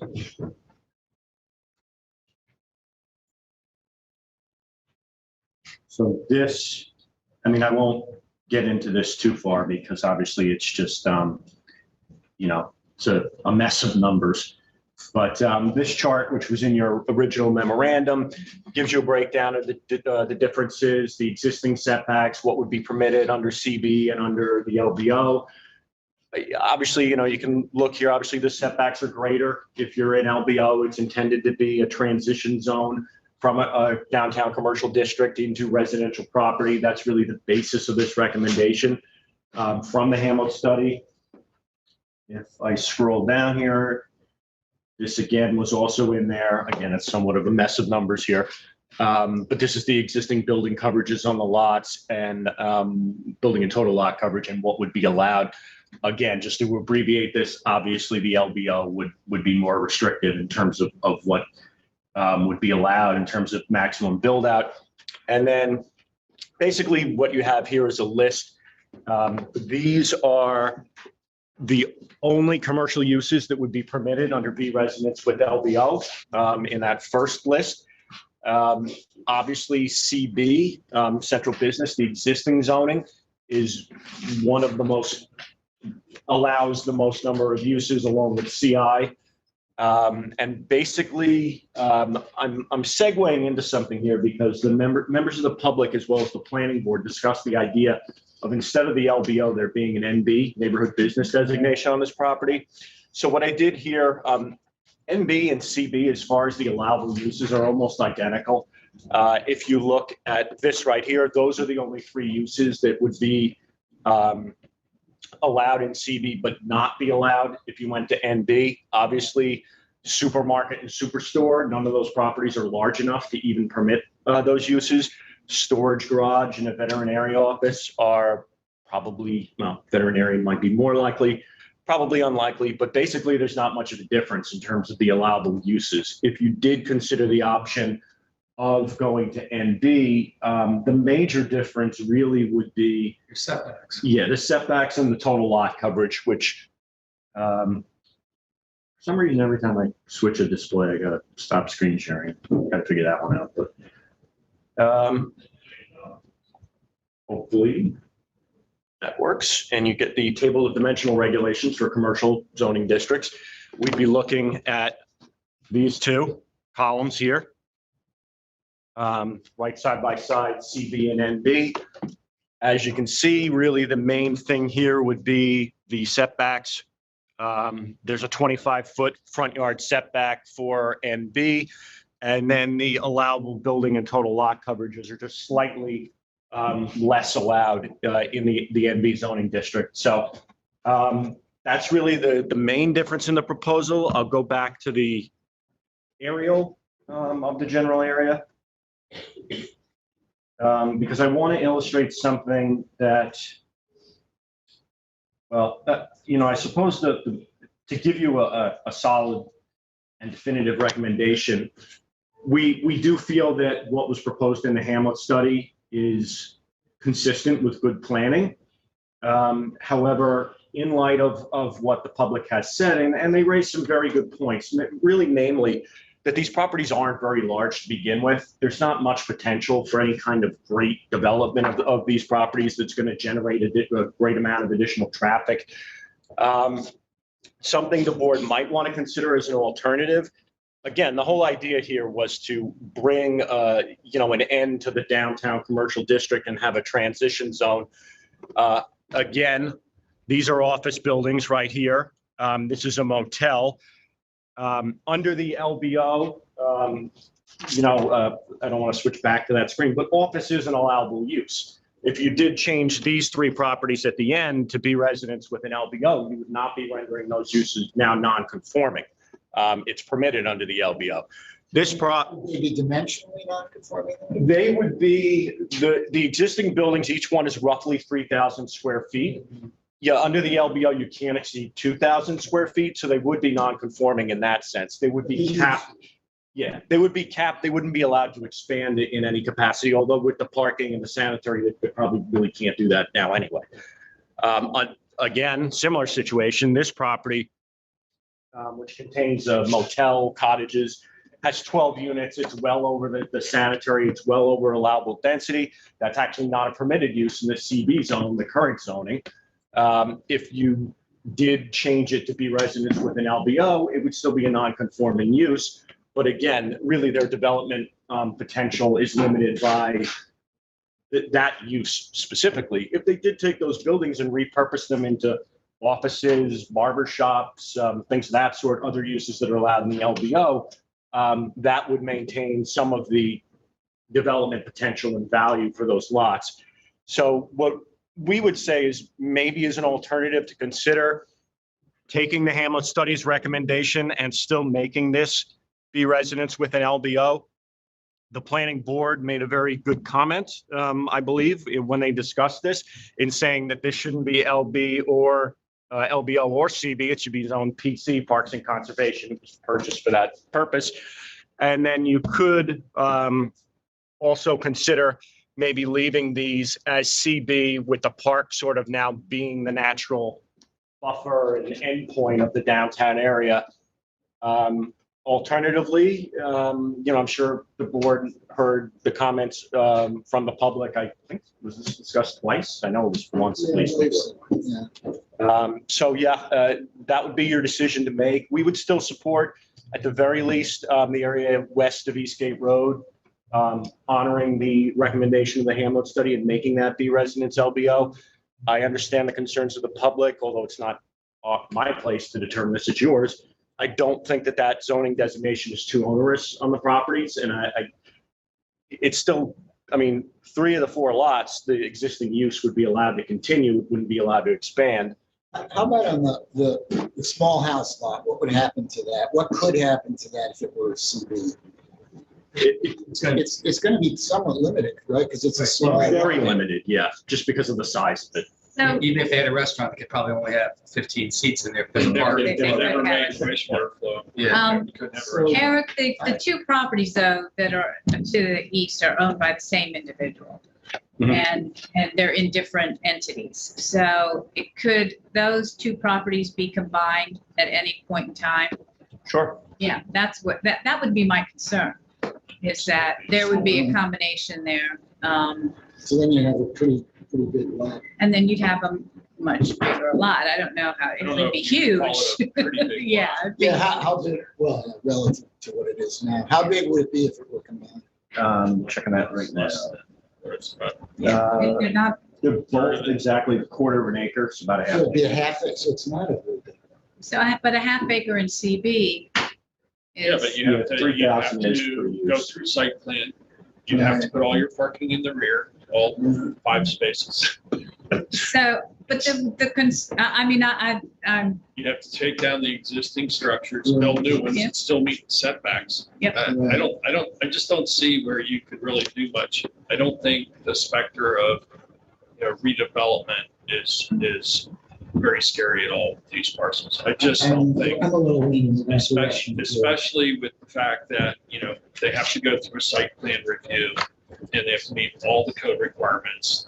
They're extremely constrained. No, I'm not. So while I agree that, it's important to have LBOs as a transition to preserve the residential character on our main streets, that was the intent, as well as offer some commercial use of those properties. Those zoning restrictions don't seem a little out of place, given that the commercial center to the west was reviewed pretty much under existing planning board site plan guidelines. They went through the process.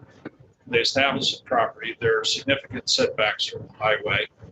The parking's all in the rear. They basically conform with everything we ask people to do in a site plan. And I just don't think that redevelopment is a concern. And if it ever gets to that point, it'll still be reviewed through the lens of our town code or existing code in the planning department. I agree with many of the points you just made, but I come to a different conclusion, which is I don't think LBO is going to hurt in particular because the buildings are there and, they're vested and it may limit their uses slightly. But the ones to the east, I was a little persuaded that might be a little onerous for those two properties. So I would stick to the LBO on the west, but those two properties on the east, I'm not that worried about. It's a small one. So this was the meeting I had to listen into because I was en route to the doctor for a fractured foot.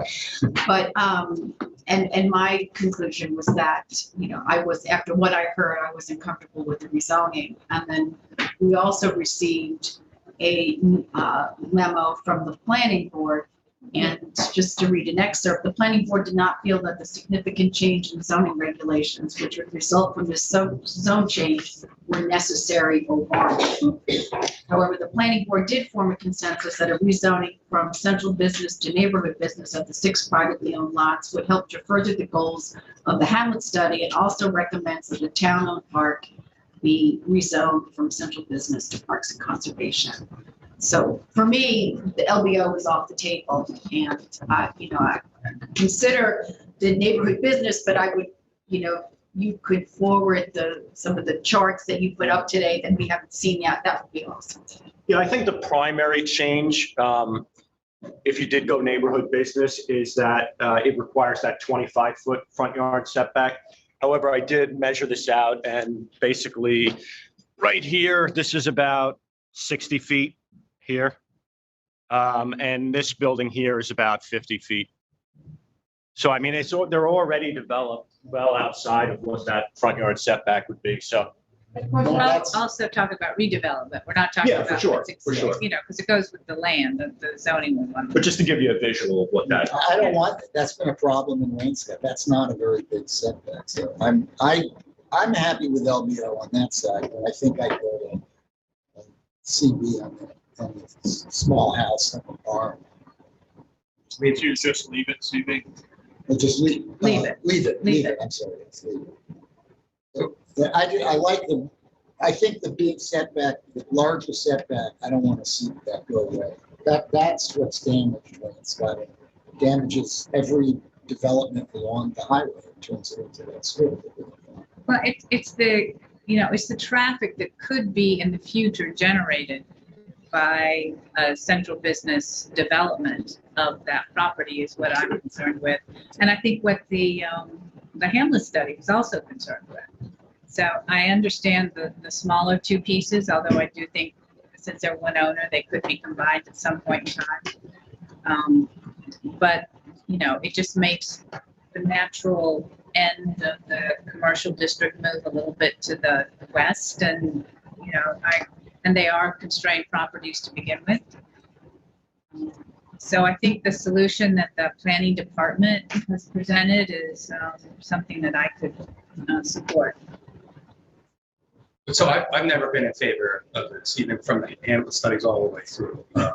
Yeah, I think we all know that. Primarily by the lot sizes are so restricted, particularly on the eastern side of it, that you have to go to lot area, parking, flow rate. That it's already going to limit what the development can be. I still personally think that I would not want to have a 10-foot structure in front of my face. I would probably want to try to at least keep that back to a neighborhood business setback, or at least allow them to have central business, but an increased setback so we don't have another home goods. Personally, myself, I would have probably given them a variance for parking to keep the home goods setback further off the street. The parks conversation, the conservation, that's just Doesn't CB allow for the 10-foot setback upon waiver by the planning board? Yeah, it's not It's not a set.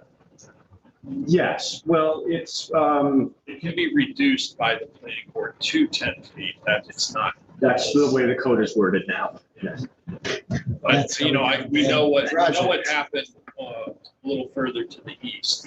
Yeah. And that was an application that I voted against to deny outright. But I would think, from my own standpoint, I think that park is a good break point. And if you were going to rezone west of there, I would suggest that the neighborhood business to the west and not have the There's just not enough difference between neighborhood business and CB. It's just well, enough. the setback is, I think, but that's really, but not the use. So the use no, but the use is constrained by the size of the property, and with the 25-foot setback, there's not much intensity that you can add to those parcels.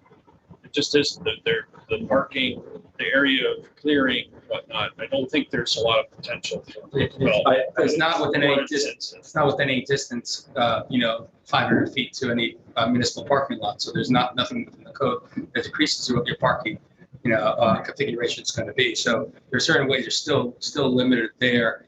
To me, unless the town is looking to rezone other commercial properties or put more commercial properties onto the walls, this can completely reduces the value of the property to the property owner. I think if we are looking at the vernacular or to the character of the neighborhood, we can do that through increasing setbacks through zoning. That's not LBO, that would be neighborhood business. I think that's me in the middle, I guess. I don't think you're reducing the value. It is what it is. It sounds like we have a pretty broad array now of proposals. Jeff, you had said you'd support leaving the two eastern parcels CB, but LBO over the western portion. Sylvia, it sounds like you would support the LBO over the western portion. What's your opinion on the two eastern plots? Those could remain. That would be the in CB. In CB. Okay, so you agree with Jeff, and then Kathy, what's your take? You think no neighborhood LBO. business, right? No LBO. You could do neighborhood business to the west, and I'm fine with keeping it the way it is. But I could, I would want to. I could also look at neighborhood business for the eastern lots too. I would like to see neighborhood business on all of them. You can't fit a supermarket on eastern businesses. But at least what you know is you're defining what your front yard setbacks are going to be, not put it up to potential of another regulatory board. We know minimum 25 feet, not any chance to get down to 10. And we don't have to live by our past history. So I have yet another iteration that's different from the other four members, and that is to leave the two eastern CB. So I think four of us agree that leaving the eastern CB, and I would rezone the western portion to neighborhood business. What if they merged that? That would be accessible. Say somebody decided that office buildings. Those three. Yeah, somebody they're all in thinking, the same ownership. I was actually, I want to put a big supermarket. I didn't want to interrupt your straw vote, but yeah, I was thinking that while everyone started Are talking. those actually independent, separate lots? They are, yeah. I mean, obviously these were developed as one development, but they are single and separate lots. Everything here is single and separate. But what I wanted to say is, obviously LBO, but also NB. I don't think this is likely, but if someone were to combine all of these or, all four of them, they could, in theory, under the current zoning, do a superstore, which is what is to the east there. But once you zone it NB or LBO, it's Is that even That's what I like economically about feasible to purchase that many properties to make it a superstore?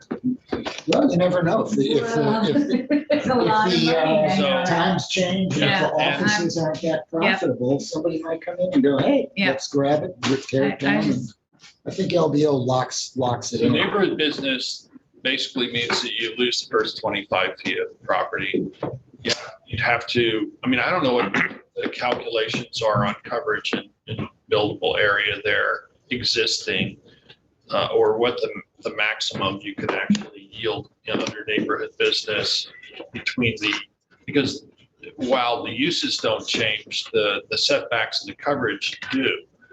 So I don't know how much you really could yield out of joining those lots together. I think that's something maybe we should look at before we make a decision. You know, I also want to remind everyone that A is the entrance to Wainscott, which is also the entrance to East Hampton, and that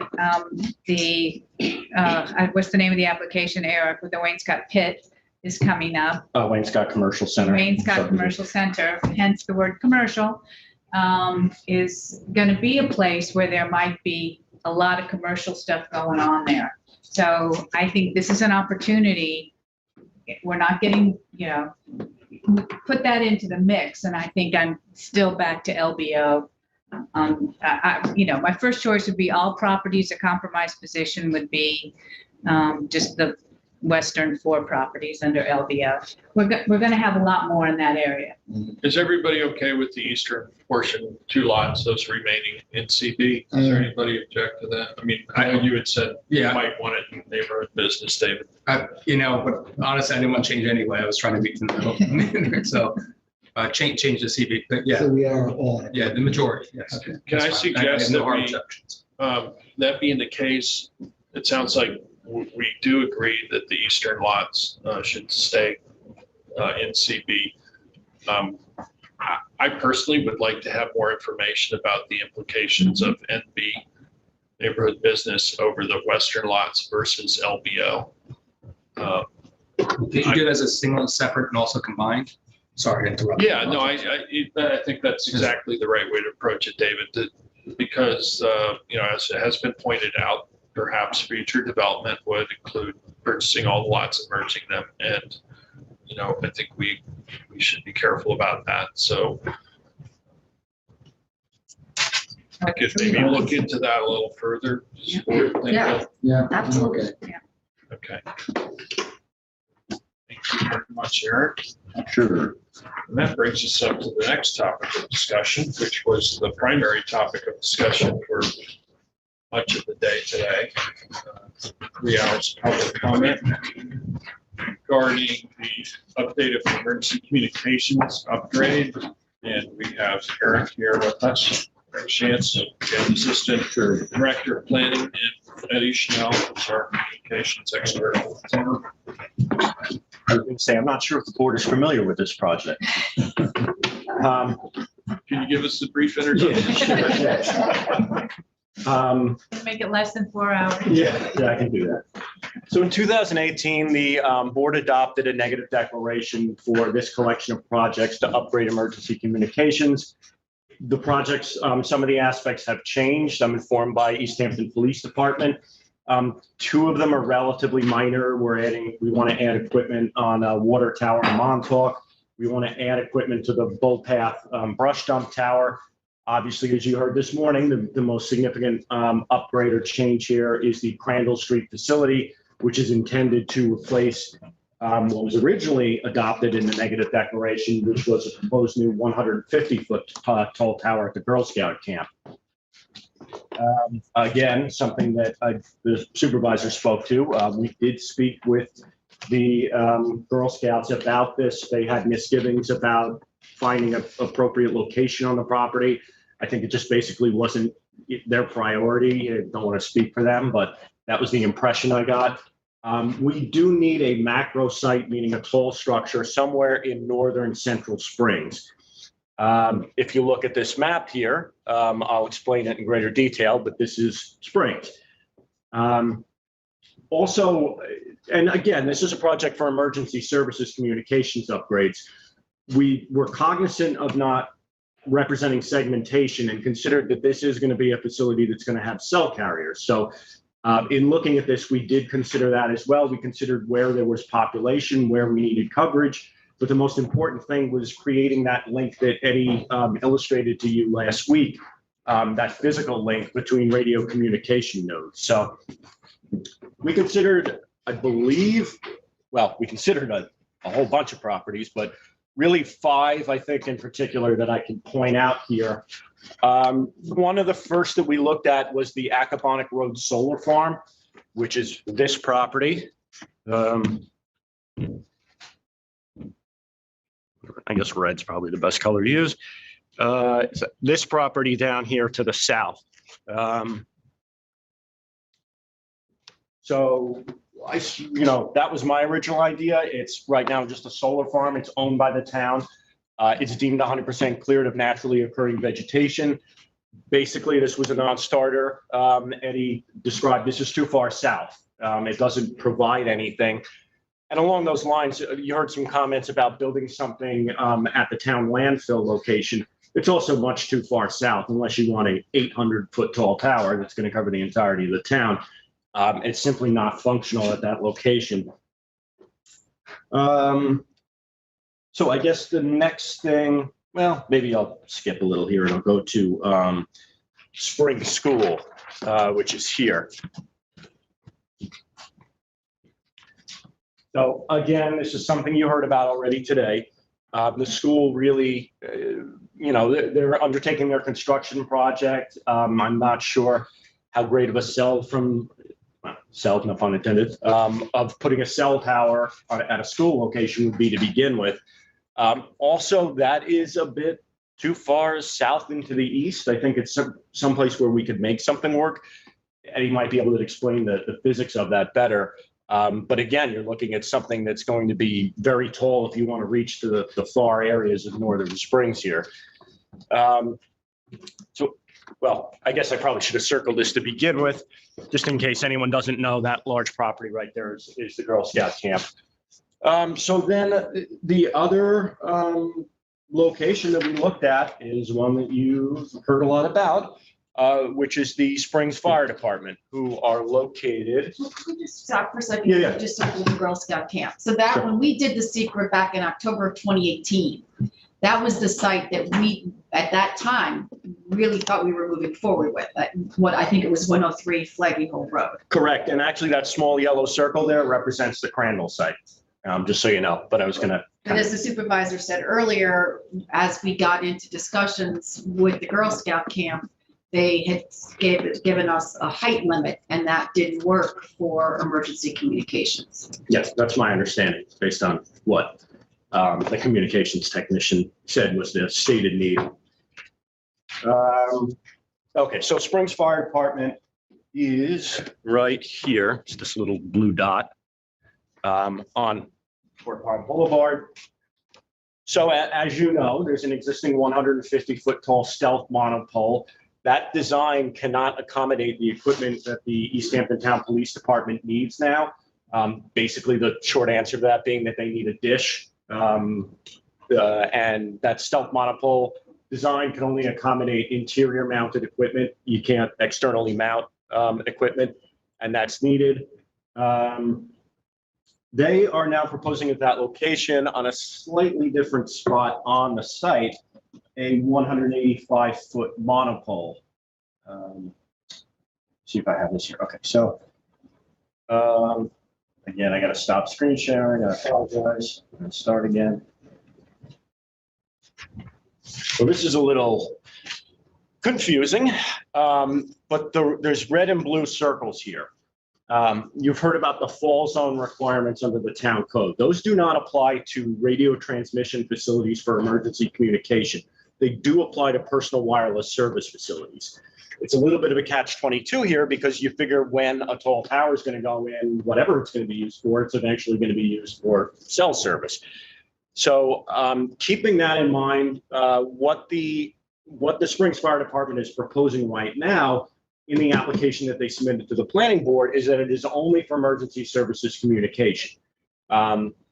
keeping that in mind, these circles here, the red circle represents obviously the concentric circles going out from that midpoint, the location of the existing 150-foot tower, a one-time fall zone circle, and then a 2 times fall zone. Point to it. Yeah, Sure. Make sure I'm looking at the right. Yeah, so this, basically there's lines coming out here, and those are the 2 points that's where the existing tower is. Right. And then more centrally located here, should have done that in blue, would make more sense. But that's where the Springs Fire Department is proposing a 185-foot tall monopole.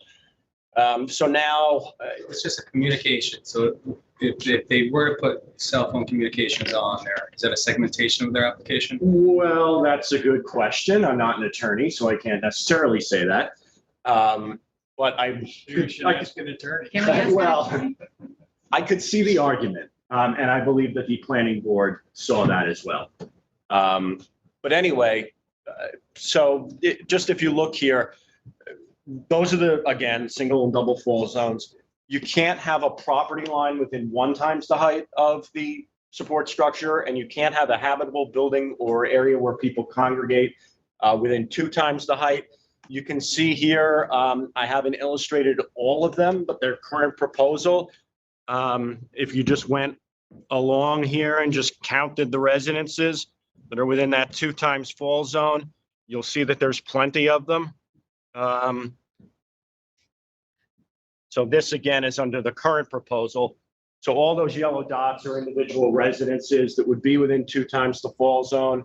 I prepared the EAF for the positive declaration that was made by the planning board for this project. And we do count 30 variances, maybe give or take 1 or 2, that would be required by that project. So really the planning board, when they looked at this application, they considered the need for a significant amount of potential need for a significant amount of variances and significant variances in terms of their size as well.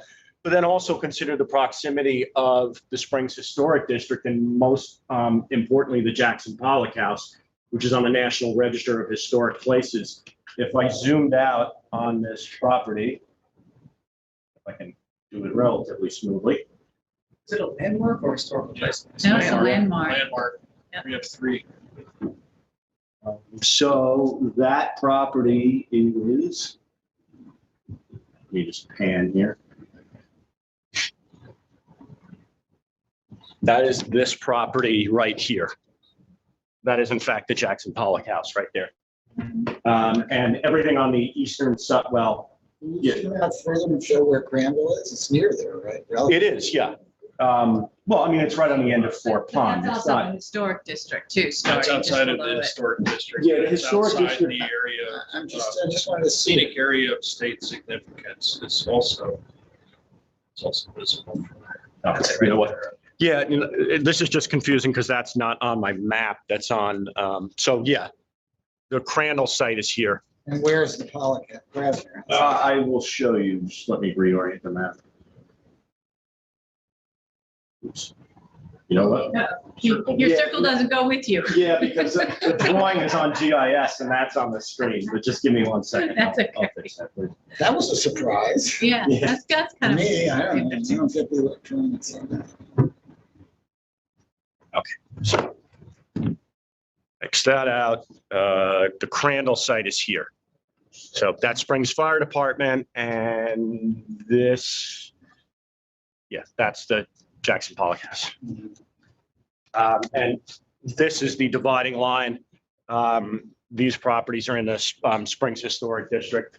And there's actually a scenic area of statewide significance on that side of the road as well, going up along Accaponac. So that was really the reason, those were really the 2 main reasons that the planning board cited when they pos-decked that application. The potential need for a significant number of future additional variances if that is used for wireless, and then the proximity of the historic district. So with that, Also, just, I'm sorry, Yeah, yeah. did you circle where 103 Flag Eagle Road is, where we Sure. were going to, where we did when we That- adopted the first secret? that's roughly where the existing 60-foot utility pole that Verizon has, which doesn't do much. That's where that's located. So basically, I want to switch screens again because I want to show you, I want to go back to the original screen that I showed you, which is just the entire area of Springs. So again, so we were trying to find something that, a location, again, when we started this, we thought Girl Scout camp, huge property, wooded, existing facility, makes sense, right location in Springs. And based on that, that included a macro site, 150-foot tall tower. But those plans essentially fell through. So We have the power to condemn. well, I'll leave that. That's my understanding of it. I'll leave that to the town Sounds board. like that was the site everybody was honing in on. Well, absolutely. And was the original site included in the project. We may use it at some point in time. I mean, that's why we have, power of eminent That's something to consider. The board Yeah. certainly should consider all alternatives. Yeah, I won't. I won't. I wouldn't condemn the 178. No. Well, I don't want to We're misrepresent. saying it's a big site to work with. I don't think you'd want to move beyond the existing cell tower site. Yeah. Yeah, and I don't want to misrepresent it, but absolutely. If you look at this map and you look at this large property right here that we all know is heavily wooded, that would be the number one location. That's why we made it. It was our first choice. Yeah, that's why we made it number one. So before I get into a little bit of specifics on the Crandall site, I want you to look at this map because I unshaded everything in Springs here.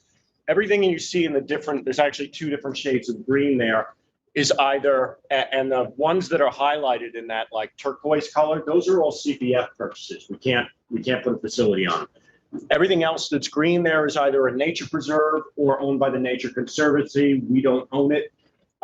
There is in fact only one collection of lots in Springs. Are you just talking about on the, I don't know, is North up on that? Yeah, yep. Are you talking about to the east of 3 Mile Harbor? That's the area where green is preserved? Because to the left, you got a bunch of. Oh, no, I'm sorry. Yeah, that's just the colors that are in Amagansett. I'm saying these like individual parcels. Just look at Springs, just look Yeah. at that. Yes, I should have. There's the outline of Springs. Yeah, I should have taken the green color out there. It's a little confusing. But yeah, basically, other than the Acabonic solar site, which again is down here, and actually I remember, well, I don't think he'll mind if I mention him specifically, but Mr. Buddha was speaking of a property right there, which is the Water Authority property. Yeah. Both of those are just too far south. First of all, to contribute anything to emergency services. And then also, obviously you can see on here where the majority of the lots are, where if we are going to try to improve cell coverage at houses, and then again, this doesn't even show you difficulties with terrain and topography and things of that sort, which are going to further block any signal. So that, this is the solar site. And then as far as I know, and Eddie and I scoured the records and tried to find things we took with IT, as far as I know, the Crandall site is the only other collection of lots that is currently owned by the town that isn't protected in some manner. It literally is the only alternative at this point, unless some of those other properties we can strike deals. But as far as things that the town controls and that the town can do now, based on ownership, of the underlying lands, right now it looks like it really is the only alternative that you have. Based on that, I would like to say, and I'll try and zoom in here just so you can see a better aerial. Maybe undoing that circle would work the best. But you can see basically there, forget about those highlighted parcels. It's actually almost perfectly circled on there. That is the collection of lots that represents the Crandall site. It is roughly 7 acres. This is a proposal for an 185-foot tall monopole. It will be visible. It will be visible, from some of the surrounding homes, particularly during the winter.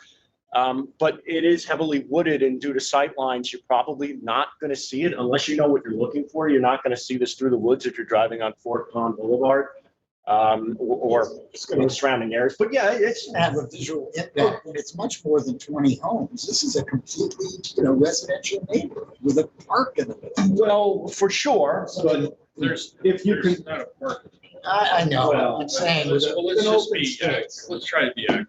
Well, It's an open space. So let me just show you two, and then I guess this is one of the last things, and Eddie included this in his presentation last week. But we looked at this and we thought about that. We thought, can we situate this in the center of the property?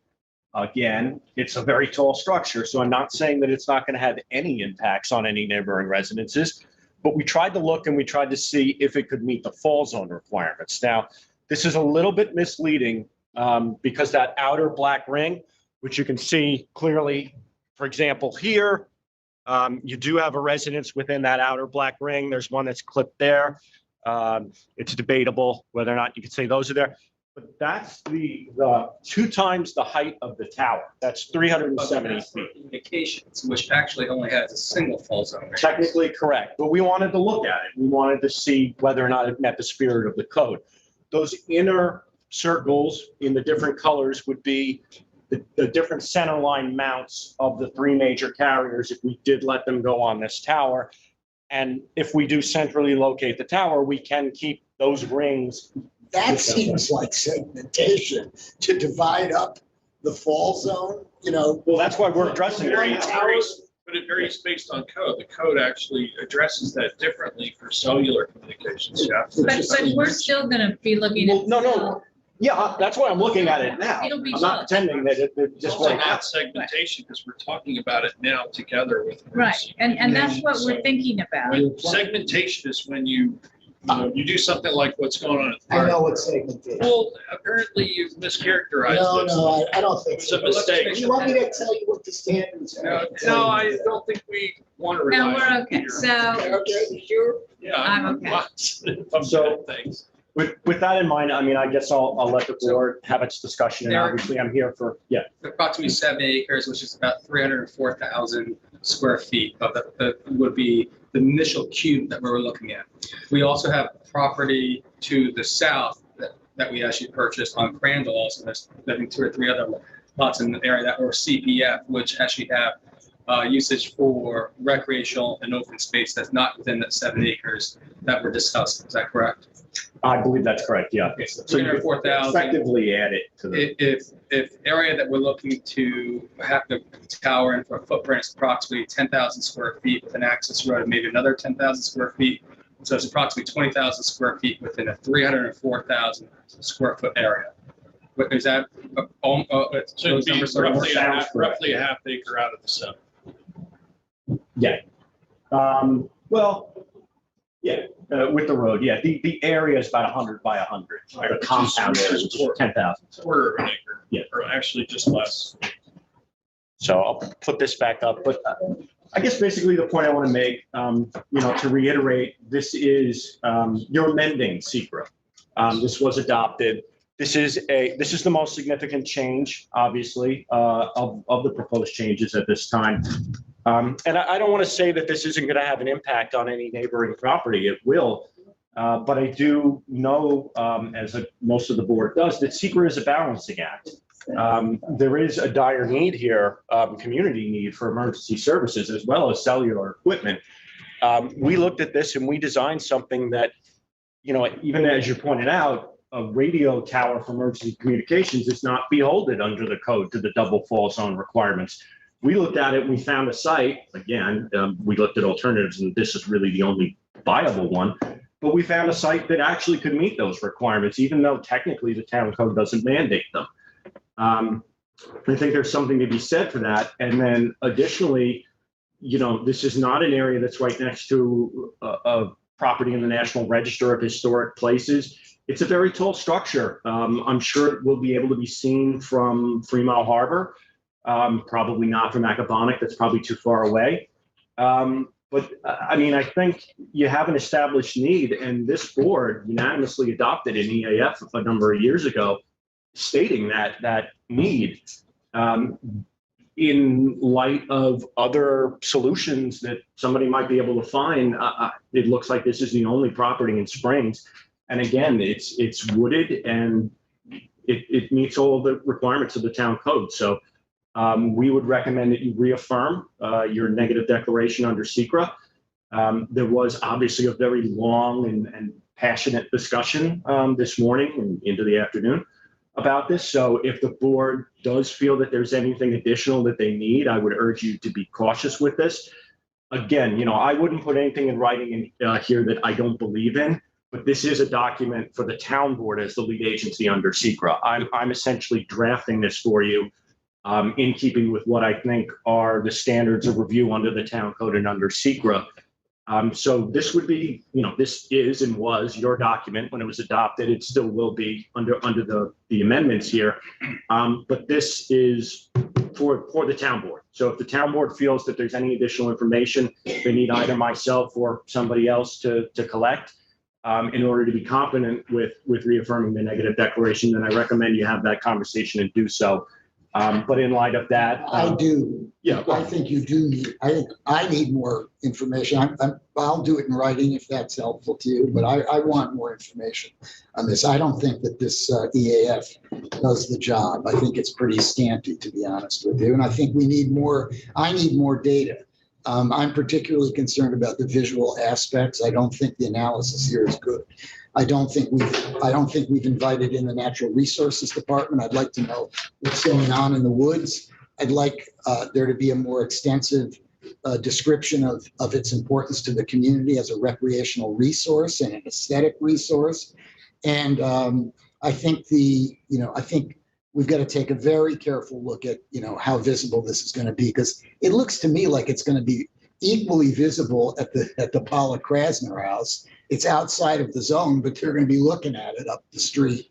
And I want to know, and the other thing I don't buy is this melding together of the emergency radio plan with cell phone service, because we've been talking about this minimally, at least as far as I've been included in discussions, for cell phones, not as a part of the radio system. And I'd like some more data about why the 5-tower system with the augmentation that we have, the belt and suspenders, isn't working, or you're saying it's not working and now we need more towers. And I don't mean today.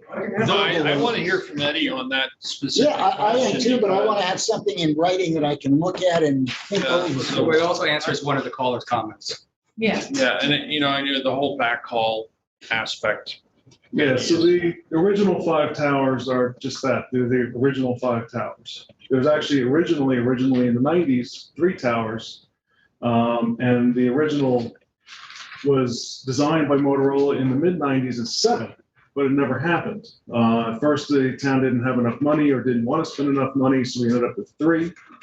And then in 2003, 2004, they added the additional 2 based on what was physically available at the time. And now we've gone in and we've known we had these problems. We've had them for forever. Wait, so slow down. So it was 3, and then it was added into 2 in 2003, 2004. Yes. When were the 3 proposed? It was funded in 1998. Okay. Funded or online? 97, 98. And the Gator site's been proposed since day one in the mid-90s. And that's just taken so long between the county, the FAA. But you said there were 3 towers. Was it 3 plus Gator? It was 6. The original Motorola design had 7. Gator is something we negotiated. We got approved after multiple administrations had attempted. Because there's dead zones in Montauk, and that was the best solution. We got the county to agree. And was that after it had bumped up to 5 towers? That was So recent. Gator in was 2004. in addition to the 5. Yeah, okay, that's what I was So, trying to. yeah, so in 2004, the last addition to the old system, they actually bought all the equipment for the Gator site and it sat in a shipping container back there and rotted away.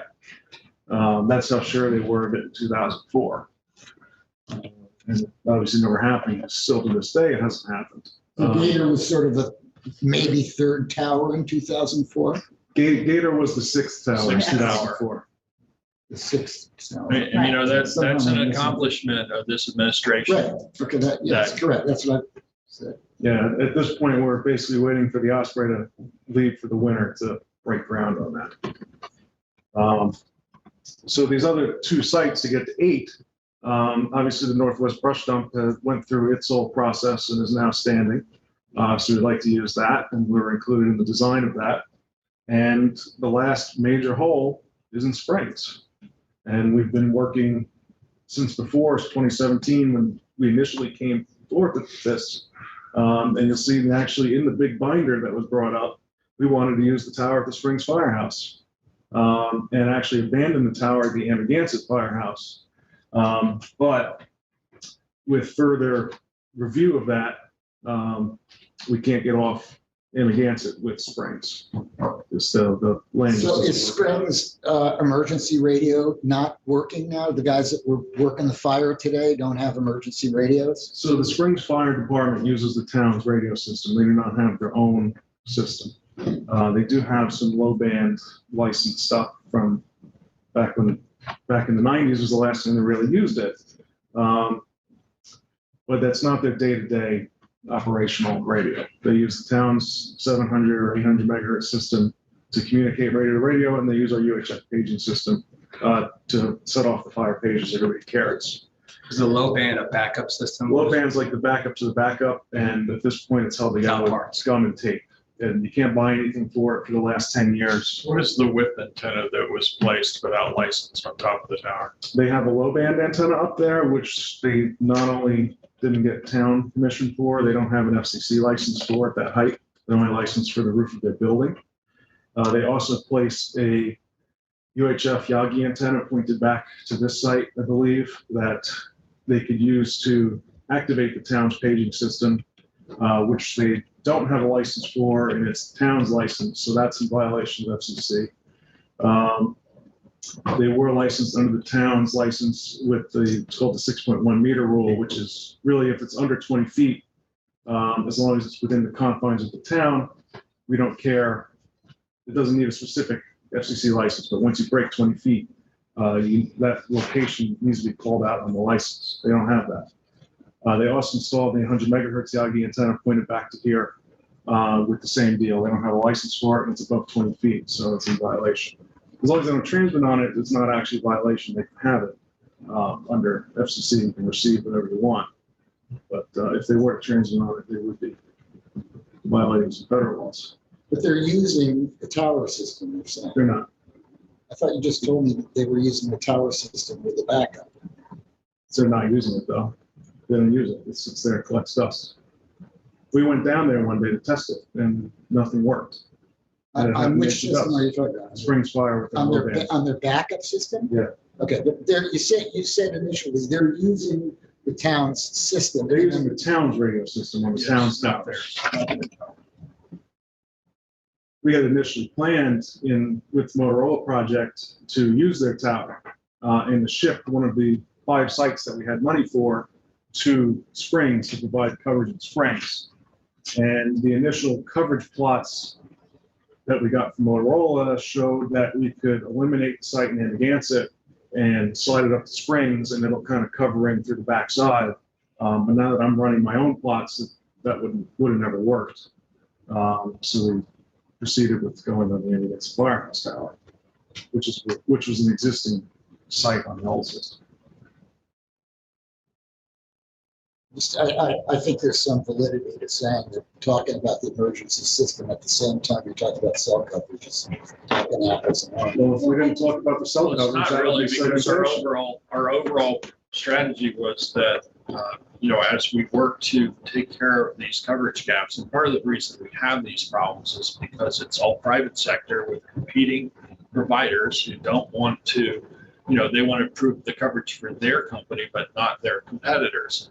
And that's why we have more cell towers in this town than we otherwise would if the town had a comprehensive system of addressing that, or by the town owns the tower and we control who the providers are on that tower. In addition, that tower serves as emergency communications, and that's often been the approach where an existing tower or where a new tower is proposed and built, that the emergency communications gets the highest spot on that tower. Well, that's why we hired Cityscape. So the way I see it is that it's two separate projects. We have personal wireless and we have emergency communications. And yes, they dovetail together. But this is about, and the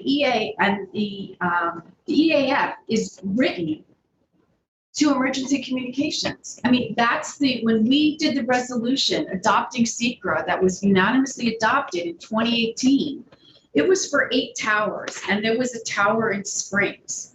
But what we do know is that you can build a tower and you can, it can serve 2 purposes. But the main purpose of this is emergency communications. That's what this project is. That's what this EAF was written for. That's where we are really served inadequately in Springs. And I guess I'm just really frustrated that the two are being conflated at times. But the EAF is for emergency communications. I mean, the EAF fact is that it's inadequate. It's inadequate. So the fact that it's was it inadequate in October of 2018? Yeah, but when you it's approved certainly it? inadequate for a brand new tower and to come in with a neg deck with a thin. But there was a brand new tower in 2018. I too, objected to-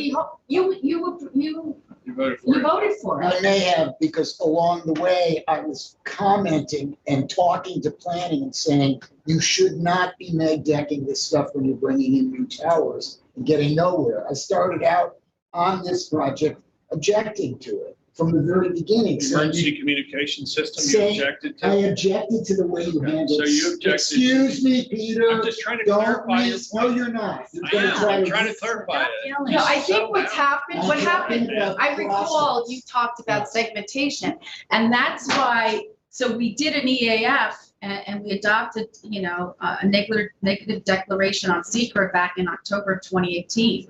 There are projects since then that we needed to do, but we've held off on because of segmentation.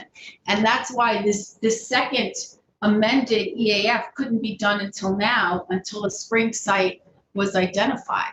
Am I correct that the wait for some of these other projects was because we needed to look at this globally and we couldn't segment it, and that's why the EAF is coming forward now? Yep, we've been waiting for a spring site to develop before we could move. I mean, Northwest Rushland's been standing for how many months now, and we haven't done anything with it.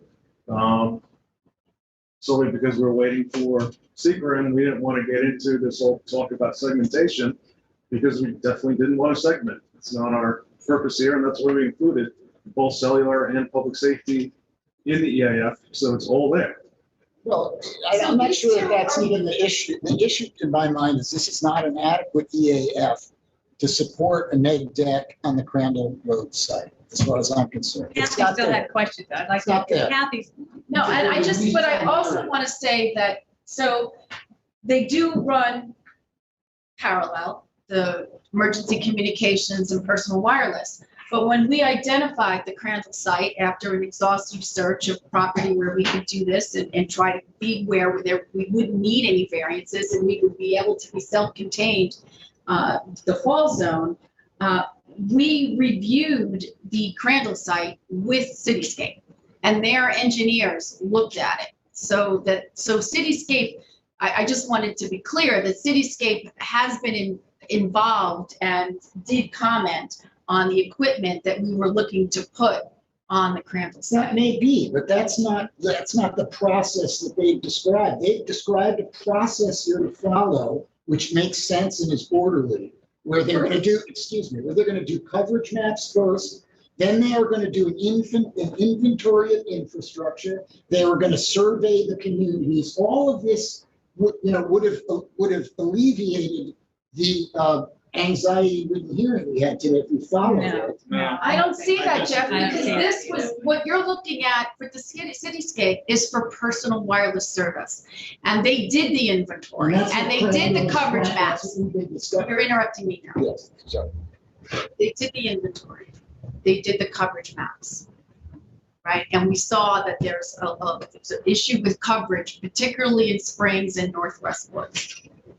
So they did that for us. The poll that we collaborated on, and that has now been translated into Spanish, is to help inform the code changes and the wireless master plan for personal wireless service, not for emergency communication service. That's why I'm saying it's two separate things. I agree. You're melding them together. I think there's a reason you're doing it because, you know, you can throw around the word emergency and it makes it sound much more, you know, compelling. But we have only been talking about the Crandall Road site as a cure for cell phones. No.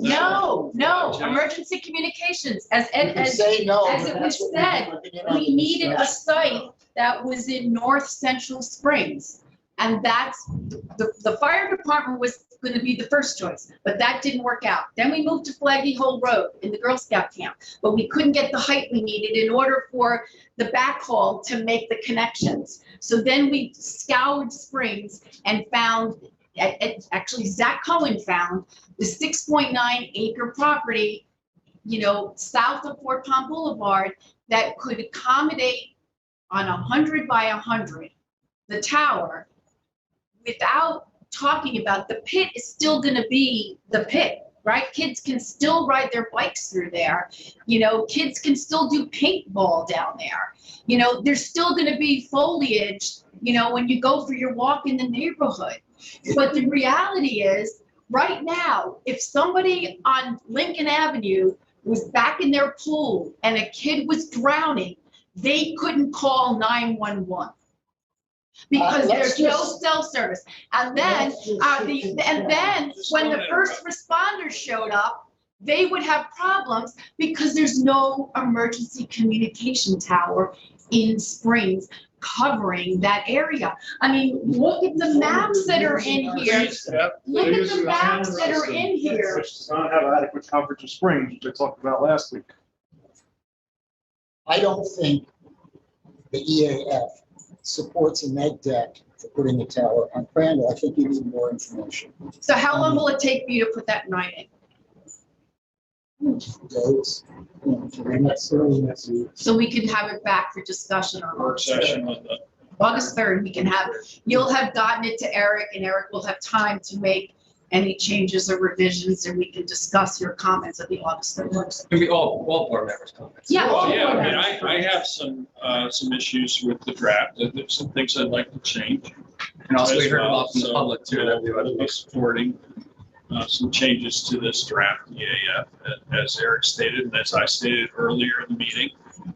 While this may be initially prepared by our expert planning staff, who are intimately familiar with the town code and all the environmental issues that we consider important.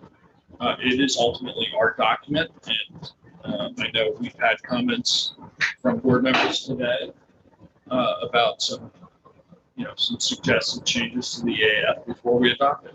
I personally don't think we're going to find any kind of significant impacts that would cause us to consider a pause stack for this. I just don't. And that's based on 11 years of sitting on land use boards, zoning board and planning board, reviewing dozens upon dozens of EAFs and working directly with the planning staff. And now it's 9.5 years on the town board doing the same. So I personally don't think we're going to find anything positive, any basis for that or supporting information. But my mind remains open until I see otherwise. Are there any other questions or comments on this topic before we move on? Okay. I think we can go to the CPF project plan update. Thank you very much, Eric and Eddie, Jameson. We have Actually, I just, go ahead. No, as we move forward on this, there's two things, the financial side of it. I still would like to work on that cell phone registry. I think that's a way of non-taxable revenue also, to continue that. And I also would like to see if there's a way or mechanism about a financial conduit for if we do go with a current tower lease provision that might work with the fire department, as I mentioned last time also. David. CPF, Community Preservation Fund Project Plan Update. Have with us today Brian Frank, Senior Planner, Chief Environmental Analyst. Chief Environmental Analyst. Thank you. What's in the title? So, we've only been involved, both of us in town government for 20, how many years now? Plus. 20 plus. We won't go any further than that. Thank you. Good afternoon, Mr. Supervisor, members of the town board. I'm joined with Scott Wilson of Land Acquisition to let the town board know that the update to the town's community preservation project plan has been completed. The draft has been posted to the land acquisition page at the town's website for the public to review. And just to briefly give you a little overview of and summary of the changes. The updates, pardon me, were initiated by Marguerite Wolfson in her last year as the planning director. After she retired, those revisions were picked up by myself, Scott Wilson, Joanne Powell, the recently retired planning director, and Melissa Winslow from Natural Resources. The plan was updated largely over the course of 2019, and then did kind of end up on the back burner during 2020. And just at least on behalf of the planning department, I'll apologize for not pushing that along a little bit more aggressively. The changes to the plan overall are relatively minor. There are updates to some of the habitat descriptions. Some Latin names have changed over the years. Most substantively, there is a water quality section. As you know, there is a percentage of money that can be used for water quality projects. So the outline, the architecture of that is laid out in the plan. The water quality improvement plan itself is an appendix in the plan, and the list of tables of properties that have recommendations on them have been expanded accordingly. So that list has been expanded to include acquisition candidates based on the environmental sensitivity of the individual properties, or properties that are candidates for any number one of the water quality improvement projects, stormwater remediation, installation of permeable reactive barriers, and so forth as laid out in the plan. This board hears periodically from Scott and Melissa, as well as Chris Clapp of the Water Quality Technical Advisory Committee on individual projects that have gone out to RFP, and the town has received proposals back from, and that's reflected in the plan as well. I've been a part of many, if not all, of the individual list preparations over the years. And I do want to emphasize that as comprehensive as we try to make it, there really isn't a fine enough net to catch every property that is worthy for some type of CPF conservation. So no matter how thorough we are, there are going to be properties that are brought to our attention. Contrary to popular belief, I have not flagged every single wetland in private ownership in town, at least not yet. That's true. I thought you had done it several times. Some properties I have done several times, and a few of them are I'd like to forget. But there are some blanks out there, and it would be irresponsible to kind of add properties without at least some substance behind them. And if those environmental constraints aren't reflected on state or federal wetland maps, or knowledge that we have, if not for the property in question, then the lot's close enough around it to make a reasonable assessment as to its constraints, then we haven't added to the plan. So really the best process to assess the merits of a property remain the the acquisition evaluations that the planning department carries out on a lot by lot basis in conjunction in review with the CPF advisory board. As the town board knows from reviewing a number of those acquisitions, those evaluations rather, we try to cover the gamut in terms of sensitivity, in terms of habitat, wetland constraints, flooding and erosion, groundwater consideration, trail proximity, contiguity with open space, historic or prehistoric value, agriculture, and I think those are most of the bigger headings associated with a property's conservation merits. So again, you can adopt this plan this year, and when a property becomes available in the town for which there isn't a baseline knowledge for, it would be necessary and appropriate to amend the plan to include that property so the town board can take the proper conservation measures associated with it. I'm sorry, I don't have any graphics. I didn't bring anything over, but if anybody has any questions about the plan or the process or any of the information contained therein, feel free to ask me now. As you review the plan, any of you can contact me at any time with any questions that develop. So Brian, what do you think? Because I don't think it's many additions to the project plan as we go through the year.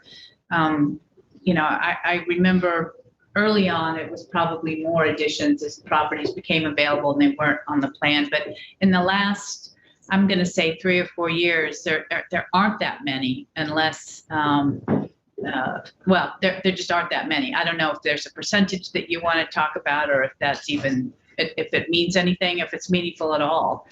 Well, as the town, the town has acquired more improved properties in some of our more environmentally constrained areas over the last 10 years than probably in the preceding years.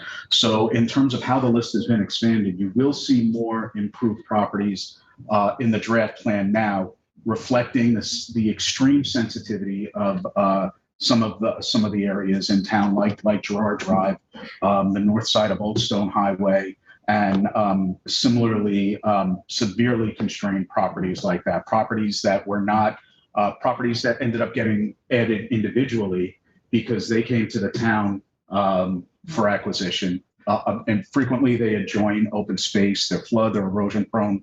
And we're finding that these properties are going to be increasingly problematic going forward as sea level rises, as groundwater rises.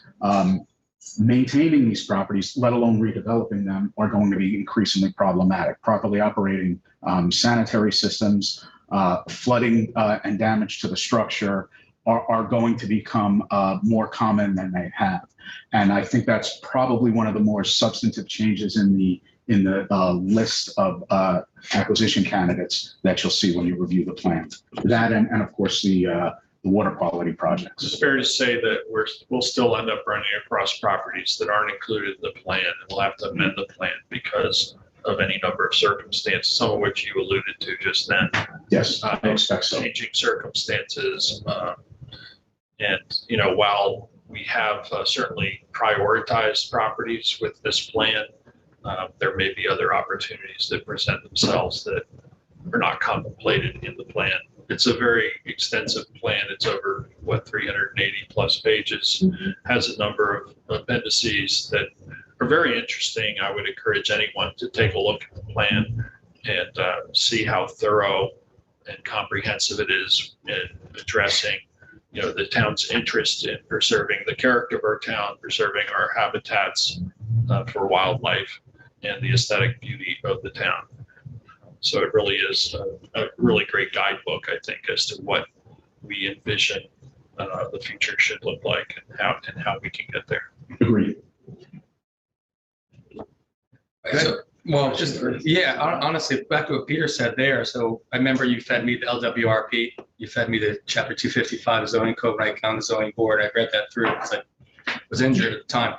This perhaps is one of my favorite documents I read produced by the town of East Hampton since I've been a town board member or the zoning board for the last 8 or 9 years. It's been then too.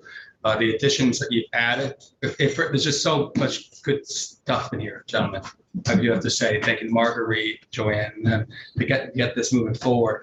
I think the inclusion of the water quality parameters on there, which hadn't been in there since the code has been updated, is great, including aquatic habitat restoration projects, but also traditional industries, which has also changed at the state legislation, which would actually allow for food source providers such as, traditional fishing, properties. So there's a lot in here, and anyone in the public, it's on the website. It's a very good read and put together about what makes East Hampton so special in our preservation efforts, but also what makes it so special as the uniqueness of our history, cultural histories, but also of our environment out here then too. It's a brief read compared to others, but it's a very good read. I appreciate it. Well, I printed it out. So Now you have a copy. now I have a copy. Yeah. And I did it on Friday afternoon, and I started going through it. And as you said, it's a beautiful read. I mean, it's just, we should be so proud of, the planning department, land acquisition. This is such a solid document. Natural resources. Is the next step is to take this, if there's board has any discussion, is to schedule a public hearing. We could schedule a public hearing, potentially hear it then sometime in August. If the board has any questions, reach out to Brian. I'll send a message around to the board. So Maybe board members can review it and then, submit comments to Brian, Scott, and then we'll schedule it for a public hearing once the board feels it's ready to go. Thank you very much, Brian. Scott. Thank you, everyone.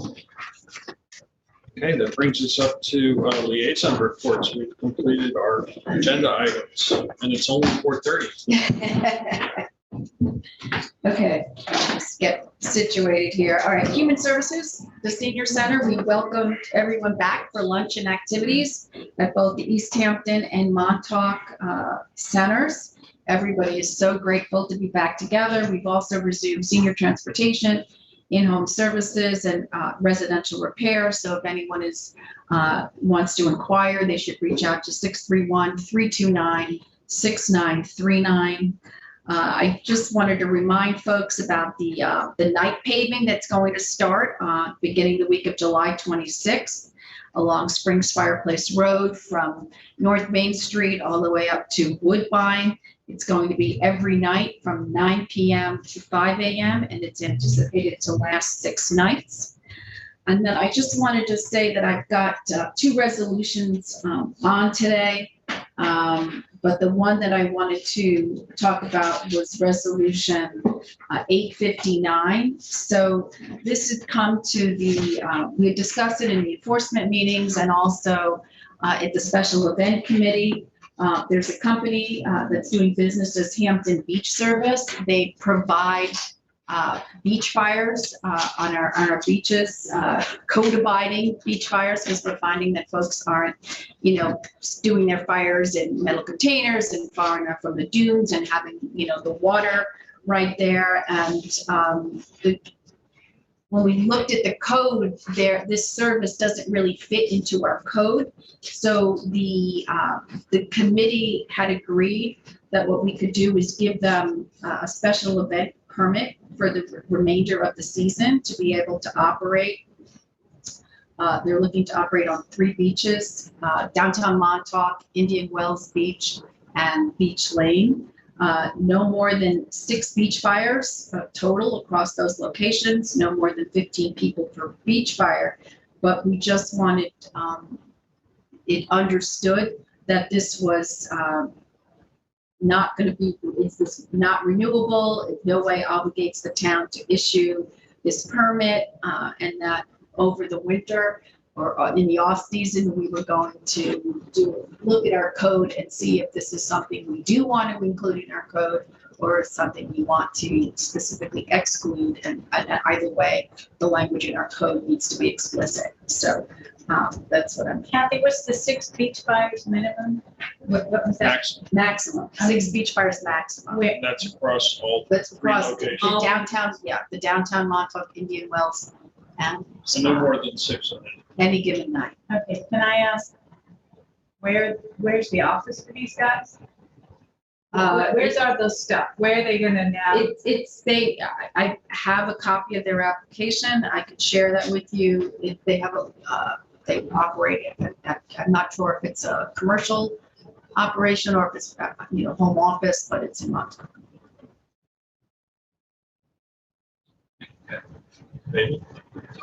I only have one thing to say. The ECF 10 Recreation Department is still looking for seasonal lifeguards and also beach attendants, and also they're looking for laborers in the Buildings and Highways Department. We have many meetings in the next 2 weeks, and that's all I have in my liaison report. Sylvia? Yeah, let me go through what the business committee met last Wednesday. And I'll just remind everyone, the business committee and business recovery are now combined.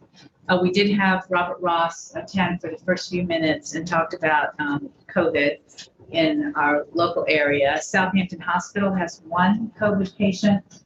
Eastern Long Island has none, and Stony Brook has 5.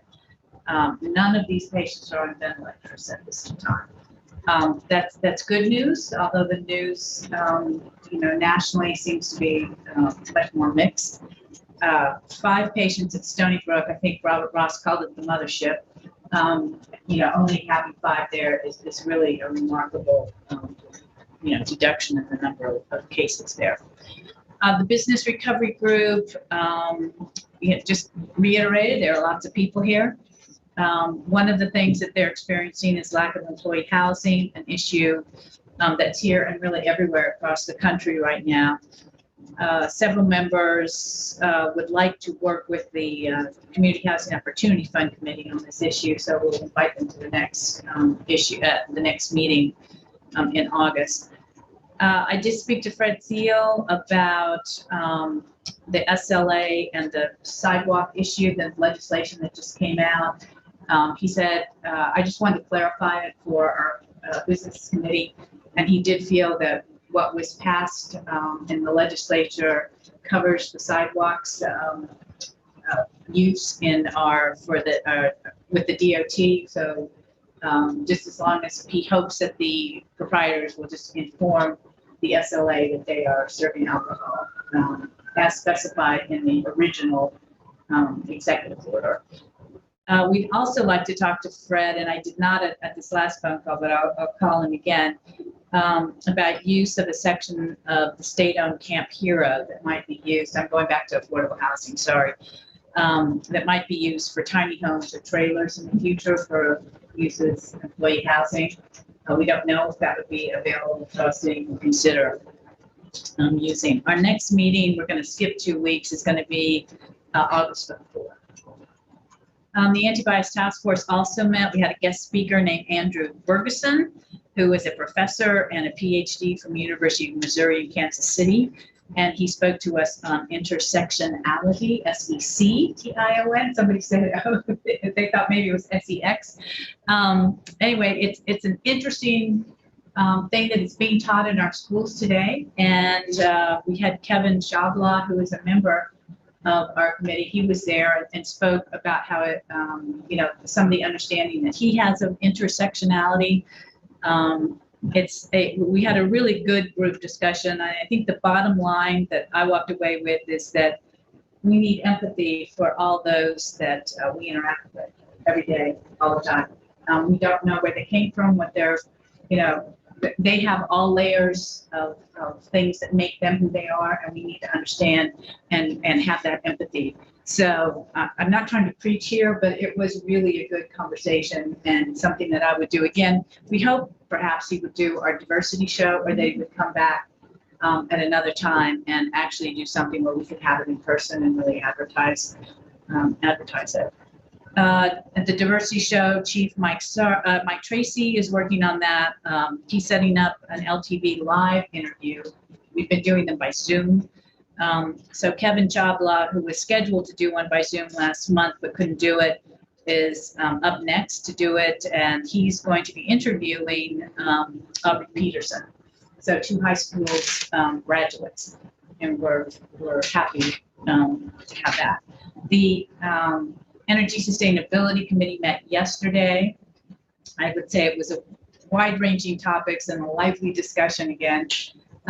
We were dealing with things from the, a lot of topics from LED lighting to deer browse problems in our forests. So, and kind of what came out of all that is the committee would like to kind of rename itself, and that's partly because we folded in the recycling and litter committee. They would like to be at some point in time discuss with you guys energy, sustainability, and resiliency committee, all kinds of separate issues. So we're but we would need a reso to do that. It's something that I think the town board might want to consider. You did that when Linda was chair. We did, but we didn't do it by resolution, unfortunately. Okay. A few resolutions, when we put in a new member, we named it that, but we needed to make sure that the resolution to name it that was in place, and it wasn't. We had to go back. So we discussed some current projects that the town is considering, which is the LED streetlights, which we had a presentation on Tuesday. We talked about airport future and the next steps for that. And one of the new things that I'm working with the planning department on is streamlining EV stations for commercial businesses when they want to come in, and they don't have to go through the whole site plan process again. If they want so much sense. So it makes a lot more sense, and Eric has been very helpful, and so I'm working with both Eric and with Lauren on that, so we can add that to our commercial properties as administrator.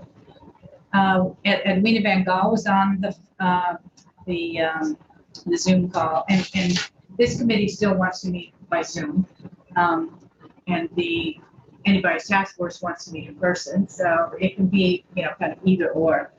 And so she was on the Zoom. One of her topics is talking about biomass and keeping it on the property. If you cut your grass, keep the grass coated on the property. If the leaves fall, keep it on the property. If a limb comes down out of the tree, keep it on the property. Just, chip it, keep it. That's where it's supposed to be, and it's supposed to nourish the soil. Then you would not have to have pesticide use. And if you're going to landscape, please landscape with native plants. An interesting discussion about how even our native plants are changing because of climate change. What works here and what doesn't is kind of, so we're going to get more into that. Her approach is education and helping people understand to make the right decisions for our community. So it's not preaching, it's education. We then morphed into a discussion about deer ticks, deer browse, sustainability, and a lot of other issues. So, which was again a good conversation. We talked about recycling. We'd like to do a brochure for recycling. When folks get their permit, they would also get this brochure. Considering pictorial signs at the recycling centers, including the signs we have in English and Spanish. They are specific, but having something that is pictures might be more impactful. And so discussing whether or not that is something that the town board would add. Always keep in mind to recycle, reuse, and reduce. And then we had a discussion on composting and food waste, and we'll be doing a webinar with Scott Bludorn in the future with food waste and composting, and with that immunity control. And that's my report. Thank you, Sylvia. Jeff? Yeah, I don't have much. I checked in with LTV on the sound issues that we encountered at the town board. I think that's why we all got a note from Jason, and just so the folks at home can know that there are some additional pieces of equipment that they need to fully implement this partially remote system, the D10 that we're working with, and that I guess the town ordered those, and we don't have them yet. And he also said that it was a little bit of a stressor to try to, in such a short time, go from fully remote to this hybrid meeting. It's a little more complicated. But I do want to say, I think we all agree that LTV has done a really fabulous job during the time of COVID, and actually carried the town board, enabled us to do our business. All the boards, all the committees and all the boards. And their whole team, I think, deserves a lot of credit for that. Absolutely. So nobody's happy when we have glitches in the sound. It's bad for business. It doesn't let us get our business done the way we should. I think we're really committed. You know, we saw the letter of Jason Well, he sincerely, you know, sees it as a mission really to let us implement, you know, free speech and transparency and open. So I anticipate, you know, we're gonna work the bugs out, and I think we may be entering a new era where, you know, we can really have some remote sites where people can get to them more easily, and within their village, maybe in the home and really change the way we do business without, you know, dropping sound or losing. But I do know that folks still want to be able to do it from home. I mean, we talked about it at our disability advisory board meeting, that they don't, you know, it's just. You're still traveling to a site. Yes. The convenience of, you know, being able to cook a meal for your children or whatever, why. Yeah, absolutely. We saw today, you know, a large number of the comments we got were via phone. I think, clearly half, I think, came in by phone. And I mentioned once before that I had a meeting that ran late, and I was supposed to be at the LTV board meeting. I was looking at my watch and called and said, I'll be here in 5 minutes. And they said, oh, you don't have to, because we have a way for you to remote in. They were having a live meeting and I was remoting in. It was not using this large D10 unit. It was using a much smaller unit. And it was very effective. First of all, it made me relax because I could just sit down and get up on the laptop. And the sound in particular was really good. So I do think they're on their game and can get this done. And it should help us with planning board meetings, ARB meetings, because they sat around a table, and it has a laser and it shifts wherever the voice is coming from. So I'm really proud of those folks at LTV. They've done a great job. And I know they feel bad about the problems we've had. But today was very good. I didn't have any problems hearing either of the presentations that we had from Melissa or Ryan. So, I didn't get any text messages today saying that the audio was problematic. So I think maybe they've solved that issue, that little glitch, and it was just a very limited, you know, period of time. And you're absolutely right, Jeff, that like trying to transition all through this pandemic and all the various changes that we've all had to deal with on short notice has been demanding. Yeah, and I don't, they shouldn't feel bad. I mean, the same thing happened at the beginning, watching planning board meetings for sound, and we've worked their way through, and they're doing it now. God bless, you know, continue working hard. They're fantastic. And I want to include Heath in it. You hear that, Michael?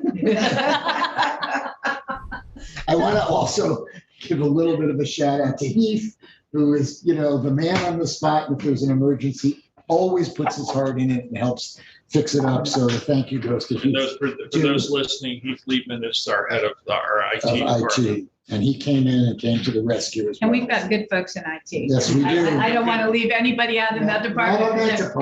They're all They really keep good. us going. Really Yeah. Okay, thank you, Jeff.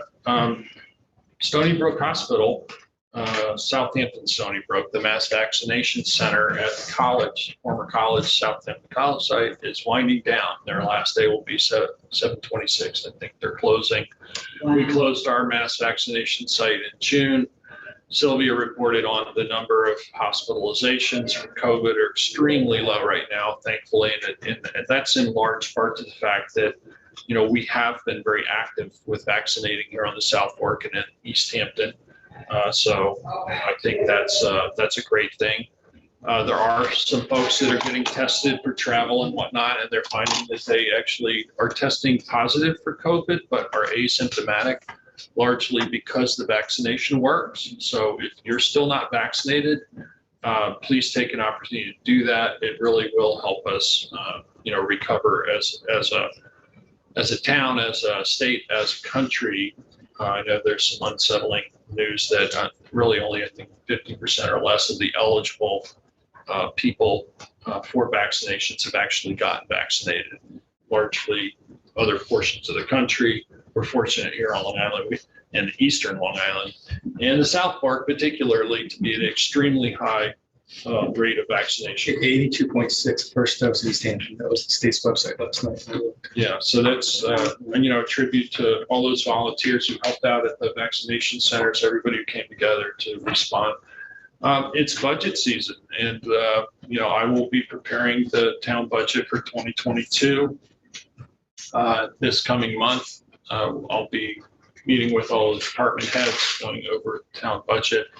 And we'll also be looking at those grant requests that we get from charitable organizations throughout the town. I've already had a meeting with Eleanor Whitmore. We do provide funding grant to them in the past, and they've made additional requests this year.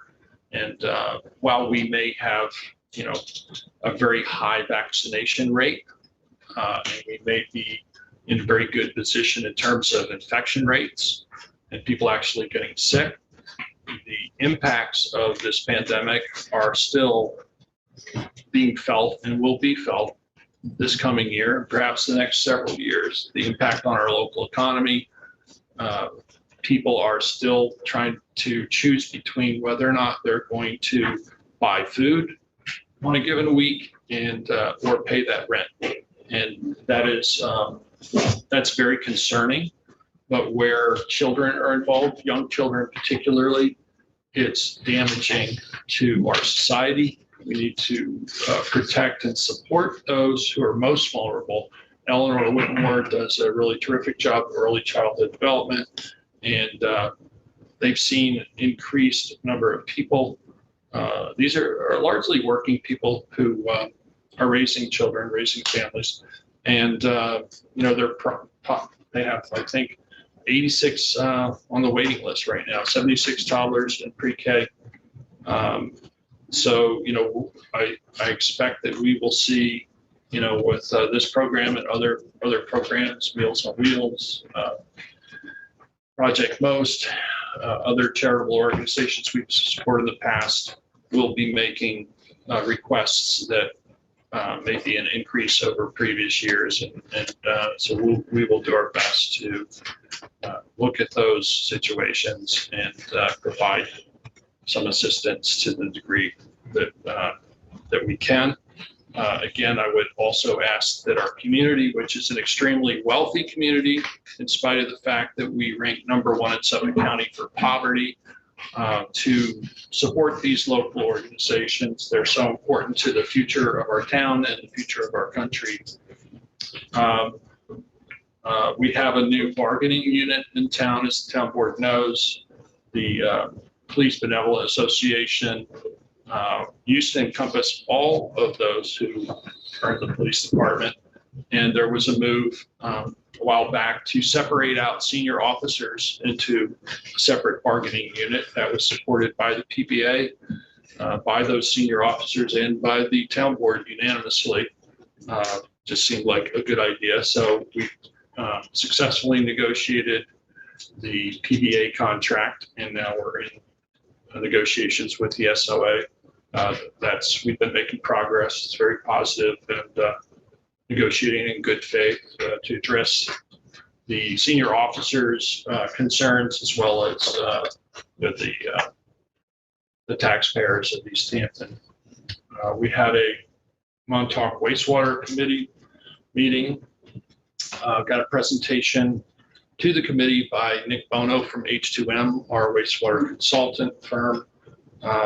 He gave us an update as to his progress in reviewing, checking flow calculations, prioritizing areas, looking at the best chance to get grant money, and best chances for environmental and economic support. Downtown Montauk basically generates, with the docks and the railroad station area, the downtown and ditch, total flows of over $400,000 for all four areas. 400,000 gallons per day, and this particularly impacts our waters, surface waters and groundwater. Part of this will help us, develop a nitrogen loading model in the watershed. We'll be able to tie that directly to inputs. This is something that's long overdue. In fact, large capacity cesspools have been outlawed for 17, 18 years now by the EPA. There hasn't been strict enforcement of that, but we know that given the number of people we have in town visiting, both health and environmental issues that are associated with that. And it's time that we have means of treating that effluent in a way that protects our environment and public health. So we're making some progress on that. This is all, again, in preparation for developing a map and plan for the for a proposed sewer district. So we'll, once we get a little further along, there'll be public outreach and public engagement as to, what might be a way forward. Let's see. We'll be having at an upcoming work session a brief from the attorney's office on cannabis legislation. The town board will have to take up the issue and decide whether or not to opt out or not. We have to take action in order to opt out. And there's been various approaches from other communities, but I think for us to fully understand, what our options are and how best to address this in a way that reflects East Hampton's community standards will be very important. I know we haven't focused too much on that. We've had some other, I think, more important and pressing issues that we've been dealing with. But I will say I'm glad that cannabis has been decriminalized. I think it's only added, having it be illegal, only added to the criminal element involved, to the drug war, if you will. You can sign up for the town email newsletter, which will be posted. The link will be posted on the town website, town social media platforms. That'll help, again, inform people as to what the town board's working on and the issues that we're discussing, and be another level of communication with the public to engage them in their local government and to have that open and very positive dialogue about the pressing issues that we're facing. The Springs Fireplace Road corridor for private well survey was initiated by the Suffolk County Department of Health Services, Office of Water Resources, back in September of 2019.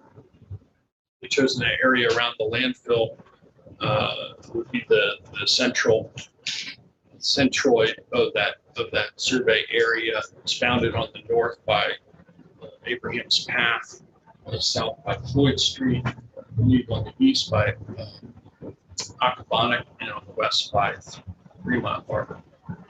There are roughly 511 properties that are not served by public water within that area. They've renewed their outreach beginning this past February to residents that had responded previously, and as of this point, if you live within that area and you want to get your well water tested, you can contact the Suffolk County Department of Health Services, Water Resources Department, and they will be happy to set up a time to come and test your water. We would encourage anyone in this area to do so. There have been some detects of various analytes that might exceed the drinking water standard. Mostly they are nitrates, manganese, and iron. Many portions of the town have high iron and manganese. These are naturally occurring elements, but when they are found in large high numbers, they can cause problems. There's also been some chloroform found in some wells. Again, there's a whole list of various things that they do test for. The DEC is separately testing for potential PFAS within that same area, proximate to the landfill.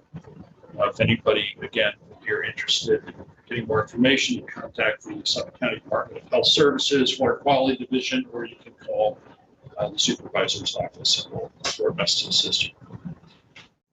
I have two walk-on resolutions in addition to the scheduled resolutions. One is for the acquisition of pedestrian farmland, and the other is for authorization of emergency repairs on Winterberry Lane. And at this point, we'll go to those resolutions. Sure.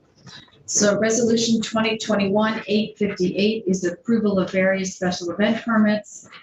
First is Devon Yacht Club, a salute to summer, farewell to COVID, Saturday, August 21st, 5:30 to 10, and their fireworks at 8:30. Project Most, private fundraiser for Project Most, Town Lane, Saturday, July 31st, 6:30 till midnight.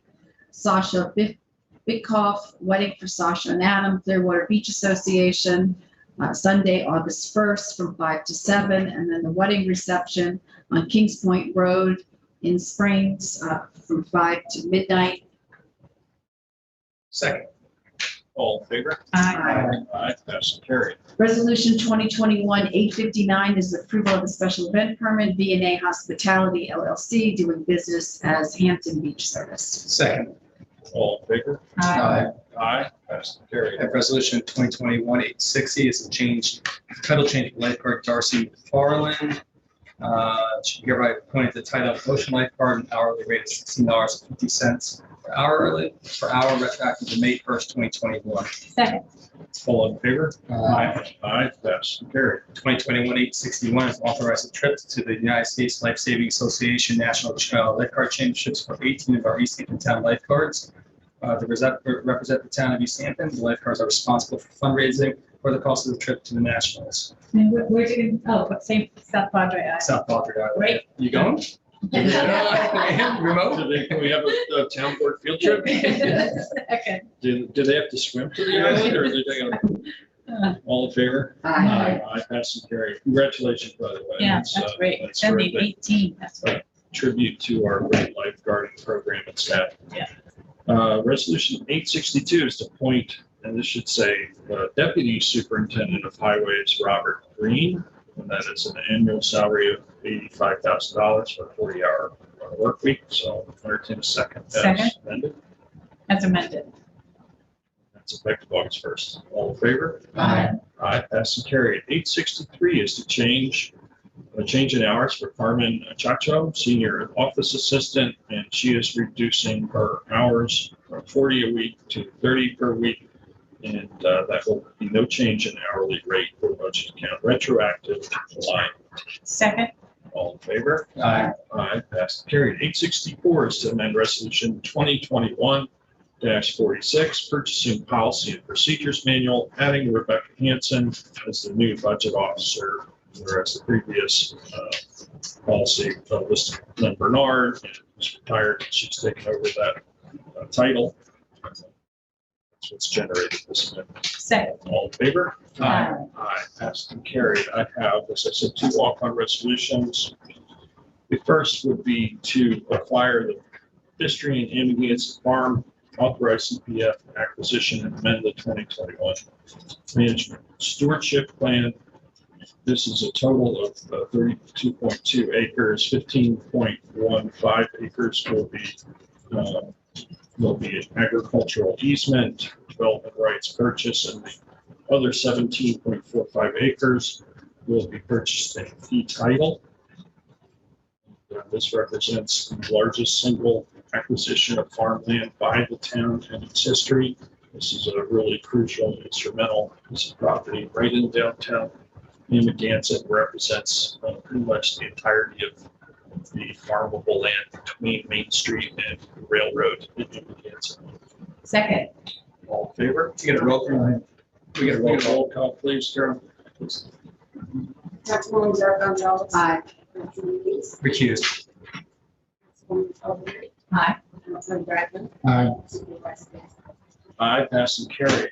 Resolution ID 25491 is to authorize emergency repairs on Winterberry Lane, whereas the highway superintendent has determined emergency maintenance is necessary on Winterberry Lane.